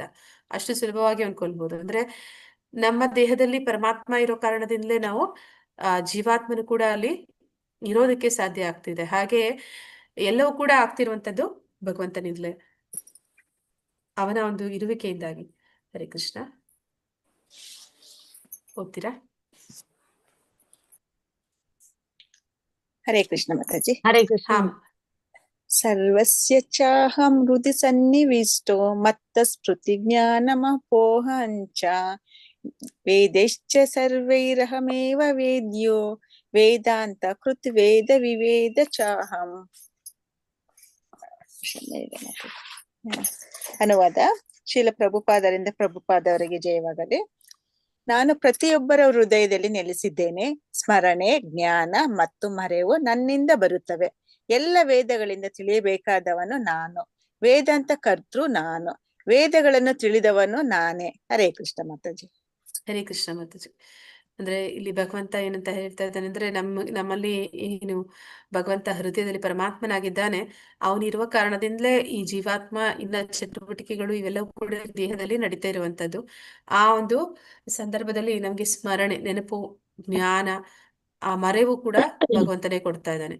ಆ ಎಲ್ಲವೂ ಕೂಡ ಅವನಿಂದಲೇ ಆಗ್ತಿರುವಂತದ್ದು. ಮತ್ತೆ ವೇದಗಳನ್ನು ಕೂಡ ಭಗವಂತ ಕೊಟ್ಟಿದ್ದಾನೆ. ವೇದಗಳು ಅಂದ್ರೆ ನಾ ಆಗ್ಲೇ ಹೇಳಿದಾಗೆ ಭೌತಿಕ ಜಗತ್ತಿನ ಬ್ರಹ್ಮಾಂಡವನ್ನು ಸೃಷ್ಟಿ ಮಾಡಿದಾಗ ಯೂಸರ್ ಮ್ಯಾನ್ಯಲ್ ಕೊಟ್ಟಿದ್ದಾನೆ. ಈ ಬ್ರಹ್ಮಾಂಡ ಹೇಗೆ ಕೆಲಸ ಮಾಡುತ್ತೆ, ಈ ಬ್ರಹ್ಮಾಂಡದಲ್ಲಿ ನಾವು ಹೇಗೆ ಇರ್ಬೇಕು, ಇದ್ರ ಏನೆಲ್ಲ ಮಾಡ್ಬೇಕು, ಏನೆಲ್ಲ ಮಾಡಬಾರ್ದು, ಇದೆಲ್ಲವೂ ಕೂಡ ವೇದಗಳ ರೂಪದಲ್ಲಿ ಭಗವಂತ ನಮಗೆ ಆ ತಿಳಿಯ ಹೇಳ್ತಾ ಇದ್ದಾನೆ. ಮತ್ತೆ ಈ ವೇದಗಳನ್ನ ರಚನೆ ಮಾಡಿದವನು ಯಾರು? ಹರೇ ಕೃಷ್ಣ. ಕರ್ತೃ ಯಾರು? ವೇದಗಳ ಗ್ರಂಥದ ಕರ್ತೃ ಭಗವಂತ. ಎಲ್ಲ ಭಗವಂತನೇ ಮಾತಾಜಿ. ಭಗವಂತ. ವೇದವ್ಯಾಸರು ಭಗವಂತನ ಶಕ್ತ್ಯಾವೇಶ ಅವತಾರ. ಹಾಗೆ ಇಲ್ಲಿ ನೇರವಾಗಿ ಭಗವಂತನೇ ಆ ಒಂದು ವೇದಾಂತಗಳನ್ನ ನೀಡಿರುವಂತಹ ಬರೆದಂತವನು ಕೂಡ ಅವನೇ. ಮತ್ತೆ ವೇದಗಳನ್ನ ತಿಳಿದವನು ನಾನೇ. ಆ ವೇದಗಳನ್ನ ಪರಿಪೂರ್ಣವಾಗಿ ಯಾರಾದ್ರೂ ತಿಳಿದವರಿದ್ದಾರೆ ಅಂತಂದ್ರೆ ಅದು ಸ್ವತಃ ಭಗವಂತನೇ ಅನ್ನೋದನ್ನಲ್ಲಿ ಹೇಳ್ತಾ ಇದ್ದಾನೆ. ಆ ವೇದಗಳ ಮೂಲ ವಿಚಾರ ಏನು ಅಂತಂದ್ರೆ, ಧರ್ಮ, ಅರ್ಥ, ಕಾಮ, ಮೋಕ್ಷ ಅಥವಾ ಕರ್ಮಕಾಂಡಿಯ ಕಾರ್ಯಗಳನ್ನ ಮಾಡುವಂಥದ್ದು, ಇಂದ್ರಿಯ ಭೋಗವನ್ನ ಮಾಡುವಂಥದ್ದು, ಧರ್ಮದ ರೀತಿಯಲ್ಲಿ ನಮ್ಮ ಆಸೆಗಳನ್ನು ಈಡೇರಿಸ್ಕೊಳ್ಳುವಂಥದ್ದು, ಅದು ಅಷ್ಟೇ ಅಲ್ಲ. ಆ ವೇದಗಳ ಮೂಲ ಉದ್ದೇಶ ಏನು ಅಂತಂದ್ರೆ ಭಗವಂತನನ್ನ ತಿಳಿಯುವಂಥದ್ದೇ ಆ ವೇದಗಳ ಉದ್ದೇಶ. ಹರೇ ಕೃಷ್ಣ. ಯಾರಾದ್ರೂ ಓದ್ತೀರಾ? ಹರೇ ಕೃಷ್ಣ ಮಾತಾಜಿ. ಹಾ ಮಾತಾಜಿ. ದ್ವಾಮಿಮೋ ಪುರುಷೋ ಲೋಕೆ ಕ್ಷರಾಕ್ಷರ ಏವ ಚ ಕ್ಷರ ಸರ್ವಾಣಿ ಭೂತಾನಿ ಕೂಟಸ್ಥೋಕ್ಷರ ಉಚ್ಯತೆ. ಹರೇ ಕೃಷ್ಣ. ಮತ್ತೆ ಸ್ಕ್ರೋಲ್ ಮಾಡಿದ್ರೆ ಅನುವಾದ. ಪುರುಷರಲ್ಲಿ 2 ವರ್ಗಗಳು, ಕ್ಷರರು ಮತ್ತು ಅಕ್ಷರರು. ಈ ಐಹಿಕ ಜಗತ್ತಿನಲ್ಲಿ ಎಲ್ಲಾ ಜೀವಿಗಳು ಕ್ಷರ. ಆಧ್ಯಾತ್ಮಿಕ ಜಗತ್ತಿನಲ್ಲಿ ಎಲ್ಲಾ ಜೀವಿಗಳು ಅಕ್ಷರ. ಹರೇ ಕೃಷ್ಣ ಮಾತಾಜಿ. ಧನ್ಯವಾದಗಳು. ಹರೇ ಕೃಷ್ಣ ಮಾತಾಜಿ. ಅಂದ್ರೆ ಇಲ್ಲಿ ಕ್ಷರರ ಬಗ್ಗೆ ಮತ್ತೆ ಅಕ್ಷರರ ಬಗ್ಗೆ ತಿಳಿಸ್ಕೊಡ್ತಾ ಇದ್ದಾರೆ. ಅಂದ್ರೆ ಇಲ್ಲಿ ಕ್ಷರ ಅಂದ್ರೂ ಸರಿ, ಅಕ್ಷರ ಅಂದ್ರೂ ಸರಿ, ಅವ್ರು ಹೇಳ್ತಾ ಇರುವಂತದ್ದು ಜೀವಿಗಳ ಬಗ್ಗೆನೆ. ಆದ್ರೆ ಆ ಜೀವಿಗಳಲ್ಲಿ 2 ವರ್ಗ ಅಂತ ಹೇಳ್ತಾ ಇದ್ದಾರೆ. ಯಾವುದು ಆ 2 ವರ್ಗ ಅಂತಂದ್ರೆ, ಈ ಭೌತಿಕ ಜಗತ್ತಿಗೆ ಸೇರಿದವರು ಮತ್ತೆ ಆಧ್ಯಾತ್ಮಿಕ ಜಗತ್ತಿಗೆ ಸೇರಿದವರು. ಆ ಆಧ್ಯಾತ್ಮಿಕ ಜಗತ್ತಿನಲ್ಲಿ ಯಾರಿದ್ದಾರೆ, ಈಗ ನಾವು ದೇವತೆಗಳನ್ನ ತಿಳ್ಕೊಂಡಿದೀವಿ, ದೇವತೆಗಳಿಗೆ ಹೆಸರುಗಳನ್ನ ಹೇಳ್ತೀವಿ, ಅವರೆಲ್ಲರೂ ಕೂಡ ಈ ಭೌತಿಕ ಜಗತ್ತಿಗೆ ಸೇರಿದವರು. ಆದ್ರೆ ಆಧ್ಯಾತ್ಮಿಕ ಜಗತ್ತಿನಲ್ಲಿ ಯಾರಿದ್ದಾರೆ, ಅವರೆಲ್ಲರೂ ಭಗವಂತನ ಶುದ್ಧ ಭಕ್ತರು. ಅವರ ಹೆಸರು ಅಥವಾ ಅವರ ಪರಿಚಯ ನಮ್ಗಿದ್ಯಾ? ಹರೇ ಕೃಷ್ಣ. ಇಲ್ಲ ಮಾತಾಜಿ. ನಮ್ಗೆ ಯಾಕಂದ್ರೆ ಆಧ್ಯಾತ್ಮಿಕ ಜಗತ್ತಿನ ಜ್ಞಾನ ಹೆಚ್ಚು ಗೊತ್ತಿಲ್ಲ. ಆದ್ರೆ ಅಲ್ಲಿ ಇರುವಂತವರೆಲ್ಲರೂ ಕೂಡ ಅಕ್ಷರ ಅಂತಂದ್ರೆ ಭಗವಂತ ಅವನು ಹೇಗೆ ಅವನು ಅಕ್ಷರ, ಹಾಗೆ ಜೀವಿಗಳು ಅಲ್ಲಿ ಆಧ್ಯಾತ್ಮಿಕ ಜಗತ್ತಿನಲ್ಲಿ ಇರುವಂತವರು ಕೂಡ ಅಕ್ಷರರು. ಅಂದ್ರೆ ಅಲ್ಲಿ ಜನ್ಮ, ಮೃತ್ಯು, ಜರಾವ್ಯಾಧಿ ಅನ್ನುವಂಥದ್ದು ಇರೋದಿಲ್ಲ. ಅಂದ್ರೆ ಅವರ ದೇಹ ಅದು ಕ್ಷೀಣಿಸೋದಿಲ್ಲ. ಆದ್ರೆ ಭೌತಿಕ ಜಗತ್ತಿನಲ್ಲಿ ಹುಟ್ಟಿದಾಗ ನಾನು ಹೇಗಿದ್ದೆ, ಈಗ ನಾನು ಹೇಗಿದ್ದೀನಿ, ಮುಂದೆ ನಾನು ಹೇಗಿರ್ತೀನಿ, ಅದೆಲ್ಲ ಬದಲಾವಣೆಗಳಾಗ್ತಾ ಇರುತ್ತೆ. ಕೊನೆಗೇನಾಗುತ್ತೆ, ಒಂದು ದೇಹವನ್ನ ಬಿಟ್ಟು ಮತ್ತೊಂದು ದೇಹಕ್ಕೂ ಕೂಡ ನಾನು ಪ್ರವೇಶ ಪಡಿತೀನಿ. ಇದೆಲ್ಲವೂ ಕೂಡ ಇಲ್ಲಿ ಆಗ್ತಾ ಇರುವಂತದ್ದು ಭೌತಿಕ ಜಗತ್ತಿನಲ್ಲಿ. ಆ ಕಾರಣದಿಂದ ಇಲ್ಲಿರುವಂತಹ ಎಲ್ಲ ಜೀವಿಗಳನ್ನ ಕ್ಷರರು, ಕ್ಷೀಣಿಸುವಂತವ್ರು ಅಂತ ಇಲ್ಲಿ ಹೇಳ್ತಾ ಇದ್ದಾರೆ. ಆದ್ರೆ ಆಧ್ಯಾತ್ಮಿಕ ಜಗತ್ತಿನಲ್ಲಿ ಕಾಲದ ಪರಿಣಾಮ ಇಲ್ಲ. ಅಲ್ಲಿ ಯಾರು ಕೂಡ ದೇಹದಲ್ಲಿ ಅವರದ್ದು ಬದಲಾವಣೆಗಳು ಆಗೋದಿಲ್ಲ. ಕೃಷ್ಣ ಹೇಗೆ ಅವನು ಅವನ ಮೊಮ್ಮಕ್ಕಳು ಆದ್ರೂ ಕೂಡ ಭಗವಂತ ಎಲ್ಲಾದ್ರೂ ವಯಸ್ಸಾದವನ ಹಾಗೆ ನಾವು ನೋಡಿದೀವ? ಹರೇ ಕೃಷ್ಣ. ಇಲ್ಲ ಇಲ್ಲ ಮಾತಾಜಿ. ಮಾತಾಜಿ. 16 ವರ್ಷದ ನವಯೌವನನ ಹಾಗೆ ಕಾಣ್ತಾನೆ ಅಂತ. ಹಾಗೆ ಆಧ್ಯಾತ್ಮಿಕ ಜಗತ್ತಿನಲ್ಲಿ ಇರುವಂತವರೆಲ್ಲರೂ ಕೂಡ ಅದೇ ರೀತಿ ಆಧ್ಯಾತ್ಮಿಕ ದೇಹಗಳನ್ನೇ ಹೊಂದಿರ್ತಾರೆ. ಆ ಕಾರಣದಿಂದ ಅವರು ಕೂಡ ಹಾಗೆಯೇ ಇರ್ತಾರೆ, ಅಂದ್ರೆ ಯಾವಾಗ್ಲೂ ಅದೇ ರೀತಿ ಇರ್ತಾರೆ.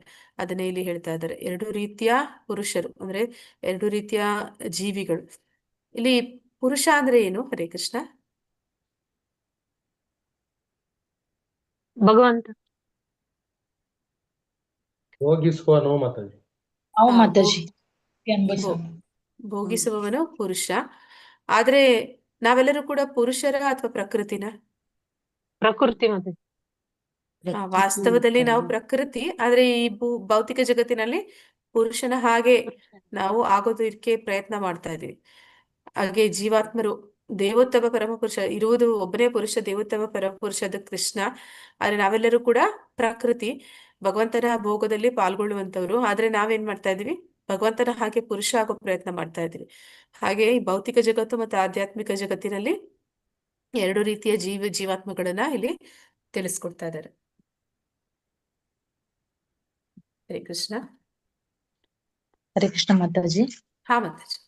ಉತ್ತಮಃ ಪುರುಷಸ್ತ್ವನ್ಯೇ ಪರಮಾತ್ವೇತ್ಯುದಾಹೃತಃ ಯೋ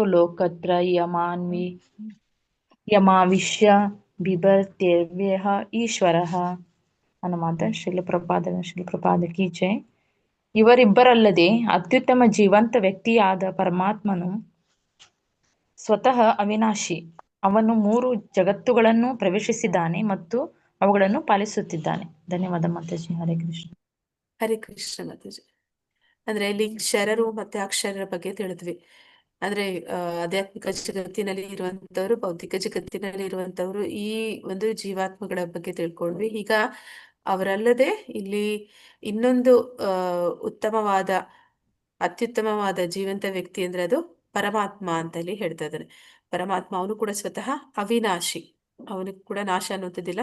ಮತ್ತೆ ಅವನು 3 ಜಗತ್ತುಗಳನ್ನ ಪ್ರವೇಶಿಸಿದ್ದಾನೆ. ಯಾವುದು 3 ಜಗತ್ತುಗಳು? ಹರೇ ಕೃಷ್ಣ.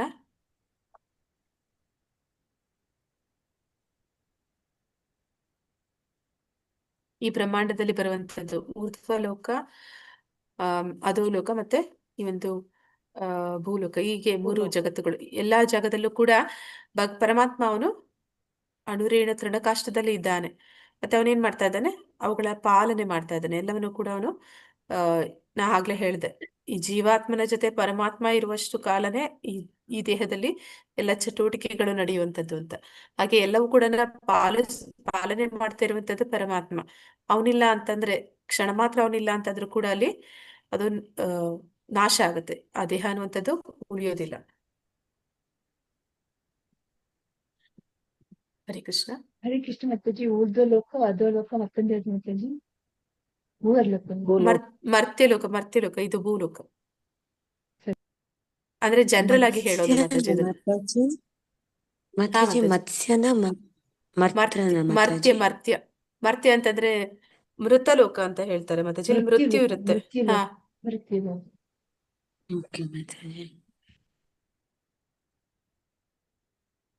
ಹರೇ ಕೃಷ್ಣ. ಶ್ಲೋಕ ಓದಿ. ಹರೇ ಕೃಷ್ಣ ಮಾತಾಜಿ. ಯಸ್ಮಾಕ್ಷರಮತೀತೋಹಂ ಅಕ್ಷರಾದಪಿ ಚೋತ್ತಮಃ ಆತೋಸ್ಮಿ ಲೋಕವೇದೇ ಚ ಪ್ರಥಿತಃ ಪುರುಷೋತ್ತಮಃ. ಅನುವಾದ ಶ್ರೀಲ ಪ್ರಭುಪಾದರಿಂದ ಶ್ರೀಲ ಪ್ರಭುಪಾದಿ ದೇವಾಗಲಿ. ನಾನು ಕ್ಷರ ಮತ್ತು ಅಕ್ಷರಗಳಿಗೆ ಅತೀತನು ಮತ್ತು ಅತ್ಯುತ್ತಮನು. ಆದುದರಿಂದ ಪ್ರಪಂಚವು, ವೇದಗಳು ಪುರುಷೋತ್ತಮನೆಂದು ನನ್ನನ್ನು ಪ್ರಾರ್ಥನೆ ಮಾಡುತ್ತದೆ. ಹರೇ ಕೃಷ್ಣ ಮಾತಾಜಿ. ಧನ್ಯವಾದಗಳು. ಹರೇ ಕೃಷ್ಣ ಮಾತಾಜಿ. ಅಂದ್ರೆ ಈ ಒಂದು ಎರಡು ಭೌತಿಕ ಜಗತ್ತು ಮತ್ತೆ ಆಧ್ಯಾತ್ಮಿಕ ಜಗತ್ತು ಏನಿದ್ದಾರೆ, ಅಲ್ಲಿ ಜನ ಅವರನ್ನ ಅಕ್ಷರ ಅಂತ ಕರೀತಾರೆ ಅಂತ ನೋಡಿದ್ವಿ. ಈಗ ಭಗವಂತ ಅವನು ಅದಕ್ಕೆ ಅತೀತನಾದವನು ಮತ್ತೆ ಅತ್ಯುತ್ತಮನು. ಅವನು ಕೂಡ ಅಕ್ಷರ. ಆ ಕಾರಣದಿಂದ ಅಂದ್ರೆ ಭಗವಂತನೇ ಎಲ್ಲದಕ್ಕೂ ಮೂಲ ಕಾರಣ, ಕಾರಣನಾದ ಕಾರಣ ಅವನನ್ನ ಪ್ರಪಂಚ ಮತ್ತೆ ವೇದಗಳು ಅವನನ್ನ ಏನಂತ ಕರೀತಾ ಇದ್ದಾರೆ? ಪುರುಷೋತ್ತಮ ಅಂತ ಅಲ್ಲಿ ಪ್ರಾರ್ಥನೆ ಮಾಡ್ತಾ ಇದ್ದಾರೆ. ಅಂದ್ರೆ ನಾವು ನೋಡ್ತೀವಿ ಎಲ್ಲ ವೈಷ್ಣವರು ಇದಕ್ಕೆ ಒಂದು ಚಿತ್ರಣ ಕೊಡ್ತಾರೆ. ಅಂದ್ರೆ ಶಿವ ಹೇಗೆ ಭಾಗವತವನ್ನ ಅವನು ಸದಾ ಓದ್ತಾ ಇರ್ತಾನೆ, ಮತ್ತೆ ಭಗವಂತನ ರಾಮನಾಮ ಸ್ಮರಣೆ ಮಾಡ್ತಾ ಇರ್ತಾನೆ. ಯಾಕೆ ಅಂತಂದ್ರೆ ಅವನು ದೇವೋತ್ತಮ ಪರಮಪುರುಷನ ಧ್ಯಾನದಲ್ಲಿ ಸದಾ ತೊಡಗಿರ್ತಾನೆ. ಯಾಕೆ ಅವನು ಭಗವಂತನ ಧ್ಯಾನದಲ್ಲಿ ತೊಡಗಿರ್ತಾನೆ? ಅವನಿಗೆ ಗೊತ್ತಿದೆ ಎಲ್ಲದಕ್ಕೂ ಕಾರಣ ಕೃಷ್ಣನೇ ಅಂತ. ಹಾಗೆ ಯಾರೆಲ್ಲ ಅವನನ್ನ ತಿಳಿದಿದ್ದಾರೆ ಅವರು ಅವನನ್ನ ಅಂದ್ರೆ ಅವನ ಒಂದು ಸದಾ ಸ್ಮರಣೆಯಲ್ಲಿ ತೊಡಗಿರ್ತಾರೆ, ಅವನ ನಾಮಸ್ಮರಣೆ ಮಾಡ್ತಾ ಇರ್ತಾರೆ, ಮತ್ತೆ ಅವನನ್ನ ಧ್ಯಾನಿಸ್ತಾ ಇರ್ತಾರೆ. ಹೀಗೆ ಎಲ್ಲರೂ ಕೂಡ ಭಗವಂತನನ್ನ ದೇವೋತ್ತಮ ಪರಮ ಪುರುಷ, ವೇದಗಳು ಕೂಡ ಅದನ್ನ ಸಾರುತ್ತೆ ಅಂತ ಇಲ್ಲಿ ಹೇಳ್ತಾ ಇದ್ದಾನೆ ಭಗವಂತ. ಆದ್ರೆ ಭಗವಂತನೇ ಎಲ್ಲದಕ್ಕೂ ಮೂಲ ಕಾರಣ. ನಾವು ಇದನ್ನೇ ಈ ಒಂದು ಇಡೀ ಪುರುಷೋತ್ತಮ ಯೋಗದಲ್ಲಿ ತಿಳ್ಕೊಂಡಿರುವಂತದ್ದು. ಉತ್ತಮ ಪುರುಷ ಅಂತಂದ್ರೆ ಅದು ಭಗವಂತನೊಬ್ಬನೇ. ಅವನೇ ಎಲ್ಲವನ್ನು ಕೂಡ ಸೃಷ್ಟಿ ಮಾಡುವಂತವನು, ಪಾಲಿಸುವಂತನು, ಮತ್ತೆ ಲಯಗೊಳಿಸುವಂತವನು, ಎಲ್ಲವನ್ನು ಕೂಡ ಅವನೇ ಮಾಡ್ತಾ ಇದ್ದಾನೆ. ಆದ್ರೆ ಪ್ರತಿಯೊಂದು ಜೀವಾತ್ಮನ ಒಂದು ಇಚ್ಛೆಗೆ ಅನುಗುಣವಾಗಿ ಇದನ್ನ ಮಾಡ್ತಾ ಇದ್ದಾನೆ. ಮತ್ತೆ ಅವರು ಅವನನ್ನ ಎಷ್ಟೇ ದ್ವೇಷಿಸಿ ಅವನನ್ನ ಮರೆತು ಎಷ್ಟೇ ದೂರ ಅವನಿಂದ ಹೋದ್ರೂ ಕೂಡ ಅವನು ಅವರನ್ನ ಇನ್ನೂ ಅವರ ಪಾಲನೆಯನ್ನ, ಅವರ ಒಂದು ಪೋಷಣೆಯನ್ನ ಅವನೇ ನೋಡ್ಕೋತಾ ಇದ್ದಾನೆ. ಹರೇ ಕೃಷ್ಣ. ಹರೇ ಕೃಷ್ಣ ಮಾತಾಜಿ. ಓದಿ ಪ್ರಭುಜಿ. ಓದಿ ಮಾತಾಜಿ. ಹರೇ ಕೃಷ್ಣ. ಯೋ ಮಾಮೇವ ಸಮೂಢೋ ಜಾನಾತಿ ಪುರುಷೋತ್ತಮಂ ಸ ಸರ್ವವಿದ್ ಭಜತಿ ಮಾಂ ಸರ್ವಭಾವೇನ ಭಾರತ.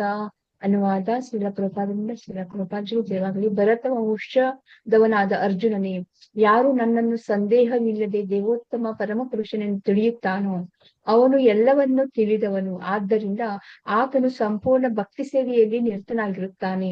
ಹರೇ ಕೃಷ್ಣ ಮಾತಾಜಿ. ಧನ್ಯವಾದಗಳು. ಹರೇ ಕೃಷ್ಣ ಮಾತಾಜಿ.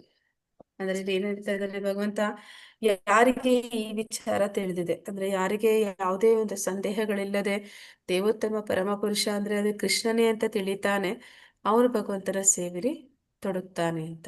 ಅಂದ್ರೆ ಈ ಸಾಧಾರಣವಾಗಿ ಜನರಿಗೆ ಕೃಷ್ಣನ ಬಗ್ಗೆ ಈ ವಿಚಾರ ತಿಳಿದಿದೆಯಾ ಎಲ್ಲರಿಗೂ? ಭಕ್ತಿಗೆ ಬರೋದಕ್ಕೆ ಮುಂಚೆ ನಮಗೆ ಗೊತ್ತಿತ್ತ ಹರೇ ಕೃಷ್ಣ? ಇಲ್ಲ ಮಾತಾಜಿ. ಕೃಷ್ಣನ ಬಗ್ಗೆ, ಅವನ ಒಂದು ಮಹಿಮೆಯ ಬಗ್ಗೆ, ಕೃಷ್ಣ ಅಂದ್ರೆ ದೇವೋತ್ತಮ ಪರಮ ಪುರುಷ ಅನ್ನುವಂತ ವಿಚಾರ ಎಷ್ಟೋ ಜನ, ಈಗ ನಾವು ಹಿಂದೂಗಳು ಅಂತ ಹೇಳ್ತೀವಿ, ಅವ್ರಿಗೂ ಕೂಡ ಇದು ತಿಳಿದೇ ಇರುವಂತ ವಿಷಯ.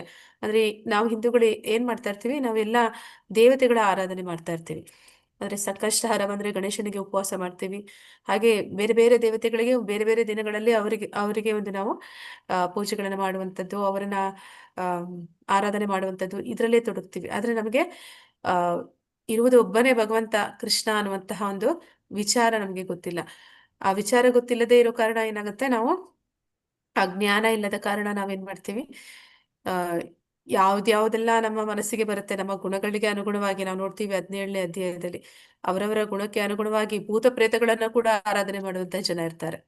ಹಾಗೆ ನಾವು ಆ ಈ ಗುಣಗಳ ಅಧೀನ ಆದ ಕಾರಣ ನಮ್ಮ ಒಂದು ಶ್ರದ್ಧೆ ಅನ್ನುವಂಥದ್ದು, ನಂಬಿಕೆ ಅನ್ನುವಂಥದ್ದು ಕೂಡ ಬೇರೆ ಬೇರೆ ರೀತಿಯಲ್ಲಿ ಇರುತ್ತೆ.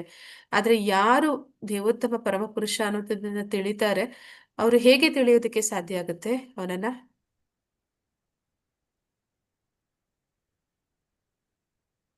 ಗುರುವಿನ ಮಾರ್ಗದರ್ಶನದಿಂದ, ಭಕ್ತರ ಸಂಘದಿಂದ ಗುರು ಕೃಷ್ಣ ಕೃಪಾಯ್ ಪಾಯ್ ಭಕ್ತಿ ಲತಾ ಬೀಜ. ಅಂದ್ರೆ ಕೃಷ್ಣನ ಕೃಪೆ ಮತ್ತೆ ಗುರುವಿನ ಕೃಪೆ ಆದ ಕಾರಣದಿಂದ ಮಾತ್ರ ನಾವು ಅವನನ್ನ ತಿಳಿಲಿಕ್ಕೆ ಸಾಧ್ಯ ಆಗ್ತಾ ಇದೆ. ಯಾರಿಗೆ ಈ ಕೃಪೆ ಇಲ್ಲ, ಯಾರ ಜೀವನದಲ್ಲಿ ಭಗವಂತನ ಅಥವಾ ಭಗವಂತನ ಭಕ್ತರ ಕೃಪೆ ಇಲ್ಲ, ಅವರು ಅದನ್ನ ತಿಳಿಯೋದಕ್ಕೆ ಸಾಧ್ಯ ಆಗೋದಿಲ್ಲ.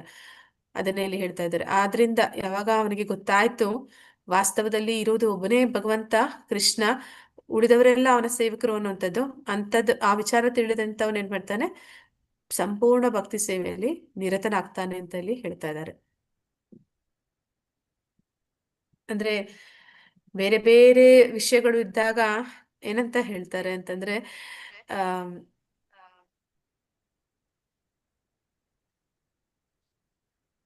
ಏನಂತ ಹೇಳ್ತಾರೆ, ಭಕ್ತಿಯಲ್ಲಿ ಯಾವ ರೀತಿ ಇರುತ್ತೆ ಅಂತಂದ್ರೆ, ಯಾಕೆ ಭಕ್ತರು ಯಾವಾಗ್ಲೂ ಕೂಡ ಕೃಷ್ಣನನ್ನೇ ಅವಲಂಬನೆ ಮಾಡ್ತಾರೆ ಅಂತಂದ್ರೆ ಏನಂತ ಹೇಳ್ತಾರೆ, ನನ್ಗೇನಾದ್ರೂ ಬೇಕು ಅಂದ್ರೆ ನಾನು ನನ್ನ ಗಂಡನನ್ನ ಹೋಗಿ ಕೇಳ್ಬೋದು ಅಂತ ಹೇಳ್ತಾರೆ. ಅದನ್ನ ಬಿಟ್ಟು ನಾನು ಪಕ್ಕದ ಮನೆಯವ್ರನ್ನ ಹೋಗಿ ಕೇಳಕ್ಕಾಗಲ್ಲ ಅಂತ. ಹಾಗೆ ಬೇರೆ ಬೇರೆ ದೇವತೆಗಳನ್ನ ಕೇಳುವಂಥದ್ದು ಅಂತಂದ್ರೆ ಶ್ರದ್ಧೆ ಅನ್ನುವಂಥದ್ದು ಅಲ್ಲಿ ಬೇರೆ ಬೇರೆ ದೇವತೆಗಳಲ್ಲಿ ಹಂಚಿ ಹೋಗುತ್ತೆ. ಈಗ ನನಗೆ ಕಷ್ಟ ಬಂದಾಗ ನಾನು ಯಾವ ದೇವತೆ ನನ್ನ ಕಷ್ಟನ ಕಾಪಾಡಕ್ಕೆ ಬರ್ತಾನೆ ಅಂತ ಹೇಳಕ್ಕಾಗೋದಿಲ್ಲ. ಯಾಕಂದ್ರೆ ನಾನು ಸ್ವಲ್ಪ ಇಲ್ಲಿ ಸ್ವಲ್ಪ ಅಲ್ಲಿ ಸ್ವಲ್ಪ ಅಲ್ಲಿ ಆ ತರ ಮಾಡ್ಕೊಂಡು ಹೋಗಿರ್ತೀನಿ.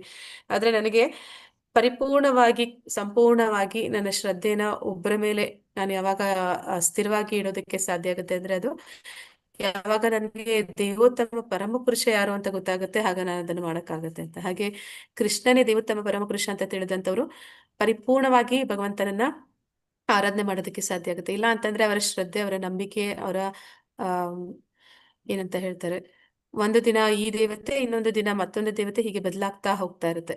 ಆದ್ರೆ ಆ ಒಂದು ದೇವತೆ ಯಾರು ಅನ್ನೋಂಥದ್ದು ನಮ್ಗೆ ಅರ್ಥ ಆಗಿಲ್ಲ. ಮತ್ತೆ ಅವರಿಂದ ನಾನು ಏನ್ ಕೇಳ್ತಾ ಇದ್ದೀನಿ ಅದು ಎಷ್ಟು ಶಾಶ್ವತವಾದದ್ದು ಅನ್ನೋದು ಕೂಡ ನನಗೆ ಪರಿಪೂರ್ಣ ಜ್ಞಾನ ಇಲ್ಲ. ಯಾಕಂದ್ರೆ ಅವರು ಭಗವದ್ಗೀತೆನ ತಿಳ್ಕೊಳ್ಳೋ ಪ್ರಯತ್ನ ಅವರು ಮಾಡಿರೋದೇ ಇಲ್ಲ. ದೇವ್ರ ಮನೆಯಲ್ಲಿ ಇಟ್ಟು ಜನರೇಷನ್ಸ್ ವರೆಗೂ ಕೂಡ ಆ ಬುಕ್ ತೆಗೆದಿರಾನೇ ಪೂಜೆ ಮಾಡೋದ ಅನೇಕ ಪರಿವಾರದವರು ಇರ್ತಾರೆ.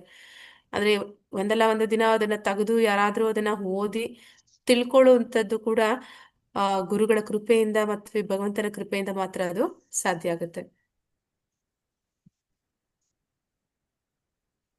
ಹರೇ ಕೃಷ್ಣ. ಹರೇ ಕೃಷ್ಣ. ಹರೇ ಕೃಷ್ಣ ಮಾತಾಜಿ. ಓದಿ ಮಾತಾಜಿ, ಕಾಮಾಕ್ಷಿ ಮಾತಾಜಿ.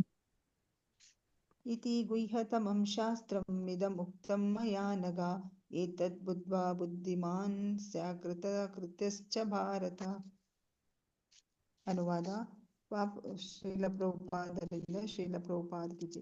ಪಾಪರಹಿತನಾದ ಅರ್ಜುನನೇ, ಇದು ವೇದಗಳ ಅತ್ಯಂತ ರಹಸ್ಯವಾದ ಭಾಗ. ಇದನ್ನು ಅರ್ಥ ಮಾಡಿಕೊಂಡವರು ಬುದ್ಧಿವಂತನಾಗುತ್ತಾನೆ, ಅವನ ಎಲ್ಲಾ ಪ್ರಯತ್ನಗಳು ಪರಿಪೂರ್ಣವಾಗುತ್ತವೆ. ಹರೇ ಕೃಷ್ಣ ಮಾತಾಜಿ, ಧನ್ಯವಾದ. ಹರೇ ಕೃಷ್ಣ ಮಾತಾಜಿ. ಈಗ ನಾವು ನೋಡಿದ್ವಿ 13ನೇ ಅಧ್ಯಾಯ, 14ನೇ ಅಧ್ಯಾಯ ಎಲ್ಲವೂ ಕೂಡ ಜ್ಞಾನದ ಬಗ್ಗೆ ತಿಳಿಸ್ಕೊಡ್ತಾ ಇರುವಂಥದ್ದು. ಅಂದ್ರೆ ಭಕ್ತಿ, ಕೃಷ್ಣ ಪ್ರಜ್ಞೆ ಅನ್ನುವಂಥದ್ದು, ಭಕ್ತಿ ಯೋಗ ಅನ್ನುವಂಥದ್ದು ಅದ್ಯಾವುದು ಕೂಡ ಅದೊಂದು ಏನಂತ ಹೇಳ್ತಾರೆ,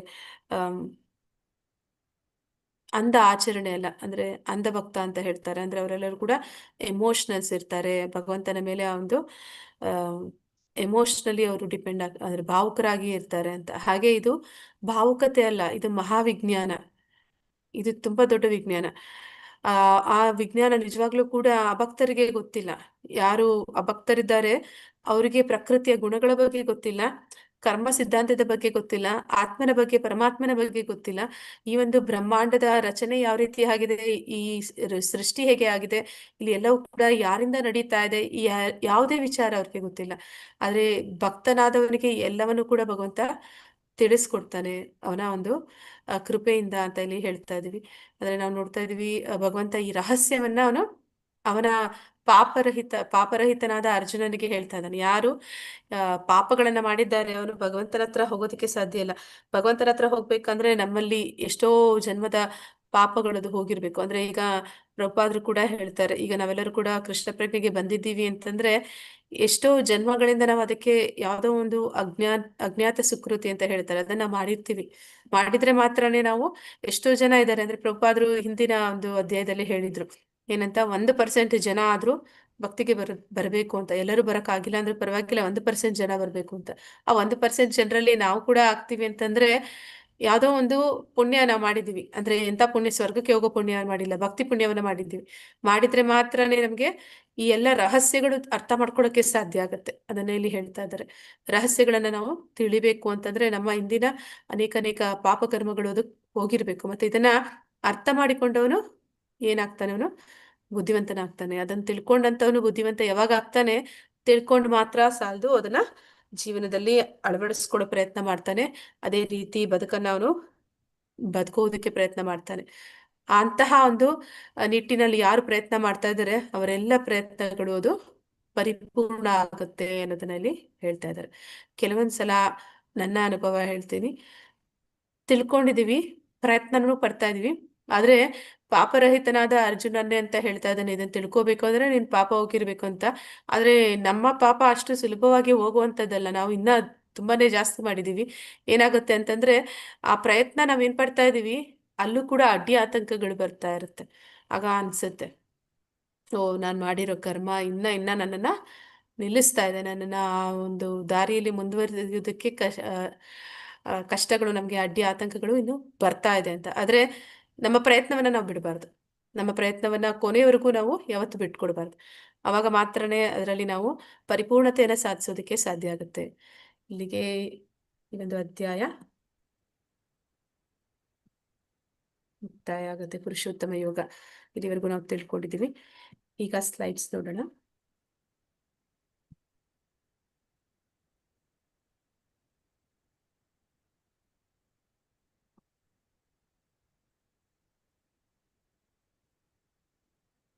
ಹರೇ ಕೃಷ್ಣ ಮಾತಾಜಿ. ನಾವು ಭಕ್ತಿ ಸೇವೆ ಮಾಡ್ಲಿಕ್ಕೆ ಭಕ್ತರ ಸಂಘದಲ್ಲಿ ಇರ್ಲಿಕ್ಕೂ ಆ ಭಗವಂತನ ಕೃಪೆ ಬೇಕು. ಹಾಗೆ ರಜೋಗುಣದವರು ತಮೋಗುಣದವರಿಗೂ ಅವ್ರ ಕೃಪೆ ಇದ್ರೆ ಅವ್ರು ಸತ್ವಗುಣದಲ್ಲಿ ಬರ್ಬೋದಲ್ವಾ ಮಾತಾಜಿ? ಅಂದ್ರೆ ಅವ್ರ ಹಾ ಪ್ರಯತ್ನ ಅಲ್ಲ, ಅಂದ್ರೆ ಅವರಿಗೆ ಕೃಪೆ ಇದ್ರೆ ಬಂದ್ರೆ ಕೃಪೆ ಸಿಕ್ಕಿದ್ರೆ ಅವ್ರು ಬರಬಹುದು. ಹಾ ಮಾತಾಜಿ, ಕೃಪೆ ಇದ್ರೆ ಮಾತ್ರನೇ ಬರೋದಕ್ಕೆ ಸಾಧ್ಯ. ಅದಕ್ಕಾಗಿ ಹೇಳ್ತಾರೆ, ನೀವು ಭಕ್ತಿ ಮಾಡ್ತೀರಿ ಅಂತಂದ್ರೆ ಆದಷ್ಟು ಅಂತ ನಮಗೆ ಯಾರ್ದೋ ಕೃಪೆಯಿಂದಾನೇ ನಾವ್ ಇಲ್ಲಿಗೆ ಬಂದಿದ್ದೀವಿ. ಹಾಗೆ ಬೇರೊಬ್ಬರಿಗೆ ಅಂತಹ ಕೃಪೆ ಸಿಗ್ಲಿ ಅಂತ ನಾವು ಪ್ರಯತ್ನ ಪಡ್ಬೇಕು ಅಂತ ಹೇಳ್ತಾರೆ. ಇನ್ಯಾರೋ ನಮ್ಗೆ ಅದನ್ನ ಕೊಟ್ಟಿದ್ರಿಂದಾನೇ ನಾವ್ ಇಲ್ಲಿಗೆ ಬರೋದಕ್ಕಾಯ್ತು. ಹಾಗೆ ನಮ್ಮಿಂದ ಆದಷ್ಟು ಇನ್ನೊಬ್ರಿಗೆ ಕೊಡೋ ಪ್ರಯತ್ನ ಮಾಡಿ ಅಂತ. ಅಂದ್ರೆ ಪ್ರೀಚಿಂಗ್ ಮಾಡೋದನ್ನೇ ಭಕ್ತಿ ಅಂತ ಹೇಳ್ತಾ ಇದ್ದಾರೆ. ಅಂದ್ರೆ ಪ್ರೀಚಿಂಗ್ ಮಾಡೋರನ್ನೇ ಭಗವಂತ ಅವನು ಮೆಚ್ಕೋತಾ ಇದ್ದಾನೆ. ಮತ್ತೆ ಪ್ರಭುಪಾದರು ಕೂಡ ಅದನ್ನೇ ಬಯಸ್ತಾರೆ, ಚೈತನ್ಯ ಮಹಾಪ್ರಭುಗಳು ಕೂಡ ಅದನ್ನೇ ಬಯಸ್ತಾರೆ. ಅಂದ್ರೆ ನಿಮ್ಗೆ ಏನ್ ತಿಳಿದಿದೆ ಅದನ್ನ ಇನ್ನೊಬ್ಬರಿಗೆ ಹೇಳಿ ಅಂತ ಅಷ್ಟೇ. ಇನ್ನೇನು ಆ ನಿಮ್ಮದೇ ಸೇರಿಸಿ ಹೇಳಿ ಅಂತ ಹೇಳ್ತಾ ಇಲ್ಲ. ನೀವು ಏನು ಭಗವದ್ಗೀತೆ ಭಾಗವತಂಗಳಿಂದ ಶಾಸ್ತ್ರಗಳ ಮೂಲಕ ಭಗವಂತನ ವಿಚಾರವನ್ನ ತಿಳಿತಾ ಇದ್ದೀರಾ, ಆಚಾರ್ಯರು ನಿಮ್ಗೆ ಏನನ್ನ ಕೊಟ್ಟಿದ್ದಾರೆ ಅದನ್ನ ಇನ್ನೊಬ್ಬರಿಗೆ ಕೊಡಿ ಅಂತ ಹೇಳ್ತಾರೆ. ಧನ್ಯವಾದಗಳು. ಮಾತಾಜಿ, ಇನ್ನೊಂದು ಸಂಶಯ ಮಾತಾಜಿ. ಇವಾಗ ಭಕ್ತರು ಹಲವಾರು ಮಂದಿ ಕೃಷ್ಣ ಪ್ರಜ್ಞೆಗೆ ಬಂದ ಮೇಲೆ ಮಾತಾಜಿ, ಹಲವಾರು ಜನ ಅವರ ಜೀವನದಿಂದ ದೂರ ಆಗಿ ಹೋಗ್ತಾರೆ. ಅವರು ಫ್ರೆಂಡ್ ಆಗಿರ್ಬೋದು, ನೇಬರ್ಸ್ ಆಗಿರ್ಬೋದು, ಫ್ಯಾಮಿಲಿ ಮೆಂಬರ್ಸ್ ಆಗಿರ್ಬೋದು. ಸೊ ಇದು ಕೂಡ ಭಗವಂತನ ಕೃಪೆನೇ ಆಗಿರುತ್ತಲ್ವಾ ಮಾತಾಜಿ? ಮಾತಾಜಿ, ಬೇರೆ ದೂರ ಹೋಗ್ತಾರೆ ಅನ್ನುವಂಥದ್ದೆಲ್ಲ ಮಾತಾಜಿ. ಕೆಲವೊಂದು ಸಲ ಏನಾಗುತ್ತೆ ಅಂತಂದ್ರೆ ಆ ಭಗವಂತ ಅವನ ಕೃಪೆ ಎಷ್ಟರ ಮಟ್ಟಿಗೆ ಇರುತ್ತೆ ಅಂತಂದ್ರೆ ಅವನಿಗೆ ಗೊತ್ತಿದೆ ನಮ್ಗೆ ಯಾವ್ದು ಒಳ್ಳೇದು ಯಾವ್ದು ಕೆಟ್ಟದ್ದು ಅಂತ. ನಮಗೆ ಗೊತ್ತಿರೋದಿಲ್ಲ. ಯಾವ್ದೋ ಒಂದು ಕೆಟ್ಟದನ್ನ ನಾವು ಮೆಚ್ಕೊಂಡು ಕೂತ್ಕೊಂಡಿರ್ತೀವಿ, ಆದ್ರೆ ಅದನ್ನ ನಮ್ಮಿಂದ ದೂರ ಮಾಡ್ತಾನೆ. ಯಾಕಂದ್ರೆ ಅದು ನಮ್ಗೆ ಬೇಡವಾದ್ದಾಗಿರುತ್ತೆ. ಅದು ಭಗವಂತನೇ ಆ ಒಂದು ಇದನ್ನ ಮಾಡ್ತಾ ಇರ್ಬೇಕಾದ್ರೆ ನಾವು ಅದನ್ನ ಅಂದ್ರೆ ಸಂತೋಷವಾಗಿ ಸಮಾಧಾನದಿಂದ ಅದನ್ನ ಸ್ವೀಕಾರ ಮಾಡ್ಬೇಕಾಗತ್ತೆ. ಆದ್ರೆ ನಾವು ಪ್ರಯತ್ನನೂ ಮಾಡ್ಬೋದು, ಬೇರೊಬ್ಬರ ಮೇಲೆ ನಮ್ಗೆ ಕರುಣೆ ಬರುತ್ತೆ, ನಾವು ಅವ್ರನ್ನ ತರೋದಕ್ಕೆ ಪ್ರಯತ್ನ ಮಾಡ್ಬೋದು. ಆದ್ರೆ ಅವರಿಗೆ ಆ ಸಮಯ ಬಂದಿಲ್ಲ ಅಂತಂದ್ರೆ ಅವರು ನಮ್ಮಿಂದ ದೂರ ಆಗೇ ಬಿಡ್ತಾರೆ. ಹೌದು ಮಾತಾಜಿ. ಹರೇ ಕೃಷ್ಣ ಮಾತಾಜಿ. ಹರೇ ಕೃಷ್ಣ ಮಾತಾಜಿ.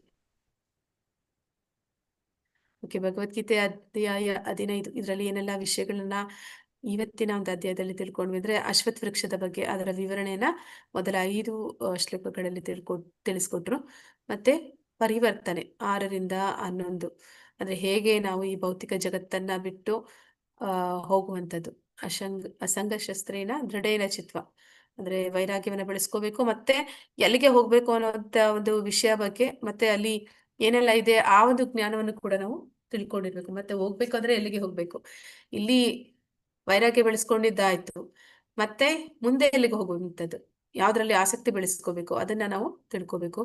ಮತ್ತೆ ಕೃಷ್ಣ ನಿಯಂತ್ರಕನಾಗಿ, ಅಂದ್ರೆ ಅವನು ಎಲ್ಲವನ್ನು ಕೂಡ ಅವನಿಂದಲೇ ಪ್ರತಿಯೊಂದು ನಡೆಯುವಂಥದ್ದು. ಭೌತಿಕ ಜಗತ್ತು ಮತ್ತೆ ಎಲ್ಲಾ ಒಂದು ಬ್ರಹ್ಮಾಂಡಗಳು, ಗ್ರಹ ವ್ಯೂಹಗಳು, ಸೂರ್ಯ ಚಂದ್ರ, ನಮ್ಮ ಆಹಾರ, ನಮಗೆ ಬೇಕಾಗಿರುವಂತಹ ಆಹಾರವನ್ನು ಒದಗಿಸುವಂತವನು ಅವನೇ, ಅದನ್ನ ಅರಗಿಸುವಂತವನು ಅವನೇ. ಮತ್ತೆ ನಮಗೆ ಆ ಒಂದು ಜ್ಞಾನವನ್ನ, ಆ ಒಂದು ಸ್ಮರಣೆಯನ್ನ, ಆ ಒಂದು ಮರೆವನ್ನ ಪ್ರತಿಯೊಂದನ್ನು ಕೂಡ ನೀಡುವಂತವನು ಅವನೇ. ನಮಗೆ ಈ ಒಂದು ಭೌತಿಕ ಜಗತ್ತಿನ ಎಲ್ಲಾ ಜ್ಞಾನವನ್ನ ತಿಳಿಸ್ಕೊಡೋದಕ್ಕಾಗಿ ವೇದಗಳನ್ನು ಕೊಟ್ಟವನು ಅವನೇ. ಆ ವೇದಗಳಿಂದ ನಾವು ತಿಳಿಬೇಕಾಗಿರುವಂತದ್ದು ಅವನನ್ನೇ. ಇದೆಲ್ಲವನ್ನು ಕೂಡ ವೇದಾಂತ ಸೂತ್ರದ ಸಾರಾಂಶ. ಇದೆಲ್ಲವನ್ನು ಕೂಡ ಇಲ್ಲಿಗೆ ನಾವು ನೋಡಿದೀವಿ. ಈಗ ಸ್ಲೈಡ್ಸ್ ಅಲ್ಲಿ ಏನು ಹೇಳ್ತಾ ಇದ್ದಾರೆ ಅಂತ ನೋಡೋಣ. ಈ ಭೌತಿಕ ಪ್ರಪಂಚದ ಜಟಿಲತೆಯನ್ನು ಇಲ್ಲಿ ಆಲದ ಮರಕ್ಕೆ ಹೋಲಿಸಲಾಗಿದೆ. ಈ ಆಲದ ಮರ ಯಾವ ರೀತಿ ನಾವು ನೋಡಿದ್ವಿ ಅಂತ ನೋಡೋಣ. ಸ್ಲೈಡ್ ಆಗುತ್ತೆ.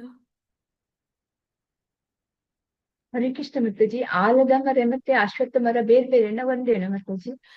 ಅದು ಅವರು ಹೇಳ್ತಾ ಇರೋ ಉದ್ದೇಶ ಒಂದೇ ಮಾತಾಜಿ. ಅಂದ್ರೆ ಎರಡಕ್ಕೂ ಕೂಡ ಒಂದು ಮೇಲ್ಮುಖ ಕೆಳಮುಖ ಬೇರುಗಳಿರುತ್ತೆ ಅಂತ. ಅಂದ್ರೆ ಈ ಒಂದು ಜಟಿಲತೆ ಅನ್ನುವಂಥದ್ದು ಇರುತ್ತೆ. ಅಂದ್ರೆ ಎಲ್ಲಿ ಸ್ಟಾರ್ಟ್ ಆಗ್ತಾ ಇದೆ ಎಲ್ಲಿ ಎಂಡ್ ಆಗ್ತಾ ಇದೆ ಅಂತ ಗೊತ್ತಿಲ್ಲ. ಅದೆರಡು ಕೂಡ ವಿಸ್ತಾರವಾಗಿ ಬೆಳೀತವೆ ಅನ್ನುವಂಥದ್ದು ಅಷ್ಟೇ ಉದ್ದೇಶನೇ ಹೊರತು ಬೇರೆ ಇನ್ನೇನು ಇಲ್ಲ ಮಾತಾಜಿ. ಸರಿ ಅದು ಸರಿ, ಧನ್ಯವಾದಗಳು. ಹರೇ ಕೃಷ್ಣ ಮಾತಾಜಿ.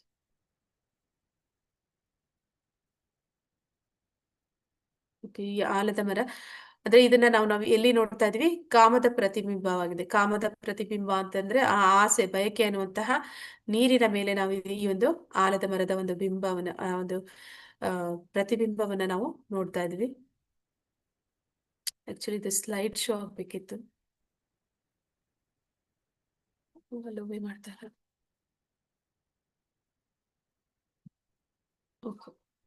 ಊರ್ಧ್ವ ಮೂಲಂ ಅಂದ್ರೆ ಬೇರುಗಳು ಮೇಲಿರುವ ಅಂತಂದ್ರೆ ನಾವು ಮಾಡುವಂತಹ ಪುಣ್ಯ ಕಾರ್ಯಗಳು, ಒಂದು ಪುಣ್ಯ ಕಾರ್ಯಗಳು ಏನಾಗುತ್ತೆ ನಮ್ಮನ್ನ ಊರ್ಧ್ವ ಲೋಕಗಳಿಗೆ ಒಂದು ಚಿತ್ರಣವನ್ನ ಇನ್ನೊಮ್ಮೆ ನಾ ತೋರಿಸ್ತೇನೆ ಅದು ಹೇಗಿದೆ ಅಂತ. ಆದ್ರೆ ಬ್ರಹ್ಮ ಲೋಕ ಬರುತ್ತೆ, ಬ್ರಹ್ಮ ಲೋಕದ ಕೆಳಗಡೆ ಈ ದೇವತೆಗಳ ಒಂದು ಸ್ಥಾನ ಬರುತ್ತೆ. ನಂತರ ಮನುಷ್ಯರು ಕೆಳಗಡೆ ಹೋಗ್ತಾ ಹೋಗ್ತಾ ಪ್ರಾಣಿಗಳು, ಪಕ್ಷಿಗಳು, ಸಹಿಸೃಪಗಳು, ಹೀಗೆ ಕೆಳವರ್ಗದ ಒಂದು ಜೀವಿಗಳನ್ನ ಕೂಡ ಅಲ್ಲಿ ತೋರಿಸ್ತಾರೆ. ಊರ್ಧ್ವಲೋಕ ಅಂತಂದ್ರೆ ಅಲ್ಲೆಲ್ಲವೂ ಕೂಡ ಸ್ವರ್ಗಲೋಕ ಅಥವಾ ಬ್ರಹ್ಮಲೋಕ, ಮಹರ್ಲೋಕ, ತಪೋಲೋಕ, ಈ ಲೋಕಗಳಲ್ಲಿ ಯಾರು ಪುಣ್ಯಗಳನ್ನ ಮಾಡಿರ್ತಾರೆ ಆ ಕರ್ಮಕ್ಕೆ ಅನುಗುಣವಾಗಿ ಅವರು ಮೇಲಿನ ಲೋಕಗಳಿಗೆ ಹೋಗ್ತಾರೆ. ಮತ್ತೆ ಇದರ ಫಲಗಳು, ಆ ಮರದಲ್ಲಿ ಬರುವಂತಹ 4 ರೀತಿಯ ಫಲಗಳು ಯಾವ್ದಂದ್ರೆ ಧರ್ಮ, ಅರ್ಥ, ಕಾಮ, ಮೋಕ್ಷ. ಅಂದ್ರೆ ಆ ಮರದ ಫಲಗಳಿಗೆ ಹೋಲಿಕೆ ಮಾಡ್ತಾರೆ.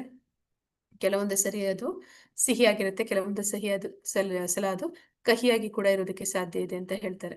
ಅಂದ್ರೆ ನಾವು ಮಾಡುವಂತಹ ಧರ್ಮ, ಅದಕ್ಕೆ ಗಳಿಸುವಂತಹ ಹಣ ಗಳಿಸ್ಬೇಕು, ಮತ್ತೆ ಆಸೆಗಳು ಈಡೇರಿಸ್ಕೊಳ್ಬೇಕು, ಕೊನೆಗೆ ಮೋಕ್ಷ ಅಂದ್ರೆ ಇಲ್ಲಿ ಸಾಕು ಅನ್ನುವಂಥದ್ದು, ವೈರಾಗ್ಯವನ್ನ ಬೆಳೆಸ್ಕೊಳ್ಳುವಂಥದ್ದು.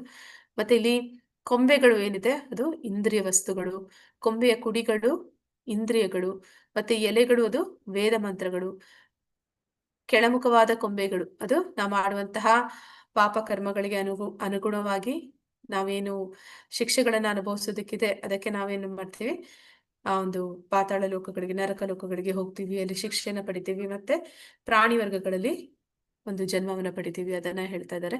ಮತ್ತೆ ಇಲ್ಲಿ ಅಸಂಗ ಶಸ್ತ್ರೇಣ ದೃಢೇನ ಚಿತ್ವ, ಮನುಷ್ಯನು ದೃಢ ಮನಸ್ಸಿನಿಂದ ಅನಾಸಕ್ತಿಯ ಶಸ್ತ್ರದಿಂದ ದೃಢವಾದ ಬೇರಿರುವ ಈ ಮರವನ್ನು ಕಡಿದು ಹಾಕಬೇಕು.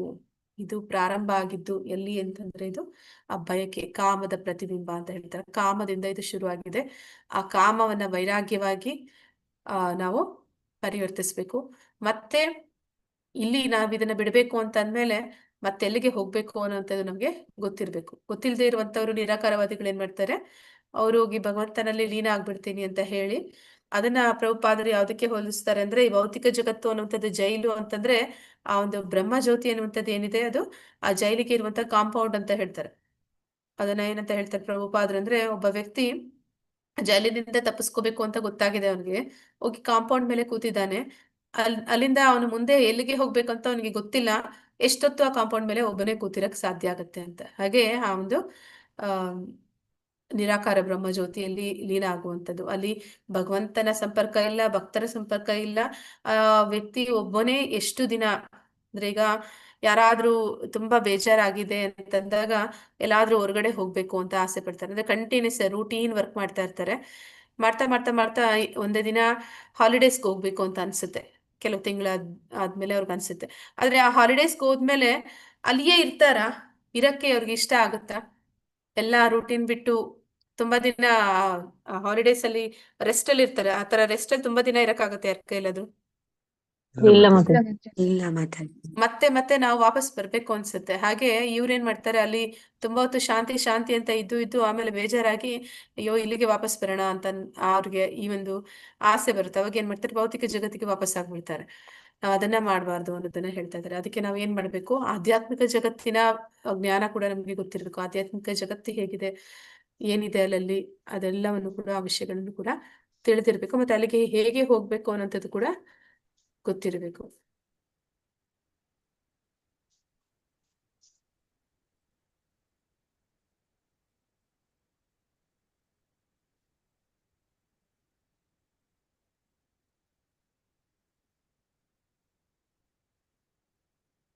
ಹರಿ ಕೃಷ್ಣ. ಯಾರಾದ್ರೂ ಹೋಗ್ತೀರಾ?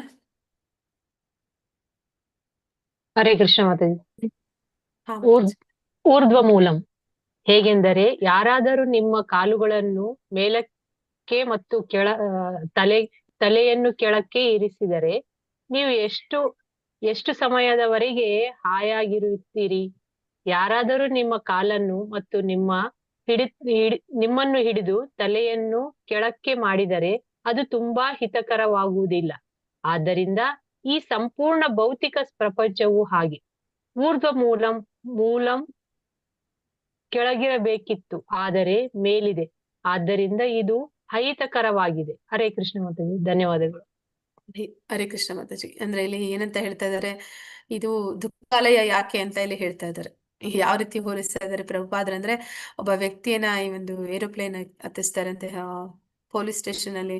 ಅವ್ರ ಕಾಲಿಗೆ ಕಟ್ಟಿ ಅವ್ರನ್ನ ನೇತಾಡ್ತಾರೆ ಸರ್. ಆ ರೀತಿ ಈ ಒಂದು ಭೌತಿಕ ಜಗತ್ತು ಅನ್ನುವಂಥದ್ದು. ಇಲ್ಲಿ ತಲೆ ಕೆಳಗಡೆ ಕಾಲ್ ಮೇಲ್ಗಡೆ ಮಾಡಿ ಒಬ್ಬ ವ್ಯಕ್ತಿನ ಕಟ್ಟಾಕಿದ್ರೆ ಅವ್ನಿಗೆ ಎಷ್ಟು ಸಂತೋಷ ಆಗ್ತಾ ಇರುತ್ತೆ, ಸುಖವಾಗಿರುತ್ತಾ ಹರಿಕೃಷ್ಣ, ಇಲ್ಲ ಮಾತಾಜಿ. ಆನಂದವಾಗಿರುತ್ತಾ? ಹಾಗೆ ಈ ಭೌತಿಕ ಜಗತ್ತು ಅನ್ನುವಂಥದ್ದು ಕೂಡ ಅನ್ನೋದನ್ನಲ್ಲಿ ನಮ್ಗೆ ಅರ್ಥ ಮಾಡಿಸ್ತಾ ಇದ್ದಾರೆ. ಅಂದ್ರೆ ದುಃಖಾಲಯ ಇದು ಹೇಗೆ ಅಂತಂದ್ರೆ ಇಲ್ಲಿ ಎಲ್ಲ ತಲೆ ಕೆಳಗಾಗಿದೆ, ಎಲ್ಲವೂ ಕೂಡ ತಲೆ ಕೆಳಗಾದ ಪರಿಸ್ಥಿತಿಯಲ್ಲಿ ಇದೆ ಅನ್ನೋದನ್ನ ಇಲ್ಲಿ ಪ್ರಭುಪಾದರು ಹೇಳ್ತಿದ್ದಾರೆ.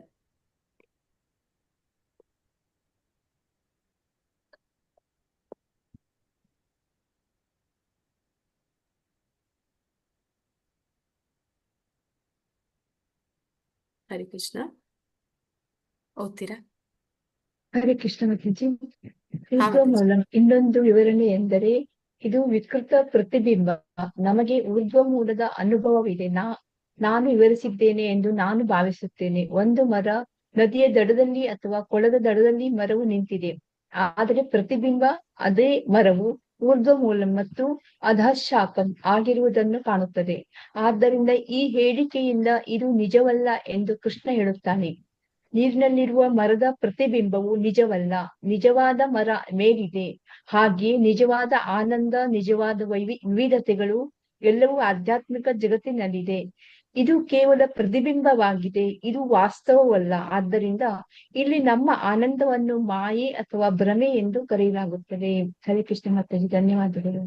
ಹರೇ ಕೃಷ್ಣ ಮಾತಾಜಿ. ಅಂದ್ರೆ ಇಲ್ಲಿ ಈ ಭೌತಿಕ ಜಗತ್ತು ಆಧ್ಯಾತ್ಮಿಕ ಜಗತ್ತಿನ ಪ್ರತಿಬಿಂಬ ಅಷ್ಟೇ. ಪ್ರತಿಬಿಂಬ ಅನ್ನುವಂಥದ್ದು ಇಮೇಜ್, ಕನ್ನಡಿ ಮುಂದೆ ನೋಡುವಂಥದ್ದು. ವಾಸ್ತವದಲ್ಲಿ ಅದು ಸತ್ಯನಾಗಿರುತ್ತಾ? ಅಂದ್ರೆ ನೀವು ಬೇರೆ, ನಿಮ್ಮ ಪ್ರತಿಬಿಂಬ ಬೇರೆ, ಹೌದಲ್ವಾ ಹರೇ ಕೃಷ್ಣ? ನಿಮ್ಮ ಪ್ರತಿಬಿಂಬನೇ ನೀವಾಗ್ತೀರಾ? ಇಲ್ಲ ಮಾತಾಜಿ, ಆಗ್ಲಿಕ್ಕೆ ಹಾಗೆ ಸಾಧ್ಯ ಇಲ್ಲ. ಹಾಗೆ ಈ ಪ್ರತಿಬಿಂಬ ಏನಿದೆ ಆಧ್ಯಾತ್ಮಿಕ ಜಗತ್ತಿನ ಆನಂದ ಅನ್ನುವಂಥದ್ದು ಹುಡುಕಿನೇ ನಾವಿಲ್ಲಿ ಬಂದಿರುವಂಥದ್ದು, ಎಂಜಾಯ್ ಮಾಡಕ್ಕೆ ಬಂದಿರುವಂಥದ್ದು, ಹೌದಲ್ವಾ? ಭೌತಿಕ ಜಗತ್ತಿಗೆ ಬಂದಿರೋರ ಉದ್ದೇಶ ಏನು? ಎಂಜಾಯ್ ಮಾಡೋದಲ್ವಾ? ಹಾ ಮಾತಾಜಿ. ಸ್ವತಂತ್ರವಾಗಿರ್ಲಿಕ್ಕೆ ಮಾತಾಜಿ. ಹೌದು ಹಾ. ಮಾತಾಜಿ. ಆದ್ರೆ ನಿಜವಾಗ್ಲೂ ಅವ್ರು ಸ್ವತಂತ್ರವಾಗಿದ್ದಾರಾ? ಅವ್ರು ಯಾರ ಮೇಲೂ ಡಿಪೆಂಡ್ ಆಗ್ತಿಲ್ವಾ? ಡಿಪೆಂಡೆಂಟ್ ಆಗ್ತಾರೆ ಮಾತಾಜಿ. ನೇಮಾಧೀನರಾಗಿದ್ದಾರೆ. ಇಡೀ ಅಧ್ಯಾಯ ಈಗ ನಾವು ನೋಡಿದ್ದೆಲ್ಲ ನೋಡ್ತಾ ಇದೀವಿ. ನಾವೆಲ್ಲಾ ಕಡೆ ಅಂದ್ರೆ ನಾನು ಉಸಿರಾಡೋದಕ್ಕಾಗ್ಲಿ, ನಾನು ಬದುಕಿರೋದಕ್ಕಾಗ್ಲಿ, ನಾನು ಆಹಾರ ಸೇವನೆಗಾಗ್ಲಿ, ಅಥವಾ ನಾನು ಇನ್ನೇನೇ ಮಾಡೋದಕ್ಕಾಗ್ಲಿ ನಾನು ಪರಿಪೂರ್ಣವಾಗಿ ಭಗವಂತನ ಮೇಲೆ ಡಿಪೆಂಡ್ ಆಗಿದ್ದೀನಿ. ನನಗೆ ಡಿಪೆಂಡ್ ಗೊತ್ತಿಲ್ಲ, ನಾನು ಆಗಿದ್ದಾರೆ. ಅದನ್ನ ಒಪ್ಪುತ್ತಾ ಇಲ್ಲ, ಆದ್ರೂ ಕೂಡ ನಾನು ವಾಸ್ತವದಲ್ಲಿ ಭಗವಂತನ ಮೇಲೆ ಡಿಪೆಂಡ್ ಆಗಿದ್ದೀನಿ. ಮತ್ತೆ ಇಲ್ಲಿ ನಾನು ಏನು ಆನಂದ ಅನುಭವಿಸ್ಬೇಕು ಅಂತ ಬಂದಿದ್ದೀನಿ ಅದು ಸುಳ್ಳು. ಅಂದ್ರೆ ಇಲ್ಲಿ ಛಾಯೆ, ಮಾಯೆ ಅಂತ ಇಲ್ಲಿ ಹೇಳ್ತಾ ಇದ್ದಾರೆ. ಏನು ಅಂತಂದ್ರೆ ಈ ಒಂದು ಆ, ಮರಳುಗಾಡಿನಲ್ಲಿ ಆ ಒಂದು ನೀರನ್ನ ಹುಡುಕ್ತಾ ಹೋಗ್ತಾರೆ ಅಂತ ಹೇಳ್ತಾರೆ. ಏನಂತ ಹೇಳ್ತಾರೆ ಅದನ್ನ? ಓಎಸಿಸ್ ಅಂತ ಹೇಳ್ತಾರೆ. ಅದು ನಿಜವಾಗ್ಲೂ ಕೂಡ ಮರೀಚಿಕೆ ಅಂತ ಹೇಳ್ತಾರೆ ಮರೀಚಿಕೆ, ಮರೀಚಿಕೆ. ಹಾಗೆ ನಾವು ಇಲ್ಲಿ ಹುಡುಕ್ತಾ ಇರುವಂತದ್ದು ಆನಂದ ಅನ್ನುವಂಥದ್ದು ಇಲ್ಲಿ ನಮ್ಗೆಲ್ಲರಿಗೂ ಕೂಡ ಅದು ಮರೀಚಿಕೆ ಇದ್ದ ಹಾಗೆ. ಆದ್ರೂ ನಾವು ಪ್ರಯತ್ನ ಬಿಟ್ಟಿಲ್ಲ. ಏನೋ ಒಂದು ಆನಂದ ಇದೆ ಇದೆ ಇದೆ ಇದೆ ಅಂತ ಹುಡ್ಕೋ ಪ್ರಯತ್ನದಲ್ಲಿ ಇದೀವಿ. ಆದ್ರೆ ಇಲ್ಲಿ ನಿಜವಾದ ಆನಂದ ಅನ್ನುವಂಥದ್ದು ಇರೋದಕ್ಕೆ ಸಾಧ್ಯ ಇಲ್ಲ. ಯಾಕಂದ್ರೆ ಇದು ನಿಜವಾದದ್ದು ಅಲ್ಲ, ಇದು ಬರೀ ಛಾಯೆ ಅಷ್ಟೆ. ಇಲ್ಲಿ ನನಗೆ ಆ ಒಂದು ಆನಂದ ಅನ್ನುವಂಥದ್ದು ಅಥವಾ ವೈವಿಧ್ಯತೆ ಅನ್ನುವಂಥದ್ದು ಅಂದ್ರೆ ಆ ನಿಜವಾದ ಜೀವನ ಅನ್ನುವಂಥದ್ದು, ಬದುಕು ಅನ್ನುವಂಥದ್ದು ಇಲ್ಲಿ ನನಗೆ ಅದು ಸಿಗೋದಿಕ್ಕೆ ಸಾಧ್ಯ ಇಲ್ಲ. ಅದನ್ನ ಇಲ್ಲಿ ಹೇಳ್ತಾ ಇದ್ದಾರೆ. ಇದು ಒಂದು ಭ್ರಮೆ ಅಷ್ಟೇ ಅನ್ನೋದನ್ನ ಇಲ್ಲಿ ತಿಳಿಸ್ತಾ ಇದ್ದಾರೆ. ನಿಜವಾದ ಆನಂದ ಇರುವಂತದ್ದು ಅದು ಆಧ್ಯಾತ್ಮಿಕ ಜಗತ್ತಿನಲ್ಲಿ. ಹರೇ ಕೃಷ್ಣ. ಹರೇ ಕೃಷ್ಣ ಮಾತಾಜಿ. ಹಾ ಮಾತಾಜಿ. ನಿರ್ಮಾಣ ಮೋಹಾಜಿತ ಸಂಗ ದೋಷ ಆಧ್ಯಾತ್ಮ ನಿತ್ಯ ವಿನಿವೃತ್ತ ಕಾಮಾ ದ್ವಂದ್ವೈರ್ಮುಕ್ತಾ ಸುಖ ದುಃಖ ಸಂಜ್ಞೈ ಗಚ್ಚಂತ ಮೂಢಾ ಪತಮಂ ವಿಯಂತಿ. ಹರೇ ಕೃಷ್ಣ ಮಾತಾಜಿ, ಧನ್ಯವಾದಗಳು. ಹರೇ ಕೃಷ್ಣ ಮಾತಾಜಿ. ಓದ್ತೀರಾ ಯಾರಾದ್ರು? ಹರೇ ಕೃಷ್ಣ ಮಾತಾಜಿ. ಕೃಷ್ಣ ಮಾತಾಜಿ. ಹಾ ಮಾತಾಜಿ. ಓದ್ತೀರಾ ಸುಳ್ಳು ಮಾತಾಜಿ? ಹೇಳಿ ಮಾತಾಜಿ. ಓದ್ಲಾ ಮಾತಾಜಿ? ಸುಳ್ಳು ಹಾ ಮಾತಾಜಿ. ಪ್ರತಿಷ್ಠೆಯಿಂದ ಸುಳ್ಳು ಮೋಹದಿಂದ ಮತ್ತು ಪ್ರತಿಷ್ಠೆಯಿಂದ ಸುಳ್ಳು ಮೋಹದಿಂದ ಸಂಗದಿಂದ ಮುಕ್ತರಾದವರು, ನಿತ್ಯವಾದದನ್ನು ಅರಿತವರು, ಐಹಿಕ ಕಾಮವನ್ನು ತ್ಯಜಿಸಿದವರು, ಸುಖ ದುಃಖಗಳ ದ್ವಂದ್ವದಿಂದ ಬಿಡುಗಡೆಯಾದವರು ಮತ್ತು ಗೊಂದಲವಿಲ್ಲದೆ ಈ ಪರಮಪುರುಷನಿಗೆ ಶರಣಾಗುವುದು ಹೇಗೆ ಎಂಬುದನ್ನು ತಿಳಿದವರು, ಇಂತಹವರು ಈ ಶಾಶ್ವತವಾದ ರಾಜ್ಯವನ್ನು ಪಡೆಯುವರು. ಹರೇ ಕೃಷ್ಣ ಮಾತಾಜಿ, ಧನ್ಯವಾದ. ಹರೇ ಕೃಷ್ಣ ಮಾತಾಜಿ. ಅಂದ್ರೆ ಇದೆಲ್ಲವೂ ಕೂಡ ಅರ್ಹತೆಗಳು. ನಾವು ಯಾರಿಗೆ ಅರ್ಹತೆಗಳು?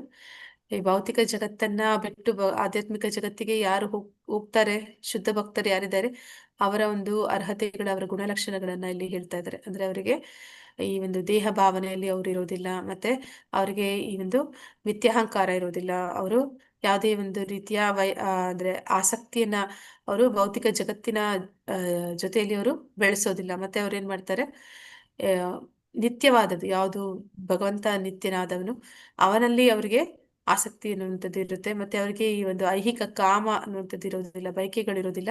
ಮತ್ತೆ ದುಃಖ ಅಥವಾ ಸುಖ ಅನ್ನುವಂಥದ್ದು ಬಂದಾಗ ಅವರು ಅದರಿಂದ ಆ ವಿಚಲಿತರಾಗೋದಿಲ್ಲ. ಮತ್ತೆ ಯಾವುದೇ ಗೊಂದಲನ ಇಟ್ಕೊಳ್ದಿರ ಅವರು ಭಗವಂತನಿಗೆ ಶರಣಾಗ್ತಾರೆ. ಅಂತವರು ಭಗವಂತನ ಧಾಮಕ್ಕೆ ಹೋಗೋದಕ್ಕೆ ಅರ್ಹತೆಯನ್ನ ಪಡಿತಾರೆ ಅನ್ನೋದನ್ನ ಇಲ್ಲಿ ಹೇಳಿದ್ದಾರೆ. ಅದನ್ನ ನಾವು ಈಗಾಗಲೇ ಓದಿದ್ದೀವಿ. ಓಕೆ, ಇಲ್ಲಿಗೆ ಇವತ್ತಿಂದು ನಿಲ್ಸೋಣ. ಬರೋ ವಾರ ಈ ಒಂದು ವಿಷಯವನ್ನ ಇನ್ನೂ ಹೆಚ್ಚು ತಿಳ್ಕೊಳ್ಳಿಕ್ಕೆ ಇದೆ. ಇಲ್ಲಿ ಒಂದು ಚಟುವಟಿಕೆ ಬರುತ್ತೆ, ಬೇಕಿದ್ರೆ ನೀವು ಅದಕ್ಕೆ ಪ್ರಿಪೇರ್ ಆಗಿ ಬರ್ಬೋದು. ಅಂದ್ರೆ ಗ್ರೂಪ್ ಡಿಸ್ಕಷನ್ ನಡೆಯುತ್ತೆ. ಓಕೆ, ಭಗವದ್ಗೀತೆ 15.7 ಮತ್ತೆ 15.15 ಶ್ಲೋಕಗಳು ಮತ್ತು ಭಾವಾರ್ಥಗಳಿಂದ ಕೃಷ್ಣ ಪ್ರಜ್ಞೆಯ ಬೋಧನೆಗೆ ಸಂಬಂಧಿಸಿದ ಮಹತ್ವದ ತಾತ್ವಿಕ ಅಂಶಗಳನ್ನ ಪಟ್ಟಿ ಮಾಡಿ. ಅದರಲ್ಲಿ ಬರುವಂತಹ ಇಂಪಾರ್ಟೆಂಟ್ ಪಾಯಿಂಟ್ಸ್ನ ನೀವು ಪ್ರಿಪೇರ್ ಆಗಿ ಬಂದ್ರೆ ಅವತ್ತು ಗ್ರೂಪ್ ಡಿಸ್ಕಷನ್ ಮಾಡ್ಬೋದು, ಮತ್ತೆ ಅದ್ರ ಬಗ್ಗೆ ಚರ್ಚೆ ಮಾಡ್ಬೋದು. ನಂತರ ಇದೇನಿದು ಶ್ರೋತ್ರಂ ಚಕ್ಷುಷ ಭಗವದ್ಗೀತೆ 14.14 ಆಗ್ಲೇ ಆಗಿದೆ. 14ನೇ ಅಧ್ಯಾಯ ಮುಗ್ದಿದೆ. ಸೊ 15ನೇ ಅಧ್ಯಾಯದ 7ನೇ ಶ್ಲೋಕ ಮತ್ತೆ 15ನೇ ಶ್ಲೋಕದ ಪ್ರಮುಖ ಏನು ತತ್ವಗಳಿದೆ, ಅದರಲ್ಲಿ ಅಂಶಗಳಿದೆ, ಅದನ್ನ ನಾವು ಪಟ್ಟಿ ಮಾಡಿ ಅದರ ಬಗ್ಗೆ ಗ್ರೂಪ್ ಡಿಸ್ಕಷನ್ ಇರುತ್ತೆ. ನೆಕ್ಸ್ಟ್ ವೀಕ್ ಇರುತ್ತೆ. ಬೇಕಿದ್ರೆ ನೀವು ಇದಕ್ಕೆ ಪ್ರಿಪೇರ್ ಆಗಿ ಬರ್ಬೋದು. ಹರೇ ಕೃಷ್ಣ. ವಾಂಛಕಲ್ಪತರುಭ್ಯಶ್ಚ ಕೃಪಾ ಸಿಂಧುಭ್ಯ ಏವ ಚ ಪತಿತನಾಂ ಪಾವನೇಭ್ಯೋ ವೈಷ್ಣವೇಭ್ಯೋ ನಮೋ ನಮಃ. ಅನಂತ ಕೋಟಿ ವೈಷ್ಣವ ವೃಂದ ಕಿ ಜೈ. ನಾಮಾಚಾರ್ಯ ಹರಿದಾಸ್ ಠಾಕೂರ್ ಕಿ ಜೈ. ಇಲ್ಲಿ ಬಂದಿರುವಂತ ಎಲ್ಲ ಭಕ್ತರಿಗೂ ಜೈ. ಹರೇ ಕೃಷ್ಣ. ಇಷ್ಟು ಹೊತ್ತು ಕೂತು ಎಲ್ಲರೂ ಕೂಡ ತಾಳ್ಮೆಯಿಂದ ಕೇಳಿದಕ್ಕಾಗಿ ತುಂಬಾ ತುಂಬಾ ಧನ್ಯವಾದಗಳು. ಹರೇ ಕೃಷ್ಣ. ಏನಾದ್ರೂ ತಪ್ಪುಗಳಿದ್ರೆ ದಯವಿಟ್ಟು ಕರೆಕ್ಟ್ ಮಾಡಿ. ನಾನೇನು ನಿಮ್ಗಿಂತ ಮುಂದೆ ಹೋಗಿದ್ದೀನಿ ಅಂತಲ್ಲ, ನಾನು ನಿಮ್ಮ ಜೊತೆಲಿ ಬರ್ತಾ ಇದ್ದೀನಿ. ನನಗೂ ಏನು ಹೆಚ್ಚು ಗೊತ್ತಿಲ್ಲ. ನಿಮ್ಗೆ ತಿಳಿದಿದ್ರೆ ನೀವು ಶೇರ್ ಮಾಡ್ಬೋದು, ಅಥವಾ ತಪ್ಪು ಹೇಳಿದ್ರೆ ಎಲ್ಲಾದ್ರೂ ಸರಿ ಮಾಡ್ಬೋದು. ಹರೇ ಕೃಷ್ಣ. ಮತ್ತೇನಾದ್ರೂ ಪ್ರಶ್ನೆಗಳಿದ್ರೆ ಅಥವಾ ನಿಮ್ದು ಏನಾದ್ರೂ ರಿಯಲೈಸೇಷನ್ಸ್ ಇದ್ರೆ ಹೇಳ್ಬೋದು. ಹರೇ ಕೃಷ್ಣ. ಮತ್ತೆ ಧನ್ಯವಾದಗಳು. ಯಾಕೆ ಹ್ಯಾಂಡ್ ಹೇಳ್ತೀರಾ?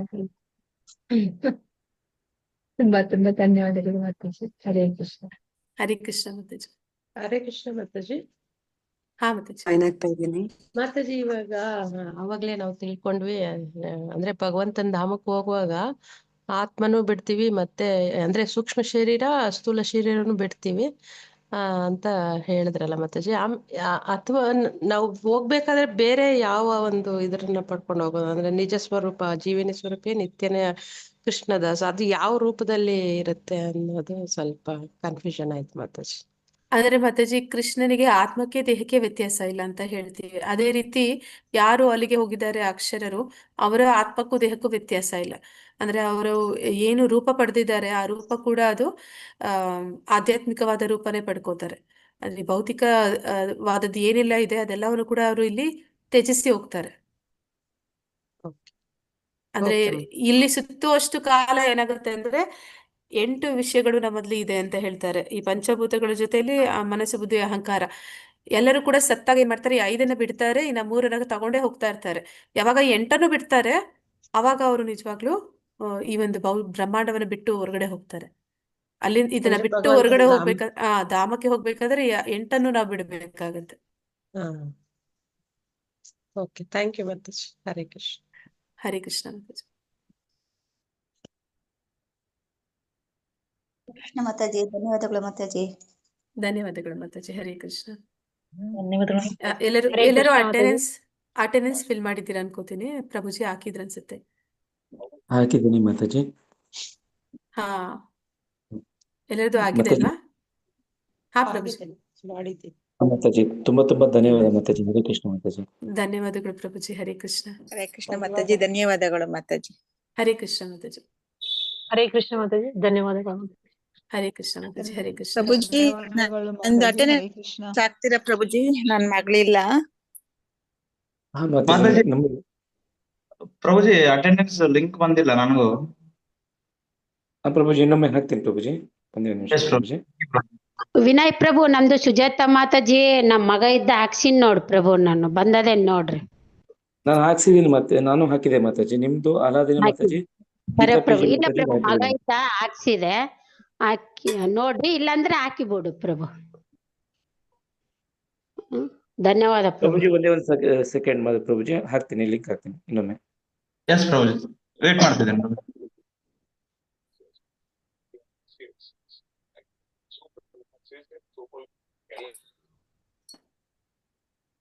Opportunity to remember the Lord. Your devotees like Kunti want to experience utter dependence on the Lord, and hence even willing to face calamities in their lives. To give benefits to us, you destroy unsteadiness caused by intoxication of faith. ಹಾಕಿದೆ ನೋಡಿ ಪ್ರಭುಜಿ, attends ಹಾಕಿ ಪ್ರಭುಜಿ. S ಪ್ರಭುಜಿ, ಈಗ ಬಂತು ಪ್ರಭುಜಿ. Thank you ಪ್ರಭುಜಿ, ಹಾಕ್ತೇನೆ ನಾನು. ಹಾ ಪ್ರಭುಜಿ. ಮಾತಾಜಿ ಯಾರು attends ಹಾಕಿ ಅಂದ್ರೆ ಇದ್ರು ಮಾತಾಜಿ, ಯಾರು ಮಾತಾಜಿ? ಪ್ರಭುಜಿ, ನಾನು ಪ್ರಭುಜಿ, ರತ್ನಮ್ಮ. ರತ್ನಮ್ಮ, ಹಾ ಮಾತಾಜಿ, ದಯವಿಟ್ಟು ನಿಮ್ಮ ನಂಬರು ಮತ್ತೆ ಹೇಳ್ತೀನಿ ಪ್ರಭುಜಿ. 81 ಹಾ ಮಾತಾಜಿ 23 ಹಾ ಮಾತಾಜಿ 28 ಹಾ ಮಾತಾಜಿ 21 ಹಾ ಮಾತಾಜಿ 20. ಊರು ಬೆಂಗಳೂರು ಯಾವ್ದು ಮಾತಾಜಿ? ಬೆಂಗಳೂರೇ ಪ್ರಭುಜಿ. ಸರಿ ಮಾತಾಜಿ, ಹಾಕಿರ್ತೀನಿ ಮಾತಾಜಿ. ಧನ್ಯವಾದ thank you Prabhuji, thank you so much Prabhuji. ಧನ್ಯವಾದ Mataji. Hare Krishna. The love of Krishna, right? So, and out of this four, Janma means higher birth, a birth in an aristocratic family is very bad, right? A person will always have a, arrogance. There are chances that if we always having a pride that I am in a very high family, I am born in a high family. Then second, Janma Aishwarya, actually, a lot of wealth has to be. Hare Krishna ಪ್ರಭುಜಿ, ಏನ್ ಮಾಡ್ಲಾ ಪ್ರಭುಜಿ?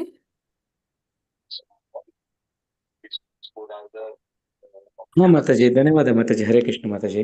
ಹರೇ ಕೃಷ್ಣ ಪ್ರಭುಜಿ, ಹರೇ ಕೃಷ್ಣ. ಎಲ್ಲರಿಗೂ ಹರೇ ಕೃಷ್ಣ.